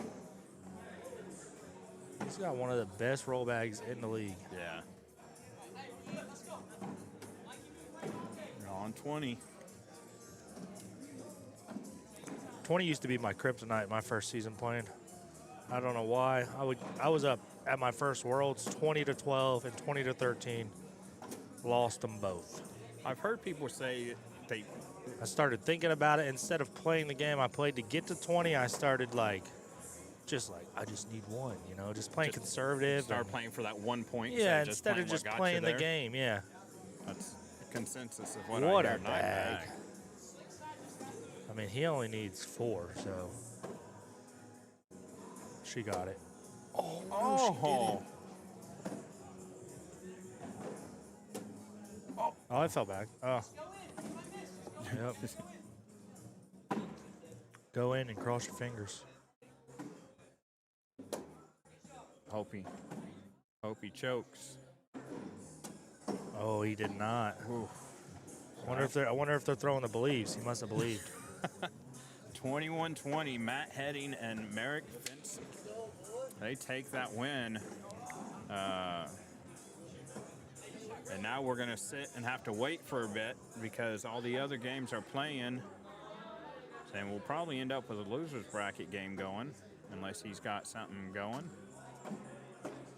And, oh, wait, that was to get to the king seat match. Oh, dang. So that was a Final Four match. So they made to the King Seat match what they just did. Yeah. So Scotty and McKenzie, where'd they drop down to? Well, they're going to make some money because top 6 teams get paid out. There's 2 fifth place. There's a third place game, 4th place. They're at least going to make a little bit of money. So That's sweet. And the money at least. yeah. Now we got who we got here? We got Eric Rosenthal and Daryl Sutliff up 8-4 to Jeremy Randall and Malini Heffelfinger. I know I'm butchering her name. And I'm glad you're reading, not me, dude. Shannon Sheehan and Charlie Varnsdale, 14-14 against Russell Tabers and Noah Rodriguez. I'd like to see you throw with Russell one time at a major. Tabers? Talk about like the yin and yang Yeah. of 2 people. Kobe Dixon and Stephen Heath getting ready to play Tony Mayball and AJ Szyminski right here on center court. And then Noah Finsk and David Brown, they're up 15-9 on Andy Tibb and Sean Scott. We're going to get Mayball Tony Mayball. coming up here. Dang, why is Chris Norris always hating on me, though? Like 24, I think you got to let him get on the head. He's like an attention guy. He says he likes center court because of the attention that he gets. And Whitney says the same thing. Whitney said, I hate center court. He loves it because it gets him attention. Yeah, I think that's why he says my name so often, honestly. Trying to get the rub just from Yeah, he just saying wants your like name. people, to look at him. I'm going to get a Chris Norris shirt. Get you a shirt that says, my name is. Yeah. And but Chris Norris's daddy. Oh, I love you, Chris. I give you a hard time. I told him at the Kentucky State Tournament when we're going, I looked at him, I go, you're winning this. He goes, why do you say that? I go, the only other person I've seen with the look in their eye going into a tournament that you have right now is Jeremiah when he won Owensboro and got King Cornhole. Dude, he cooked that day. Over 100 players in singles, and he took it all down. Yeah, That's impressive. I was like, yeah, you're getting this. You just have that look in your eye. I'm going to go get a refill. All right. I'll come back and holler at you in a minute. All right, sounds good. Chris Norris, your PPR will go up if you put his name on your chest. Chris, you are something else, man. Oh, be right back here.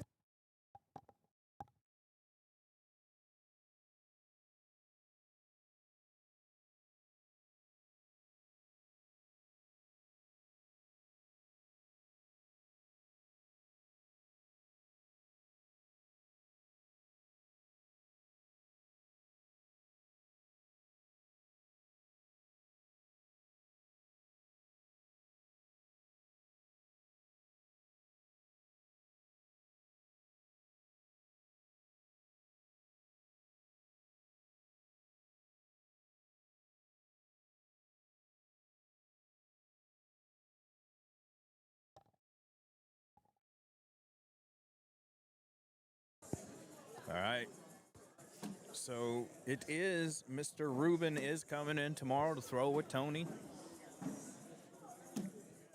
So we will get to see a team that has unique chemistry.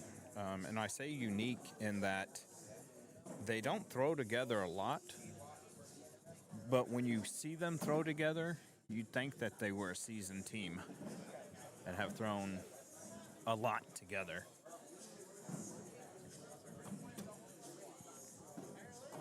Oh, what happened here? Everything kind of froze up.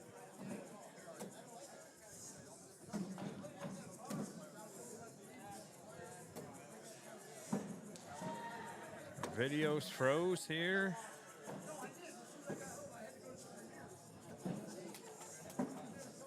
Let's move some things around, see if I can get it back.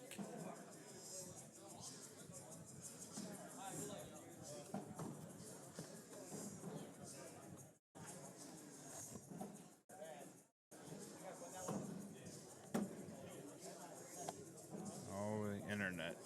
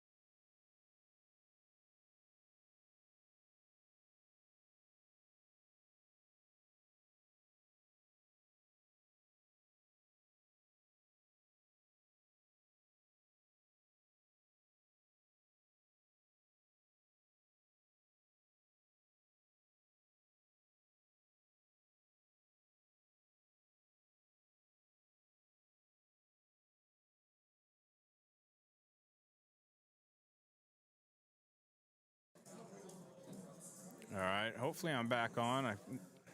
Everything froze up here, so we had to reset some stuff. I'm not sure if I'm back on or not, so I may be talking to myself.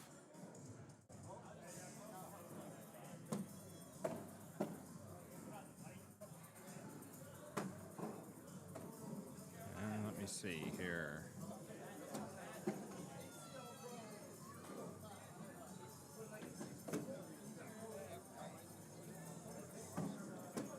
Does not look like we are live. What is going on here?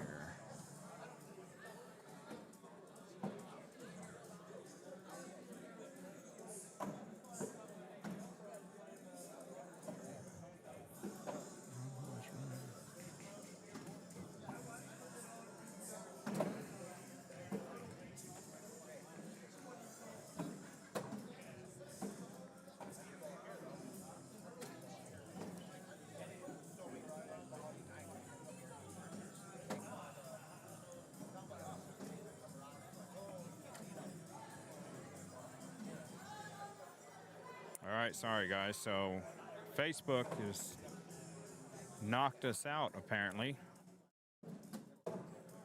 So right now we're running on YouTube.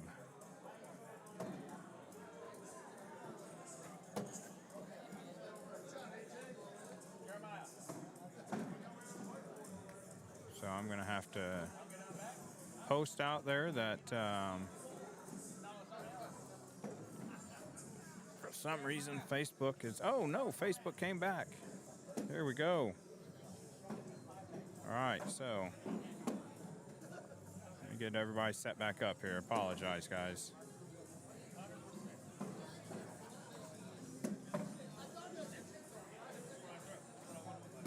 Let's see if I can. Are we good and up everywhere? All right, there we go. I apologize. Everything froze up and then it went away. And then as I opened it back up, the restream system told me nothing was online, and now we're good to go. So apologize for missing the first bit of this action.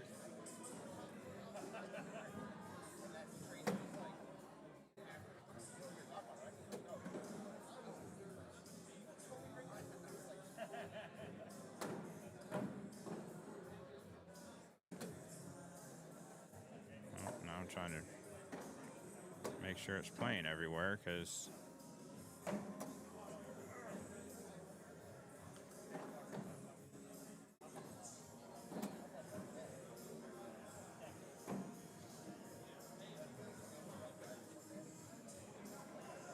that one going.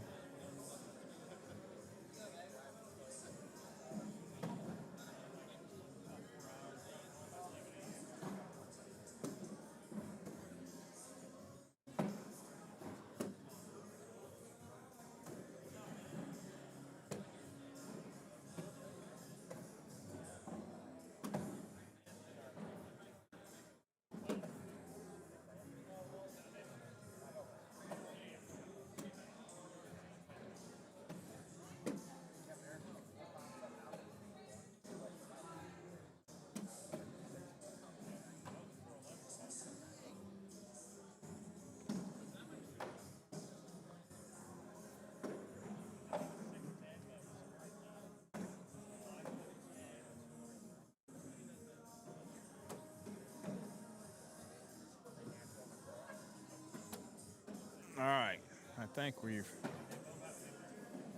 got things going to where I can see the comments on both Facebook pages.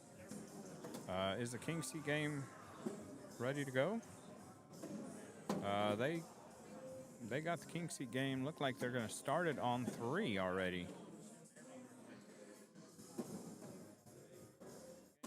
So I would have loved to have that going right here.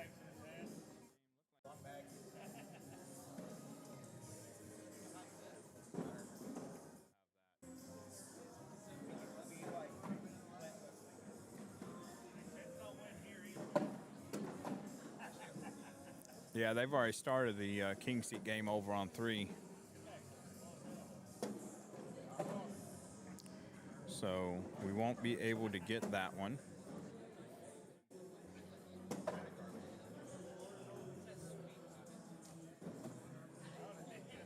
So I apologize for that. I missed it while looking at everything else going on. But I can keep you up to date on who is in it, as Steve and Kobe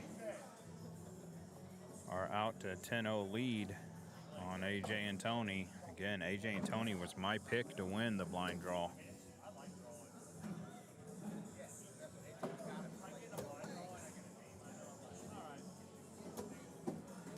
We did see Steve here earlier, as him and his partner got taken down by Scotty Ball and Mackenzie McGee. So this is an elimination game.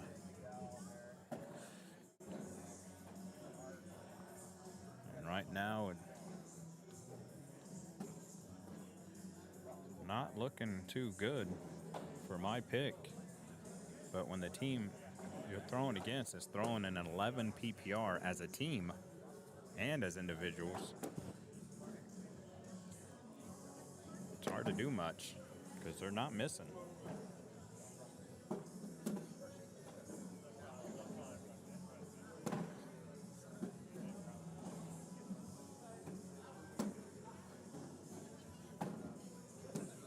Oh, he goes off left. There's an opportunity for Tony to get some points here. Oh no, just misses.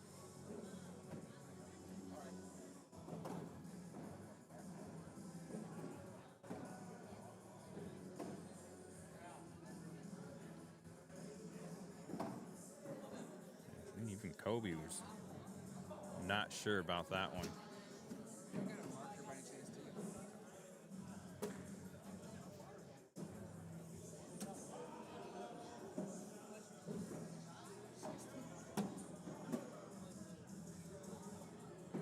She goes up. Oh, a little deep on that one.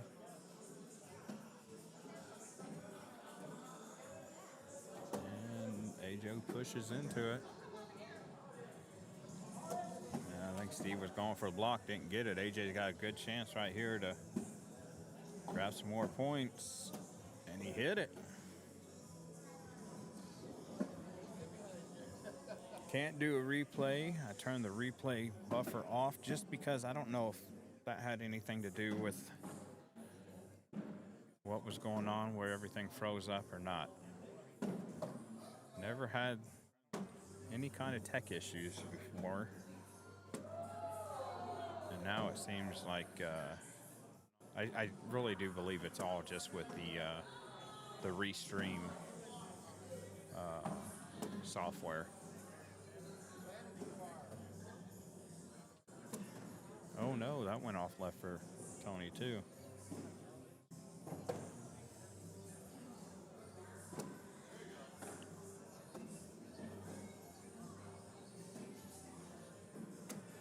And that goes. Oh, and that went to the right too. So nothing gained and nothing lost.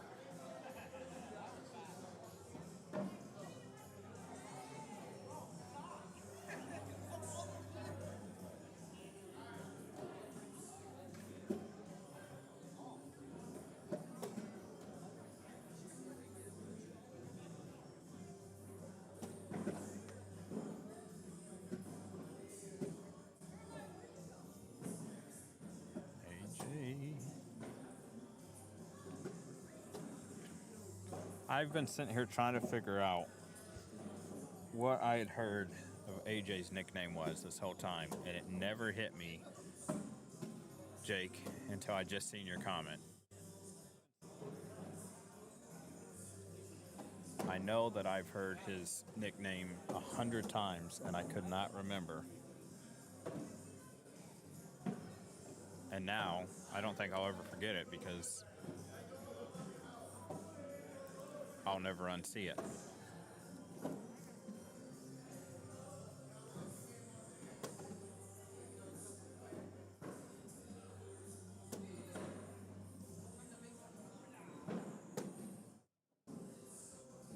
Kobe's bag that he's throwing, I wish you could see the bag flight. It's very flat and it's just a very consistent rotation. Like most people, when they throw the bag, you see, it rotates, but it kind of may pitch, down or up or left or right a little bit. But his bag it stays flat all the way through the air right now.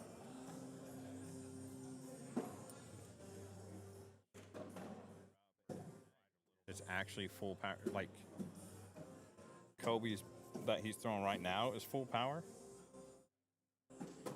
Or you're saying the nickname is actually full power?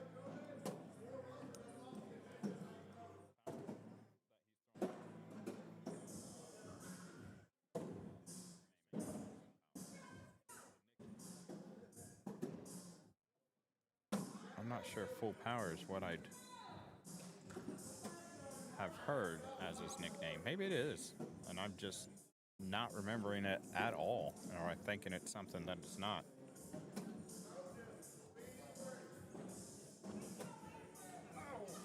Well, I'll never unsee the Baby Huey comment.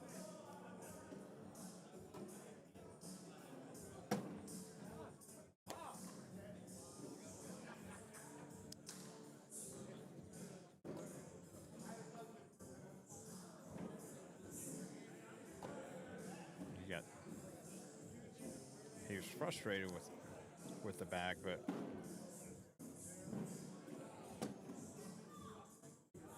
it's just not working that well.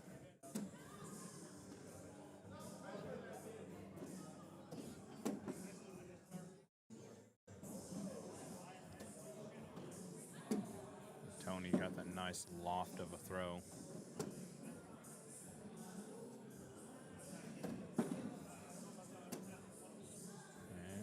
It's not falling yet, but it will.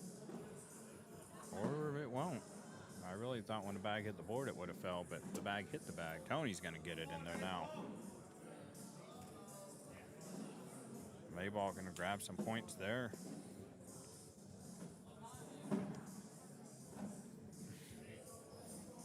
$15-5.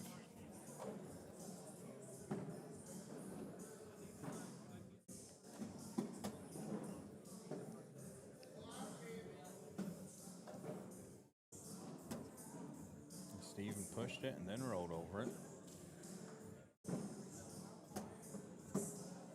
Pedro tries to push in on the stick side. And,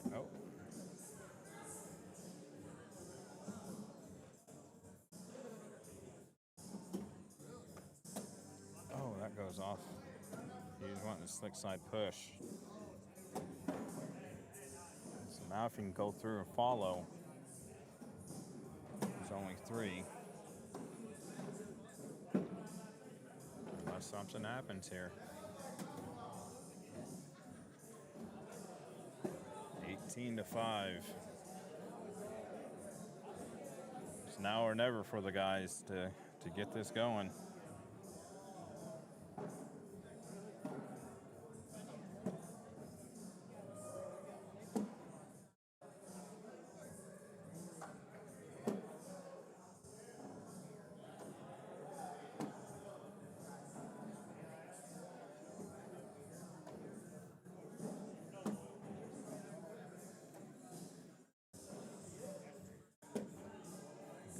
On in there.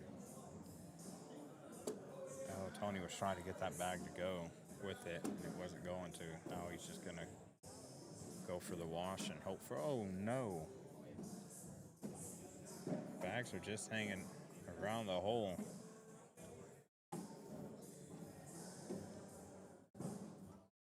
This is one of those things where you're throwing and you just say, well, it just clearly isn't my day.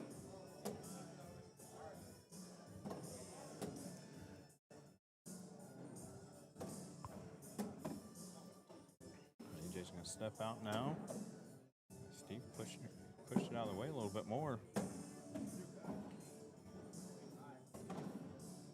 Steve's going to try and grab his bag. Wow. That worked out good for Steve.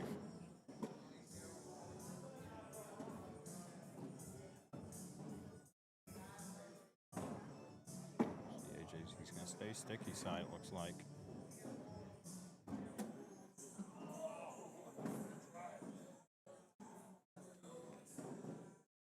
That's going to be the game there. It's not what anybody in the game expected how that one to go. Not necessarily the outcome, but just the score and how many bags were just kind of not going their way. But now, Kobe and Steve are going to stay, and they're going to take on Noah and David Brown.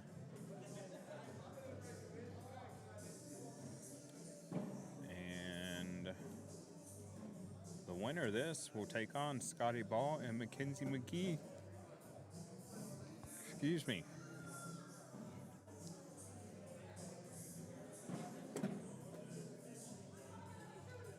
And as for that king seat match, Matt Heading and Merrick are up 16-14 on Garrick and Dan.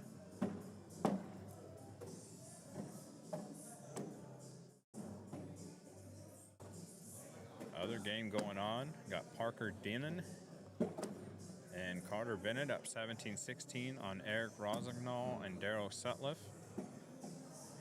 Michael Hotsang and Steve Provost, they just knocked out Russell Tabers and Noah Rodriguez. And then this is the other game going on. So only 3 games able to go right now.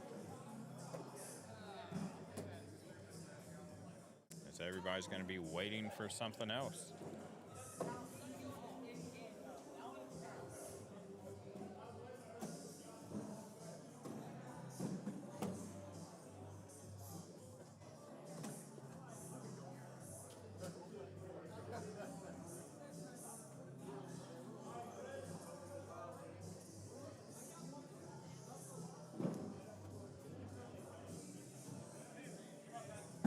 And we're going to start.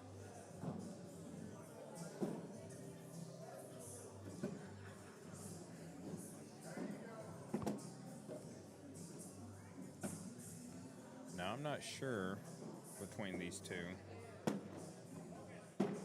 off the top of my head, which one's Noah and which one's David. Okay, so you're saying Merrick is Noah's brother, so I'm going to assume this is Noah throwing right here.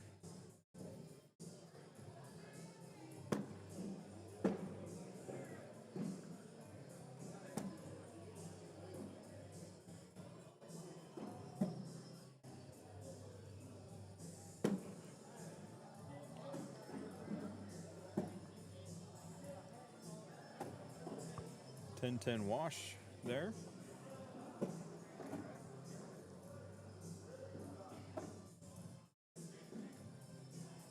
And oh, that went off to the left for Steve. David hit the bottom. Remember, the top 6 teams will finish in the money for this. But, oh, that was hot. So if they finish 5th or better, they will win some form of cash back. And that did not work out at all, as David would have wanted it to, as he gives up 6. There's a 6-0 lead. Noah tries to grab some points here, and Kobe tries to say, no, I want to keep the lead and add to it.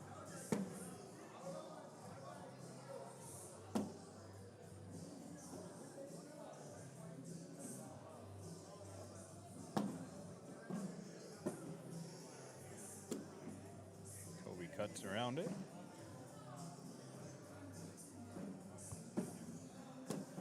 Oh, he missed the push, and it rolled in and out of the hole. Anybody got updates to the game? I see, just seen a guy pump his fist as he's looking at a computer, as he's wearing an Indiana hat and hoodie. So I'm assuming something good happened, or there's a good score in favor of Indiana right now. 8-0 right now for Kobe and Steve.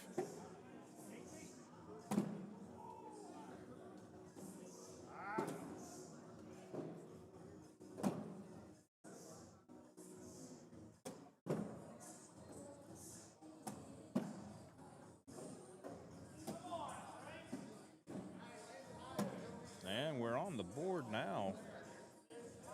As David comes back from the 2 and gets a 12. 14-7. Then Indiana just forced a fumble on Oregon's 3-yard line. Indiana just scored again, 21-7. What a game's going on there.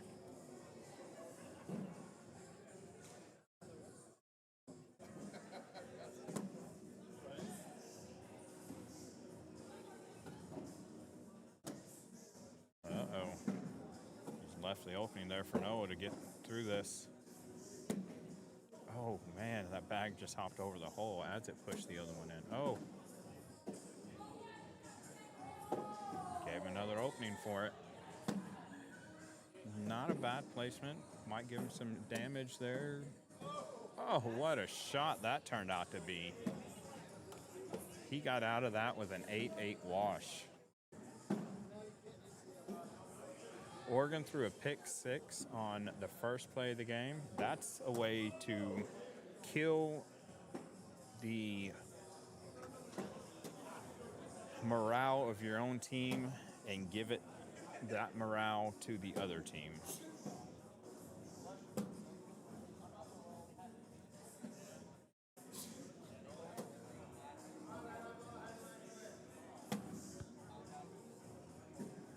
Ooh, Steve double clutched that one.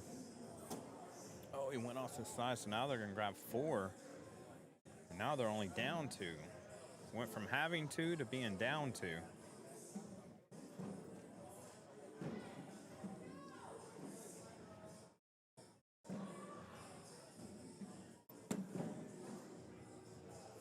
I appreciate the updates on the score.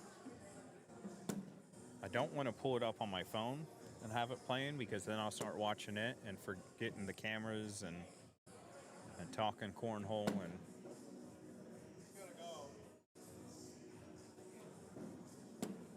there, dropped in there. Doesn't go in, but if you're gonna miss, that's not a bad miss right there. Make him have to work for it. So you get out with the wash. And David gonna try and pull back out. The last 3 rounds, David's thrown really good. You remember that first round in this, he threw a 2.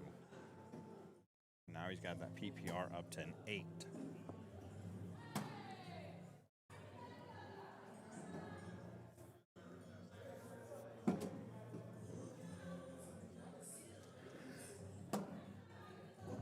Not helping. Yeah, Steve got around that. Got in. There's a nice cut shot there. And Steve goes again, so 1 point there for Steve. 9-6 score. Kobe and Steve winning.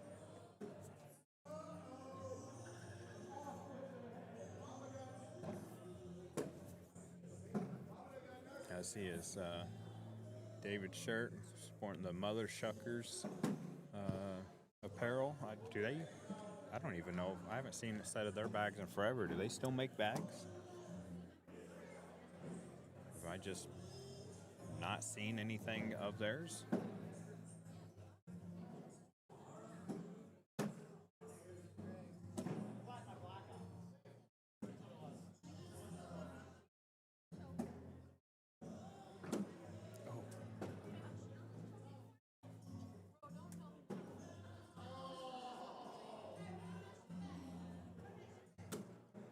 Oh, what a bag that turned out to be.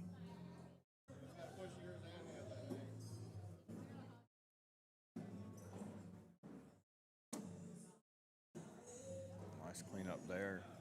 I don't think Noah can get that bag, but it's not impossible. Got the wash, though.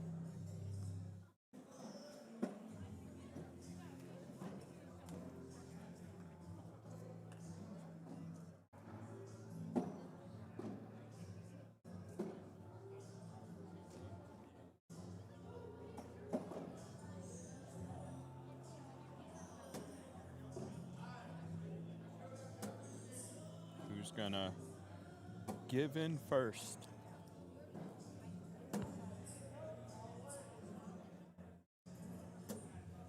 Nice clean up there. Oh, dude. He's wanting to grab that bag and didn't get it. Oh, nice hit and drag there to minimize the damage.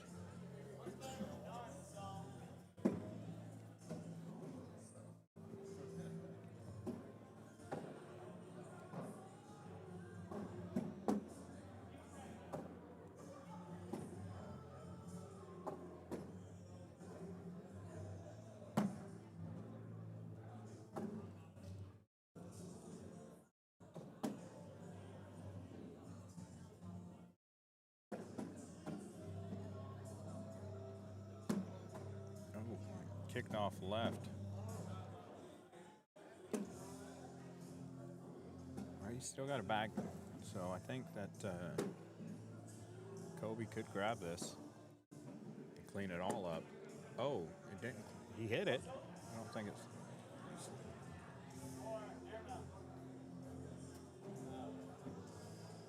No, I was asking him soap or airmail.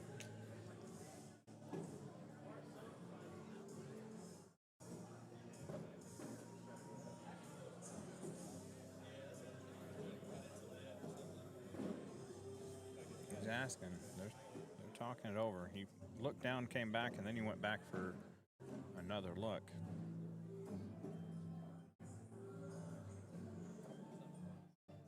See what he comes up with here.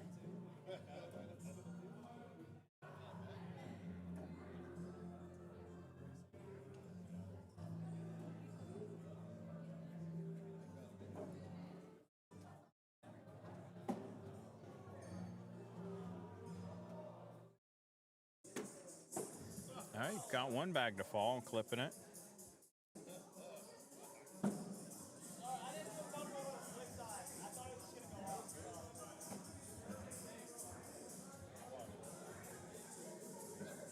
Yeah, he said he didn't feel like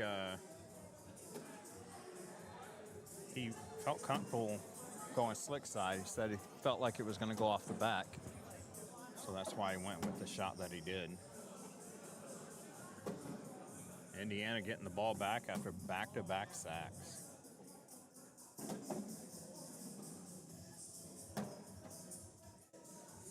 There's a social.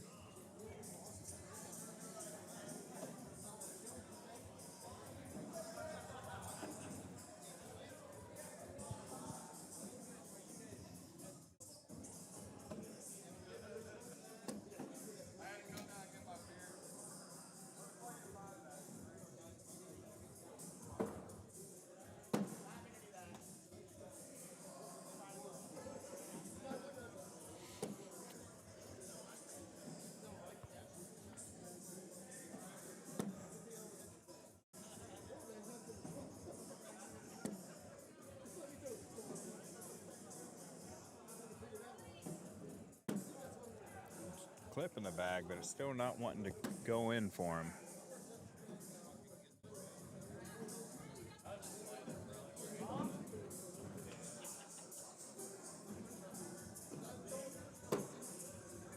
So he's going to grab two, though. He really wanted that other bag to go. He kept clipping, just not able to grab and pull it at all. So David going to lead us off here, down by 3.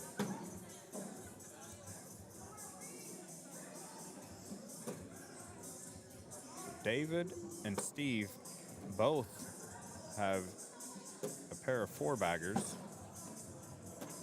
Oh, quail shot. Might still be in his head. It was. Thought it was. 12, 4, or 8 points. I thought by the look he gave after that first one hit that it was in his head.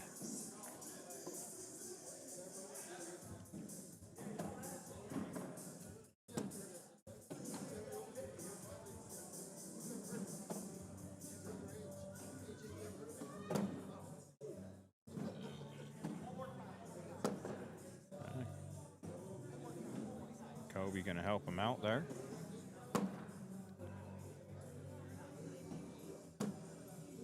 Kobe looking very determined. Oh, that went off left. There's a chance right here in it to win it. Oh, he brought it back a little. I don't think he's gonna. Somebody hollered, told him, hit your reverse.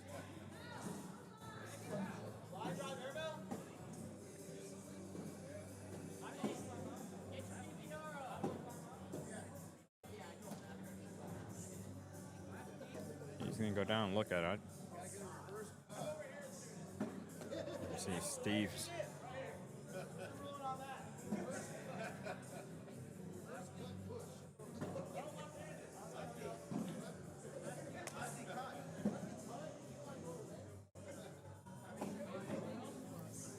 I can't say I've ever seen this happen. He's not even sure where to stand in the box for this.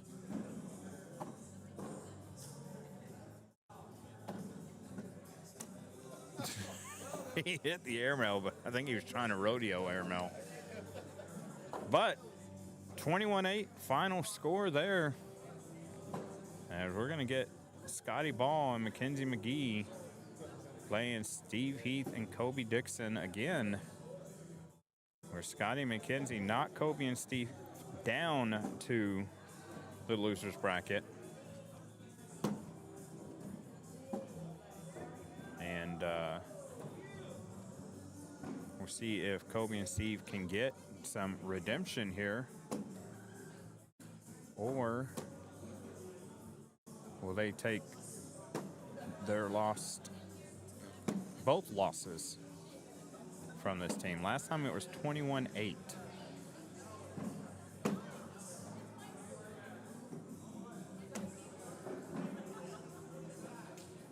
So we do have a king seat team in Matt Heading and Merrick Fensky. I could be butchering their name, even while going back and forth all night with it.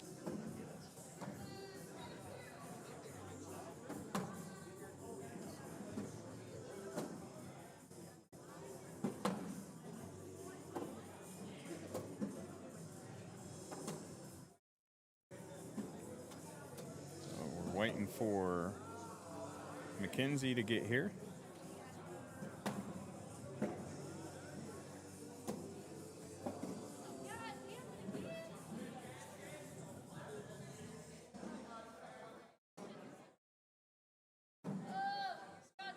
Sammy, get out the way.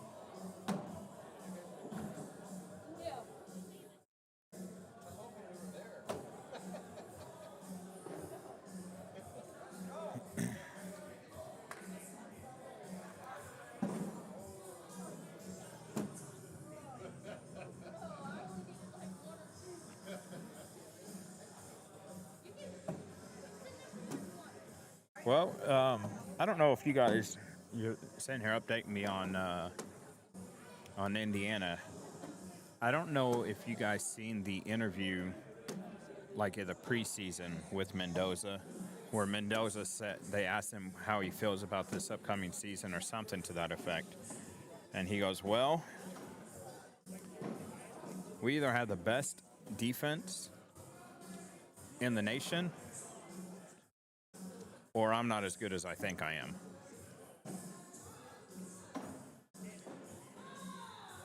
So it's not surprising to me that their defense is carrying them the way they are. Mendoza, #1 pick to the Raiders. I don't know. I think the Raiders, they have a lot of holes to fill, but Mendoza can translate his skills to the NFL. you have a young core of so tight end Bowers and Genty and Mendoza.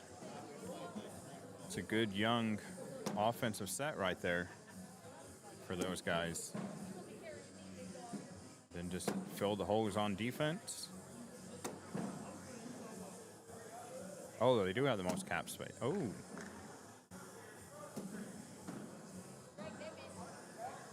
It's a good thing the NFL doesn't have a salary cap for coaches, because some of these teams have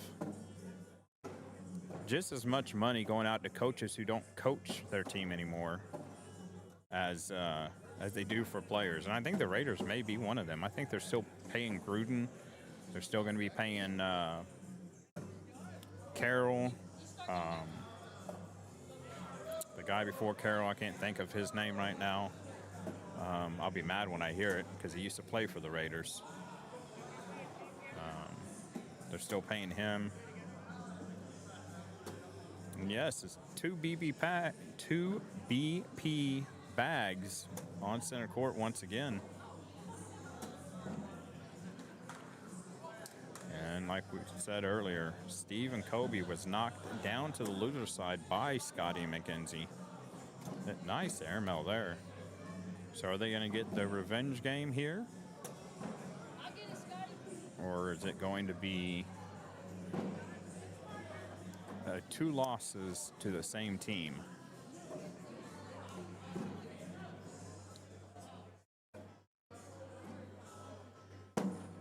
What quarter is the game in?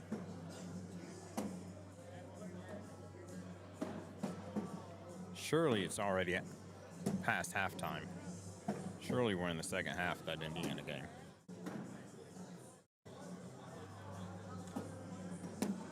Nice bag there by Scotty.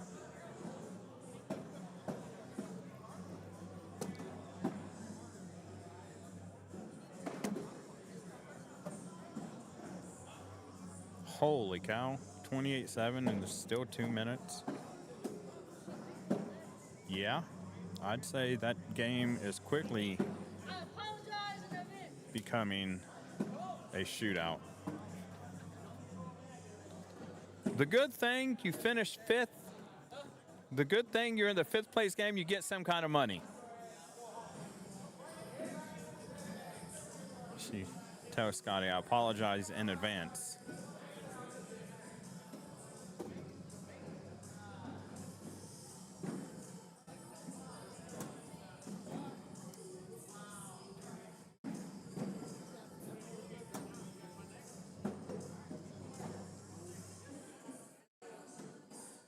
Oh, as soon as she let go, the look on her face told us that she knew that wasn't going where she wanted it. The king seat is Merrick and Matt Heading.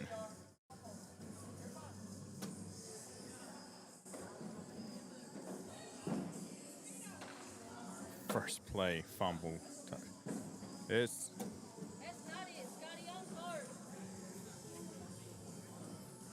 so Scotty scores 7, then McKenzie gives the 7.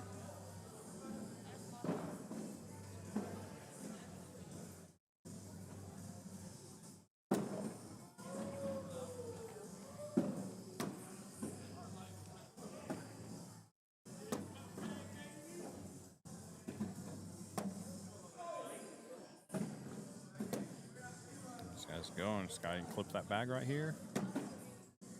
Not good enough to grab it. I think he's just going to have to settle with giving up 2.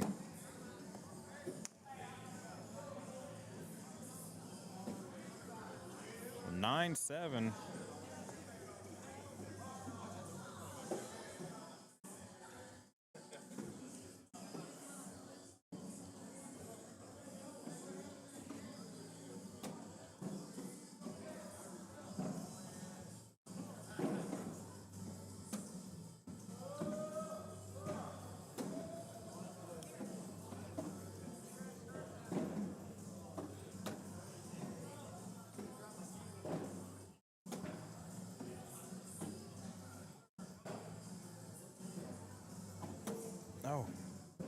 doesn't get where she wanted it to. So it's 10 on 5 right now. And 12 on 6. So now it's 15 to 7. Daddy, I'm sorry. She keeps telling, or keeps apologizing to Scotty.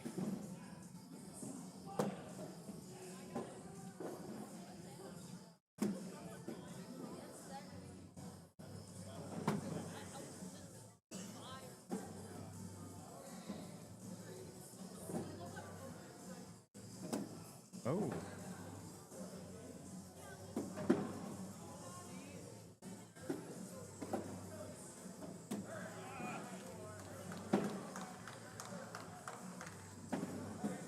Scotty's gonna go. Can't grab the bag.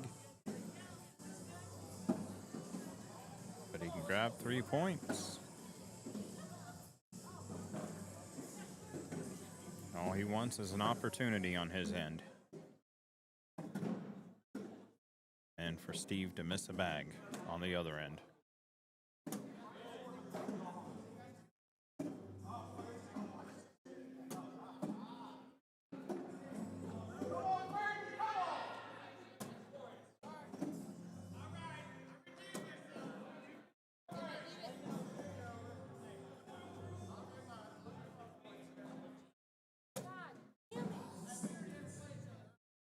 Steve has not missed a bag yet. And it's frustrating Mackenzie. Steve can go in it to win it here. Steve throws a perfect game. Not too often you get to hear that.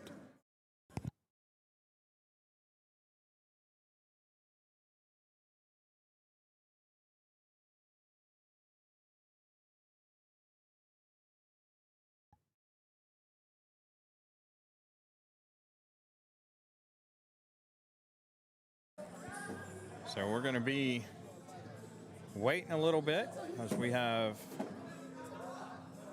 Jason Blauvelt and Tanner Miller up 5-2 on Michael Hoxing and Steve Provost. And the winner of that will take on Kobe and Steve. Chances are here on center court.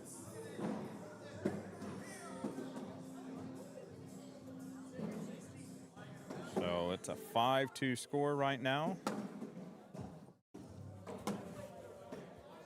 While we wait, I'm going to get up, stretch my legs.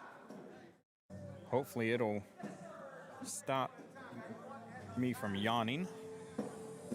Walk around, use some energy, and maybe go over here, catch the score of this game.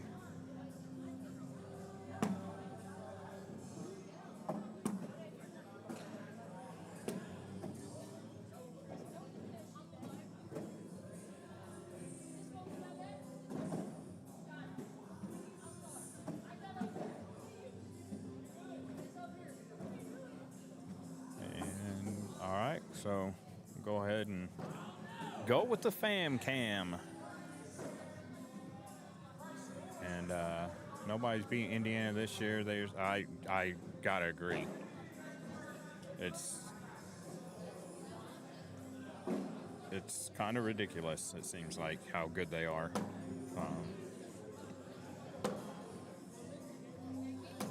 So you think about it, Indiana wins this, then Indiana is going to be able to lay claim that they are the only school,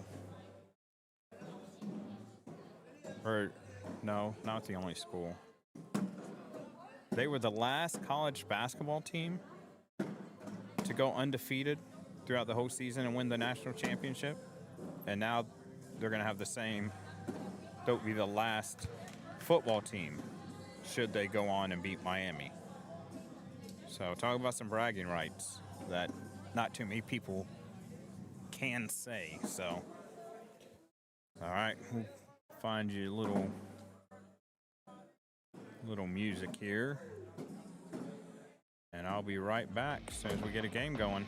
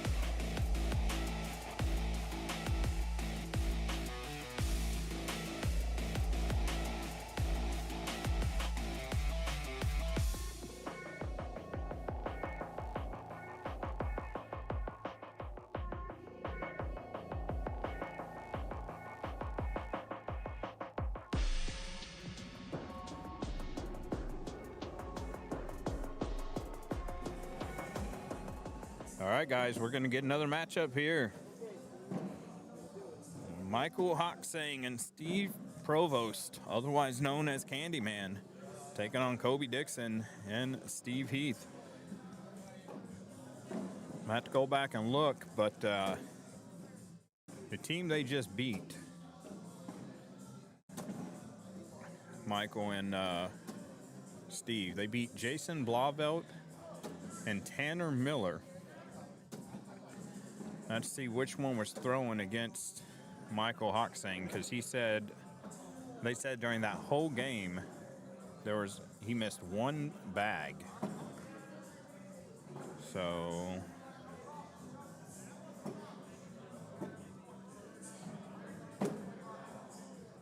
Tanner, 1, 2, 3, 4, 5, 6, 7, 8 rounds in a row throwing a 12. So 32 straight bags in the hole going into round 18, and the teams were tied at 19. And Michael finally capitalized on Tanner missing his only bag of the game to win 21-19. Okay, we're ready. Good luck. And they're going to start us out here. So I'm going to go back and see what Tanner threw a 10-3-3 for the tournament. He threw an 11-7-8 against Michael Hoxsang. Michael threw a 10-2-2 just to keep it close enough for them to have an opportunity to win. So nine rounds, missed one bag. So that's probably got Michael locked in now, as this is the fourth place game here.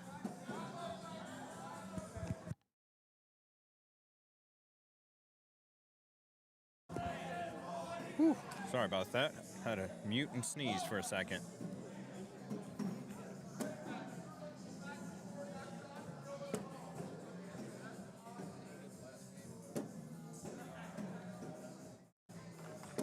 So the winner of this will move on to the losers final to take on Garrick Williams and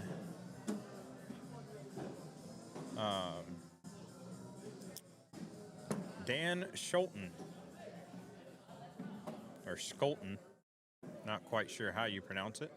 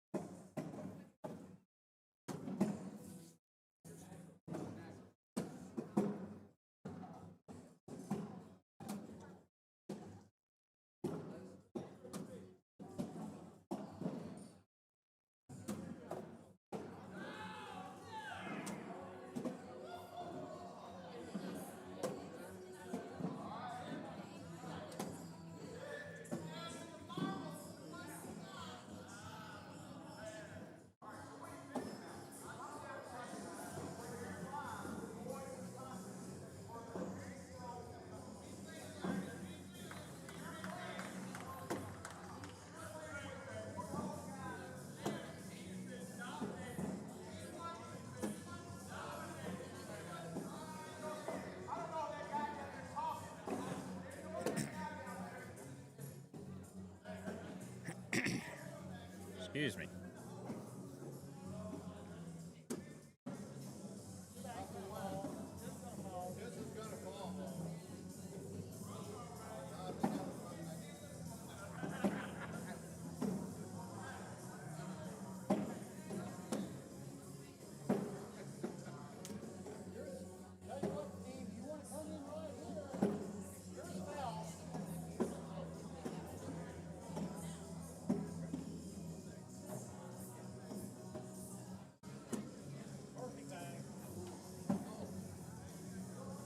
And timeout taken by Kobe.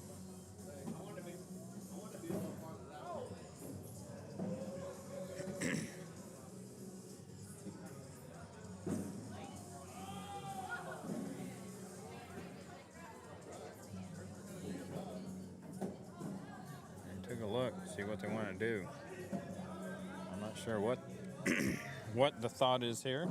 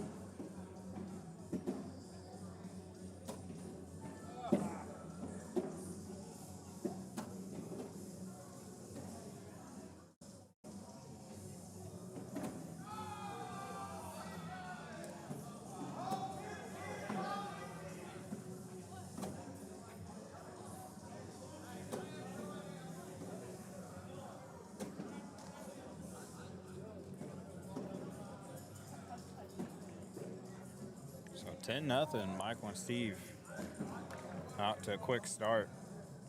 Michael locks in 3 rounds of straight 12s. If you remember last game on here, Steve, he went 4 rounds of all 12s for them to get the win.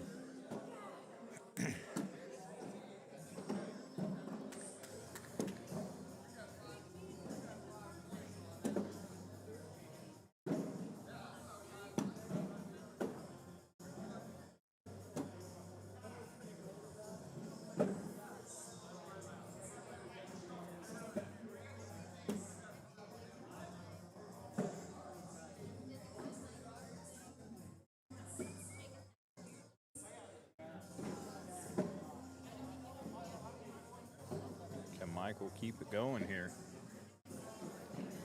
on his birthday?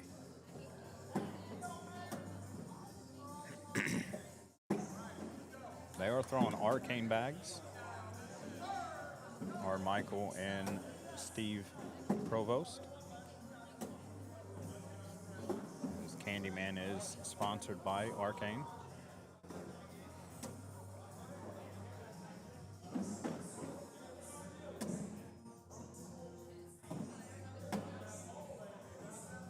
And Mr. Hawk Sang misses 1 bag and gives up 2.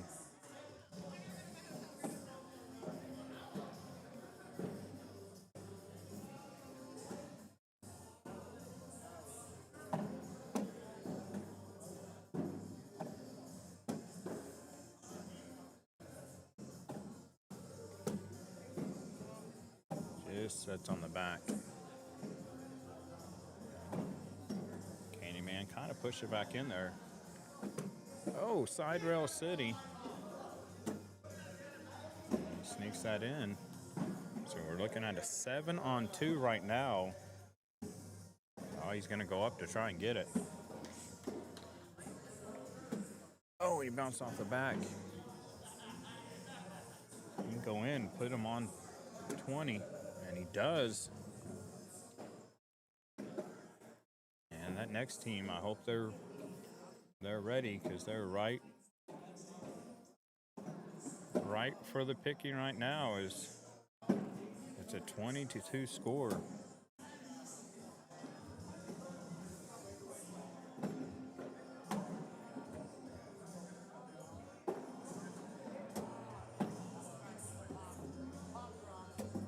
Hoxang and Provost was one of the teams that I liked when I was deciding who I was going to pick.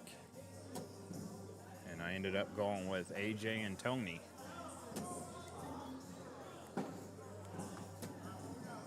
And that's going to be the game there. I believe, yep. Anyone know how Chi-Town Cowboy did in seniors? I could tell you if you tell me what his actual name is. Because if it's the individual I'm thinking of, I only know him by Cowboy.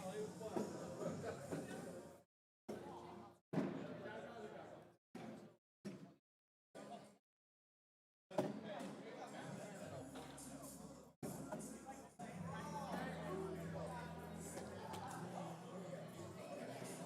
me go in here and look.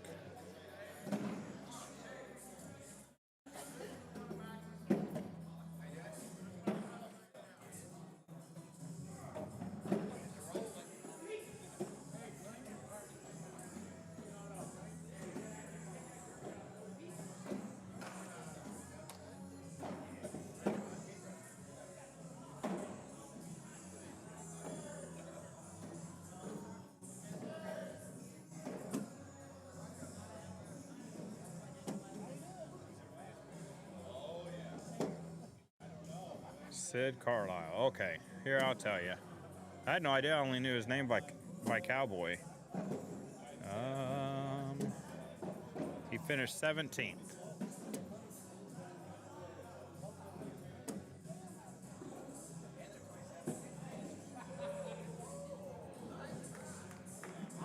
So it looks like he got knocked out by Michael Hoxing, who we see getting ready to throw now in his Lucky's jersey. And then Michael went on a run to finish 7th.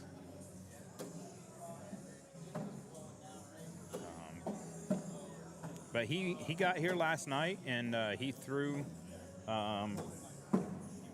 with the I want to say civilians, but I'm not in the military anymore. With the people for the charity event, he threw with them and helped us introduce them to the sport of cornhole and different things that are done. He threw for a good while last night.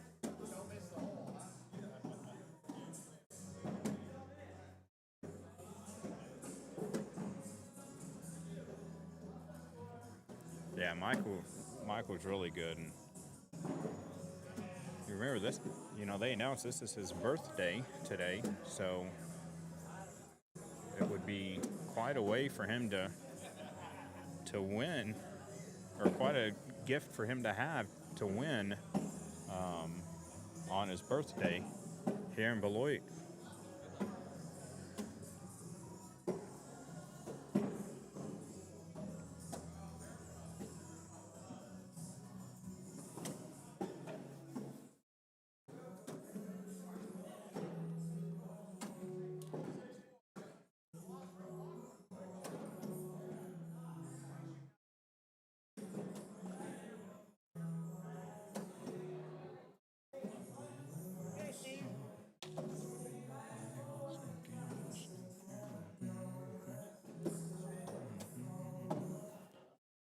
All right, so we're about to get underway here.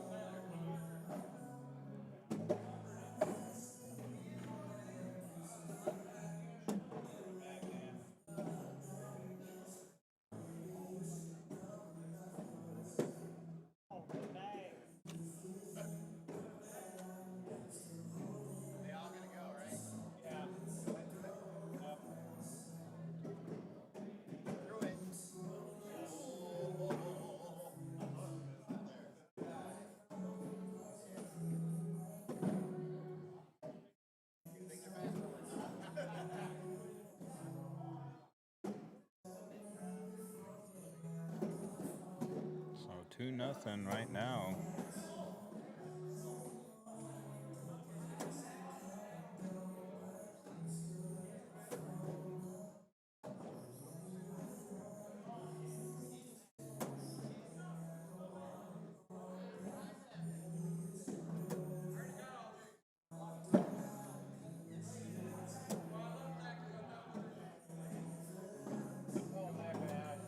Oh, that wasn't a side rail, it just slid off, which I guess is still technically a side rail.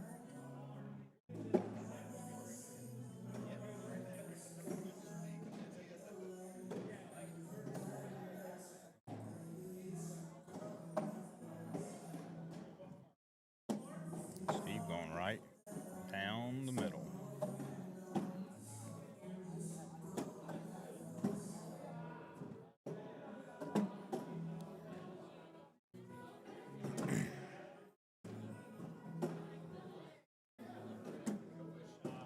Nice shot there by Dan.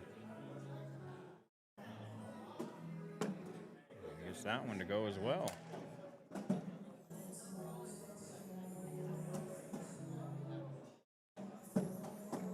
4-3 now.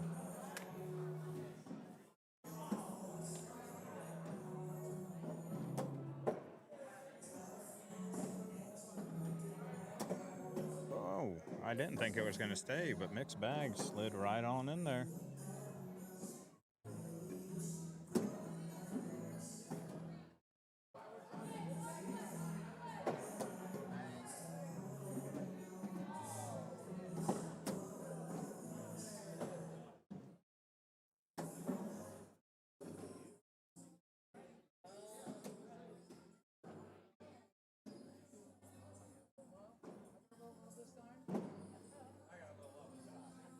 I don't think they were going to fall. That's what they were waiting on. This is the losers bracket, Dylan. And this is the losers final. So the winner goes to the championship.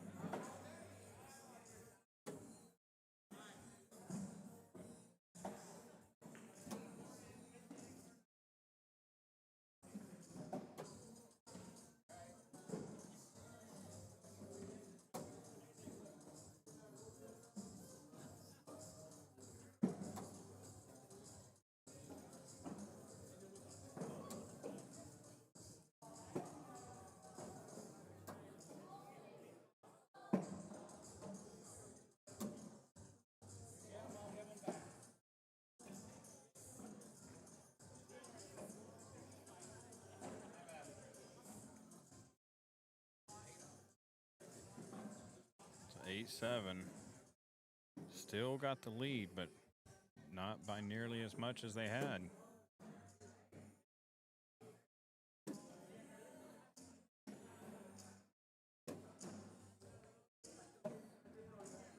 King C is heading, and Merrick Finch, and I think his name's Matt Heading.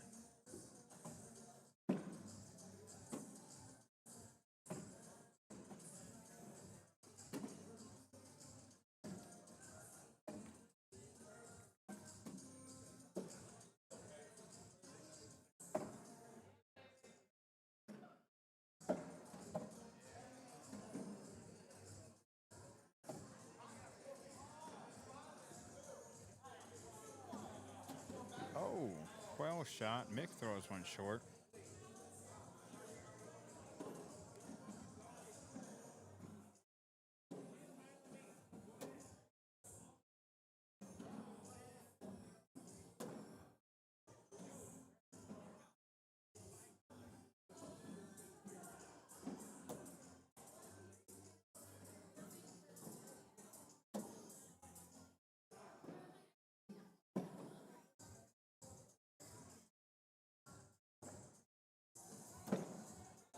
Goes in, drags him in closer, so he's got a good chance to still grab him. Michael finishes with 3 in after going short. No.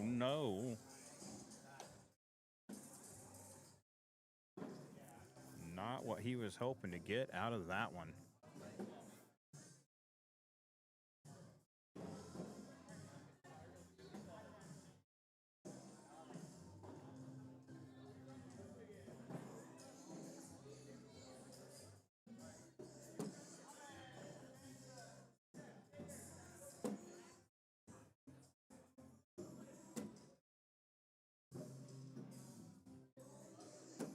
And he goes in, so Dan is focused and on line.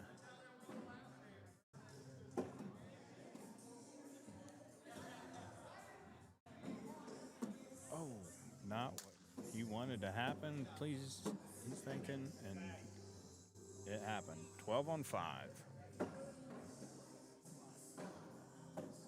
7 spot.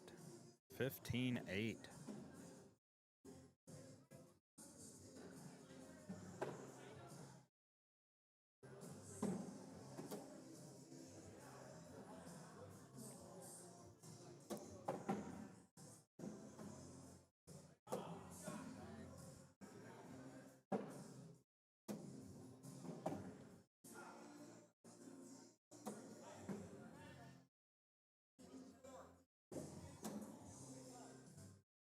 Michael's going right down the middle.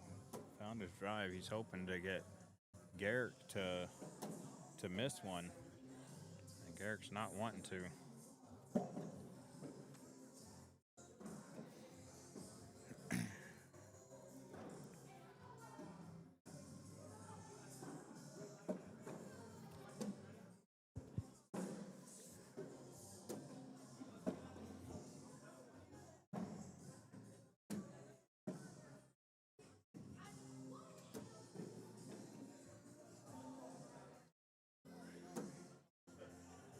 Matt going right down the middle.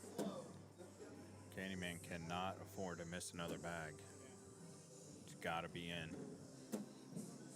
Gives up 4, puts them at 19. They're in the red zone.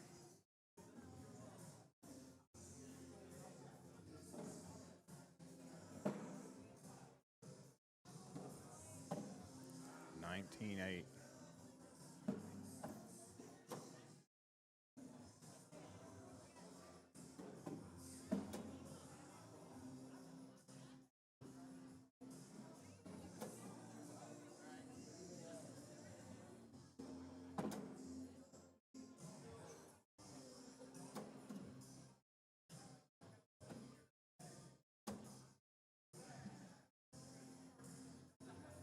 All the pressure's on this bag for Michael. And it goes in. So he lived to fight another round.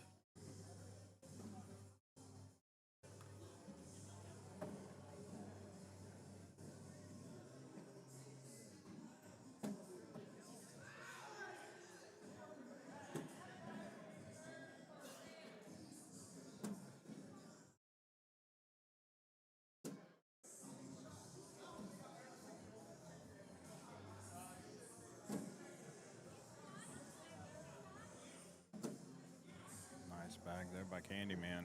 He was really hoping to clip that other bag, maybe spin it in.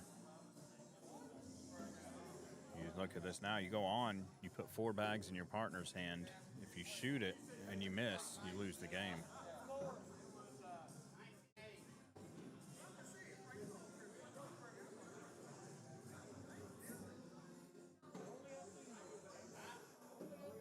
Michael telling him to leave it up to him. Which is one of the things in blind draw you almost do. Because, so he gives up 1. In a blind draw, you know, usually it's the first time you've thrown with the guy or the player, you may not know, you know, how good they are at different shots. So you almost have to just leave it up to them to do their thing. And that's what Michael did, is he left it up to him to do what he wanted to do. And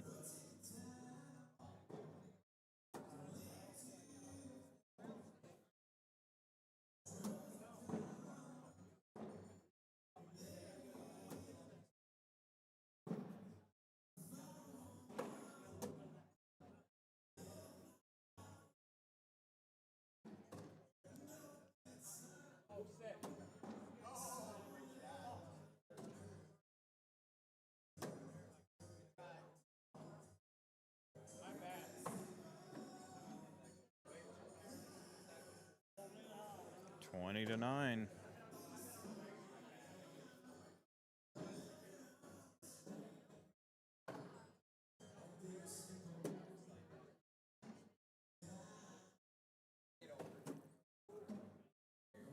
A shout out to Jake Fisher.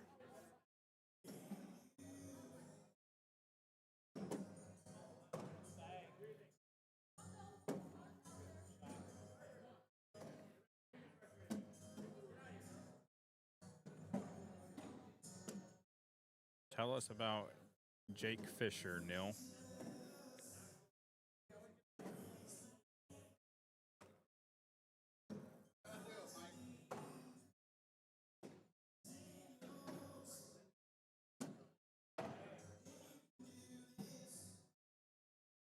And slid that in without taking the other bag. That is what I would call a ridiculous bag there.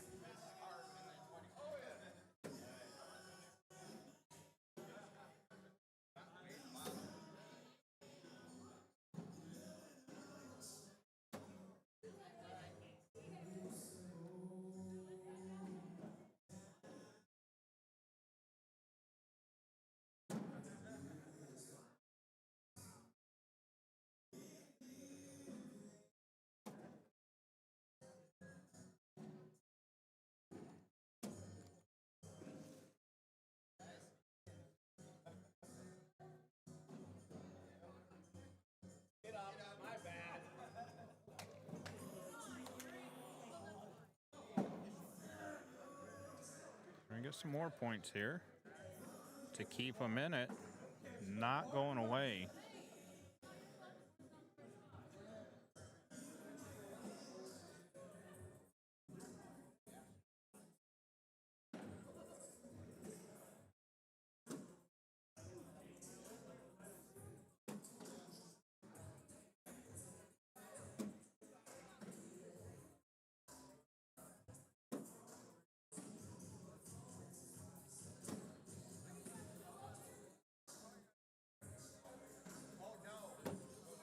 Oh, he missed that. So Game ain't gonna step out. He's gonna stay sticky side, try and push through.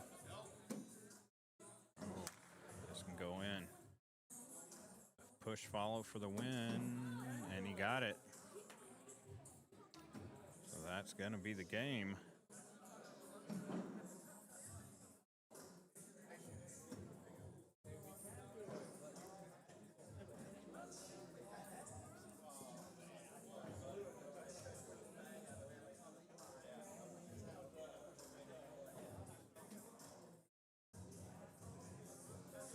And we're gonna get Garrick and Dan against Matt and Merrick.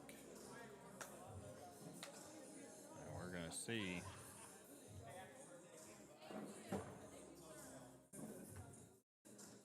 who gets the game here.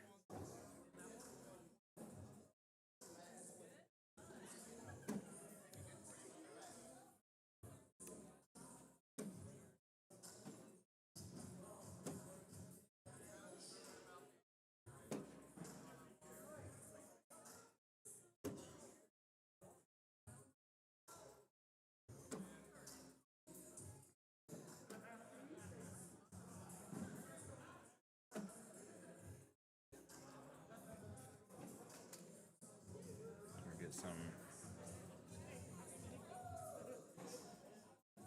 down and backs going.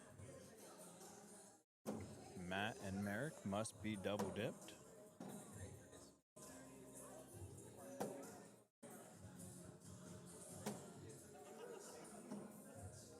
Some old goat bags, and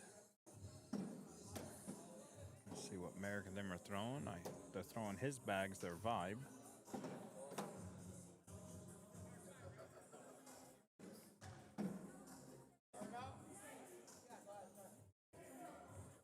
Matt asked them if they're ready to go. They said, yeah, let's go. So here we go.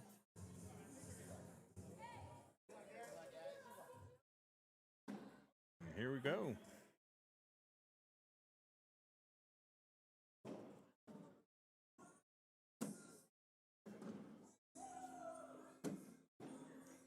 Starting out in the hole for both of them.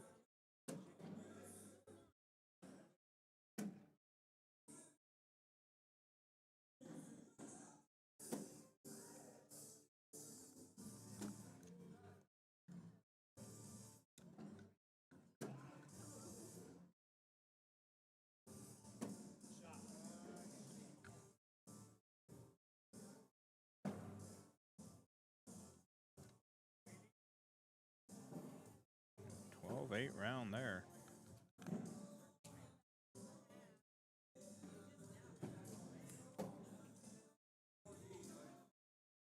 And this could be a case of where coming out of the loser's bracket works to your advantage. In game one, definitely. Oh, eight stayed on the board, but whew, thought that might spin off there. Jeremiah Tams saying, come on, Garrick, Merrick, make it happen. Words have gotten hard for me as the day has gotten long.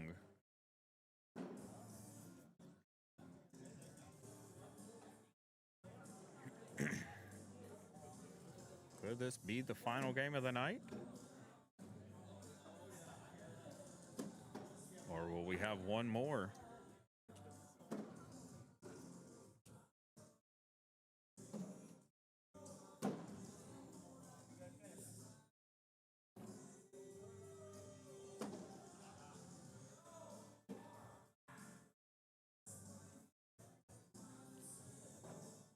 Bag hanging, goes off to the right. doesn't go.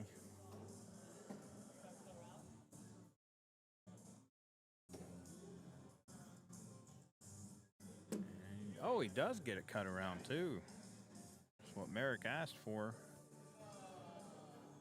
Ask and you shall receive.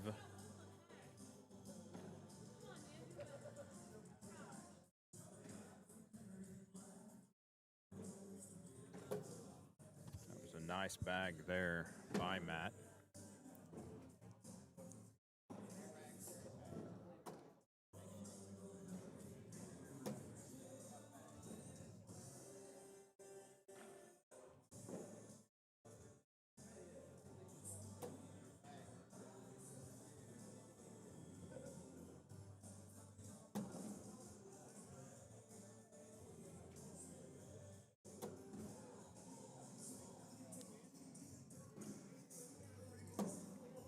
Oh, and it rolled right over.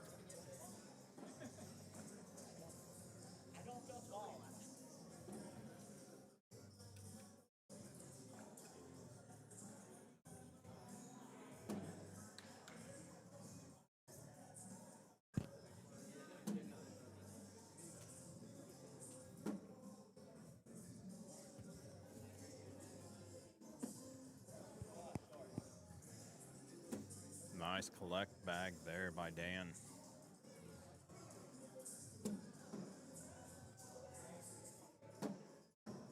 Good blocker bag by Dan. I think he wanted to go in, but I think that still works out pretty good for him until that happens and we get the airmail.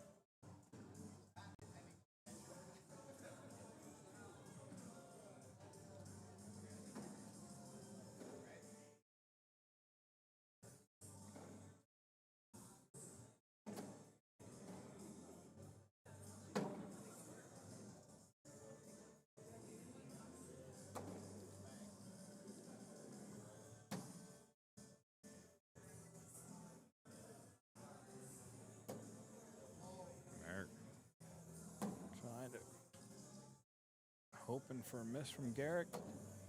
Oh, he brought it in closer. He's going to go for it. Nope, he's just going to go in and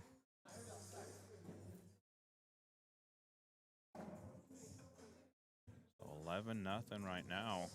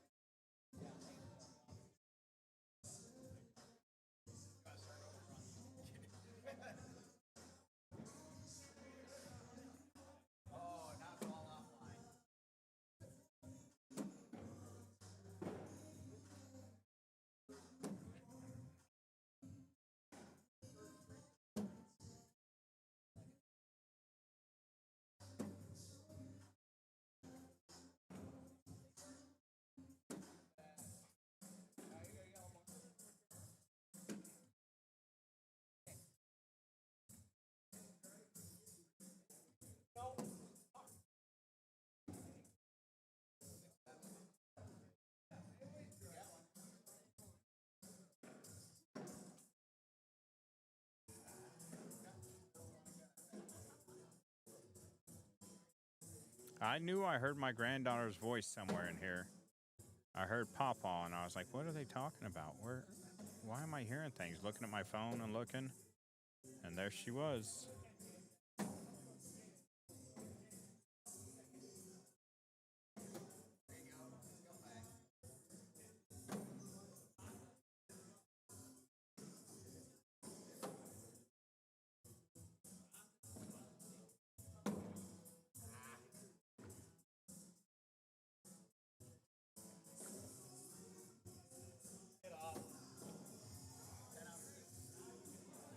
Not going on that one.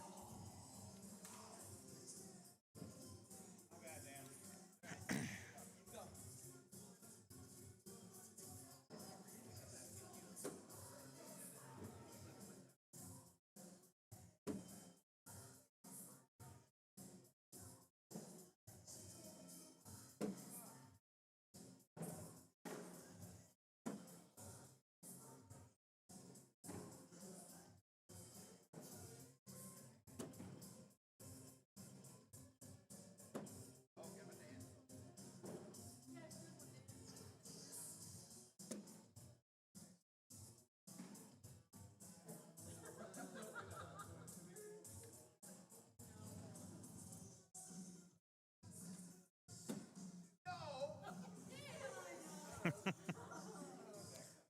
crowd was giving him a hard time.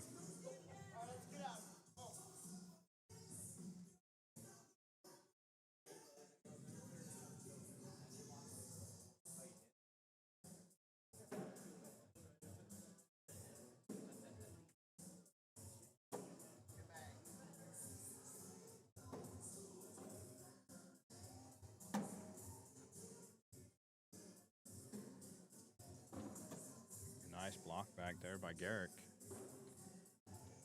Garrick and Merrick, why did they have to throw against each other with names so close? Nice roll bag.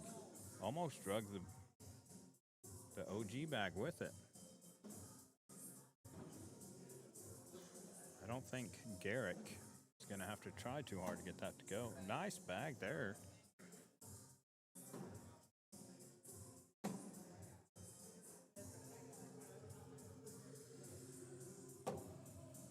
And, oh, it's going to hang up on the back.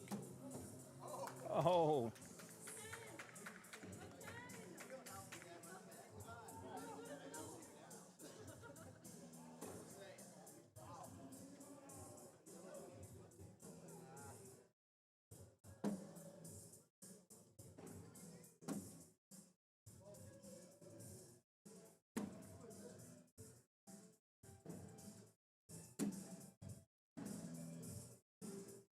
I'm not sure what that is picking up in the background. That tink, tink, tink, tink, tink. Because there's nothing else going except for what we're looking at here.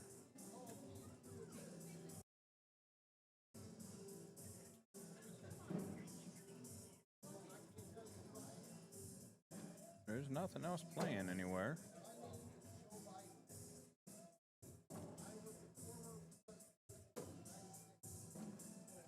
So now it's 13-10 as American Matt, Team M&M against Team DG.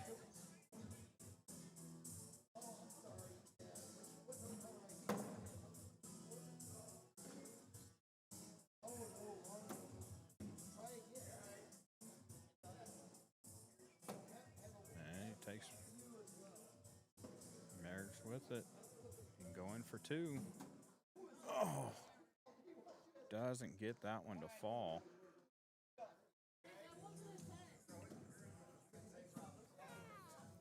And you can hear the grandbaby. Here. I don't know why, for some reason, I didn't think she was coming. And I'm sitting here and I hear Pawpaw, and I'm like, what is playing over here? That's Tatum's voice. I look at my phone and then I see you guys. Hi, Tatum Tot. And everything froze up again on the stream. They keep kicking us off.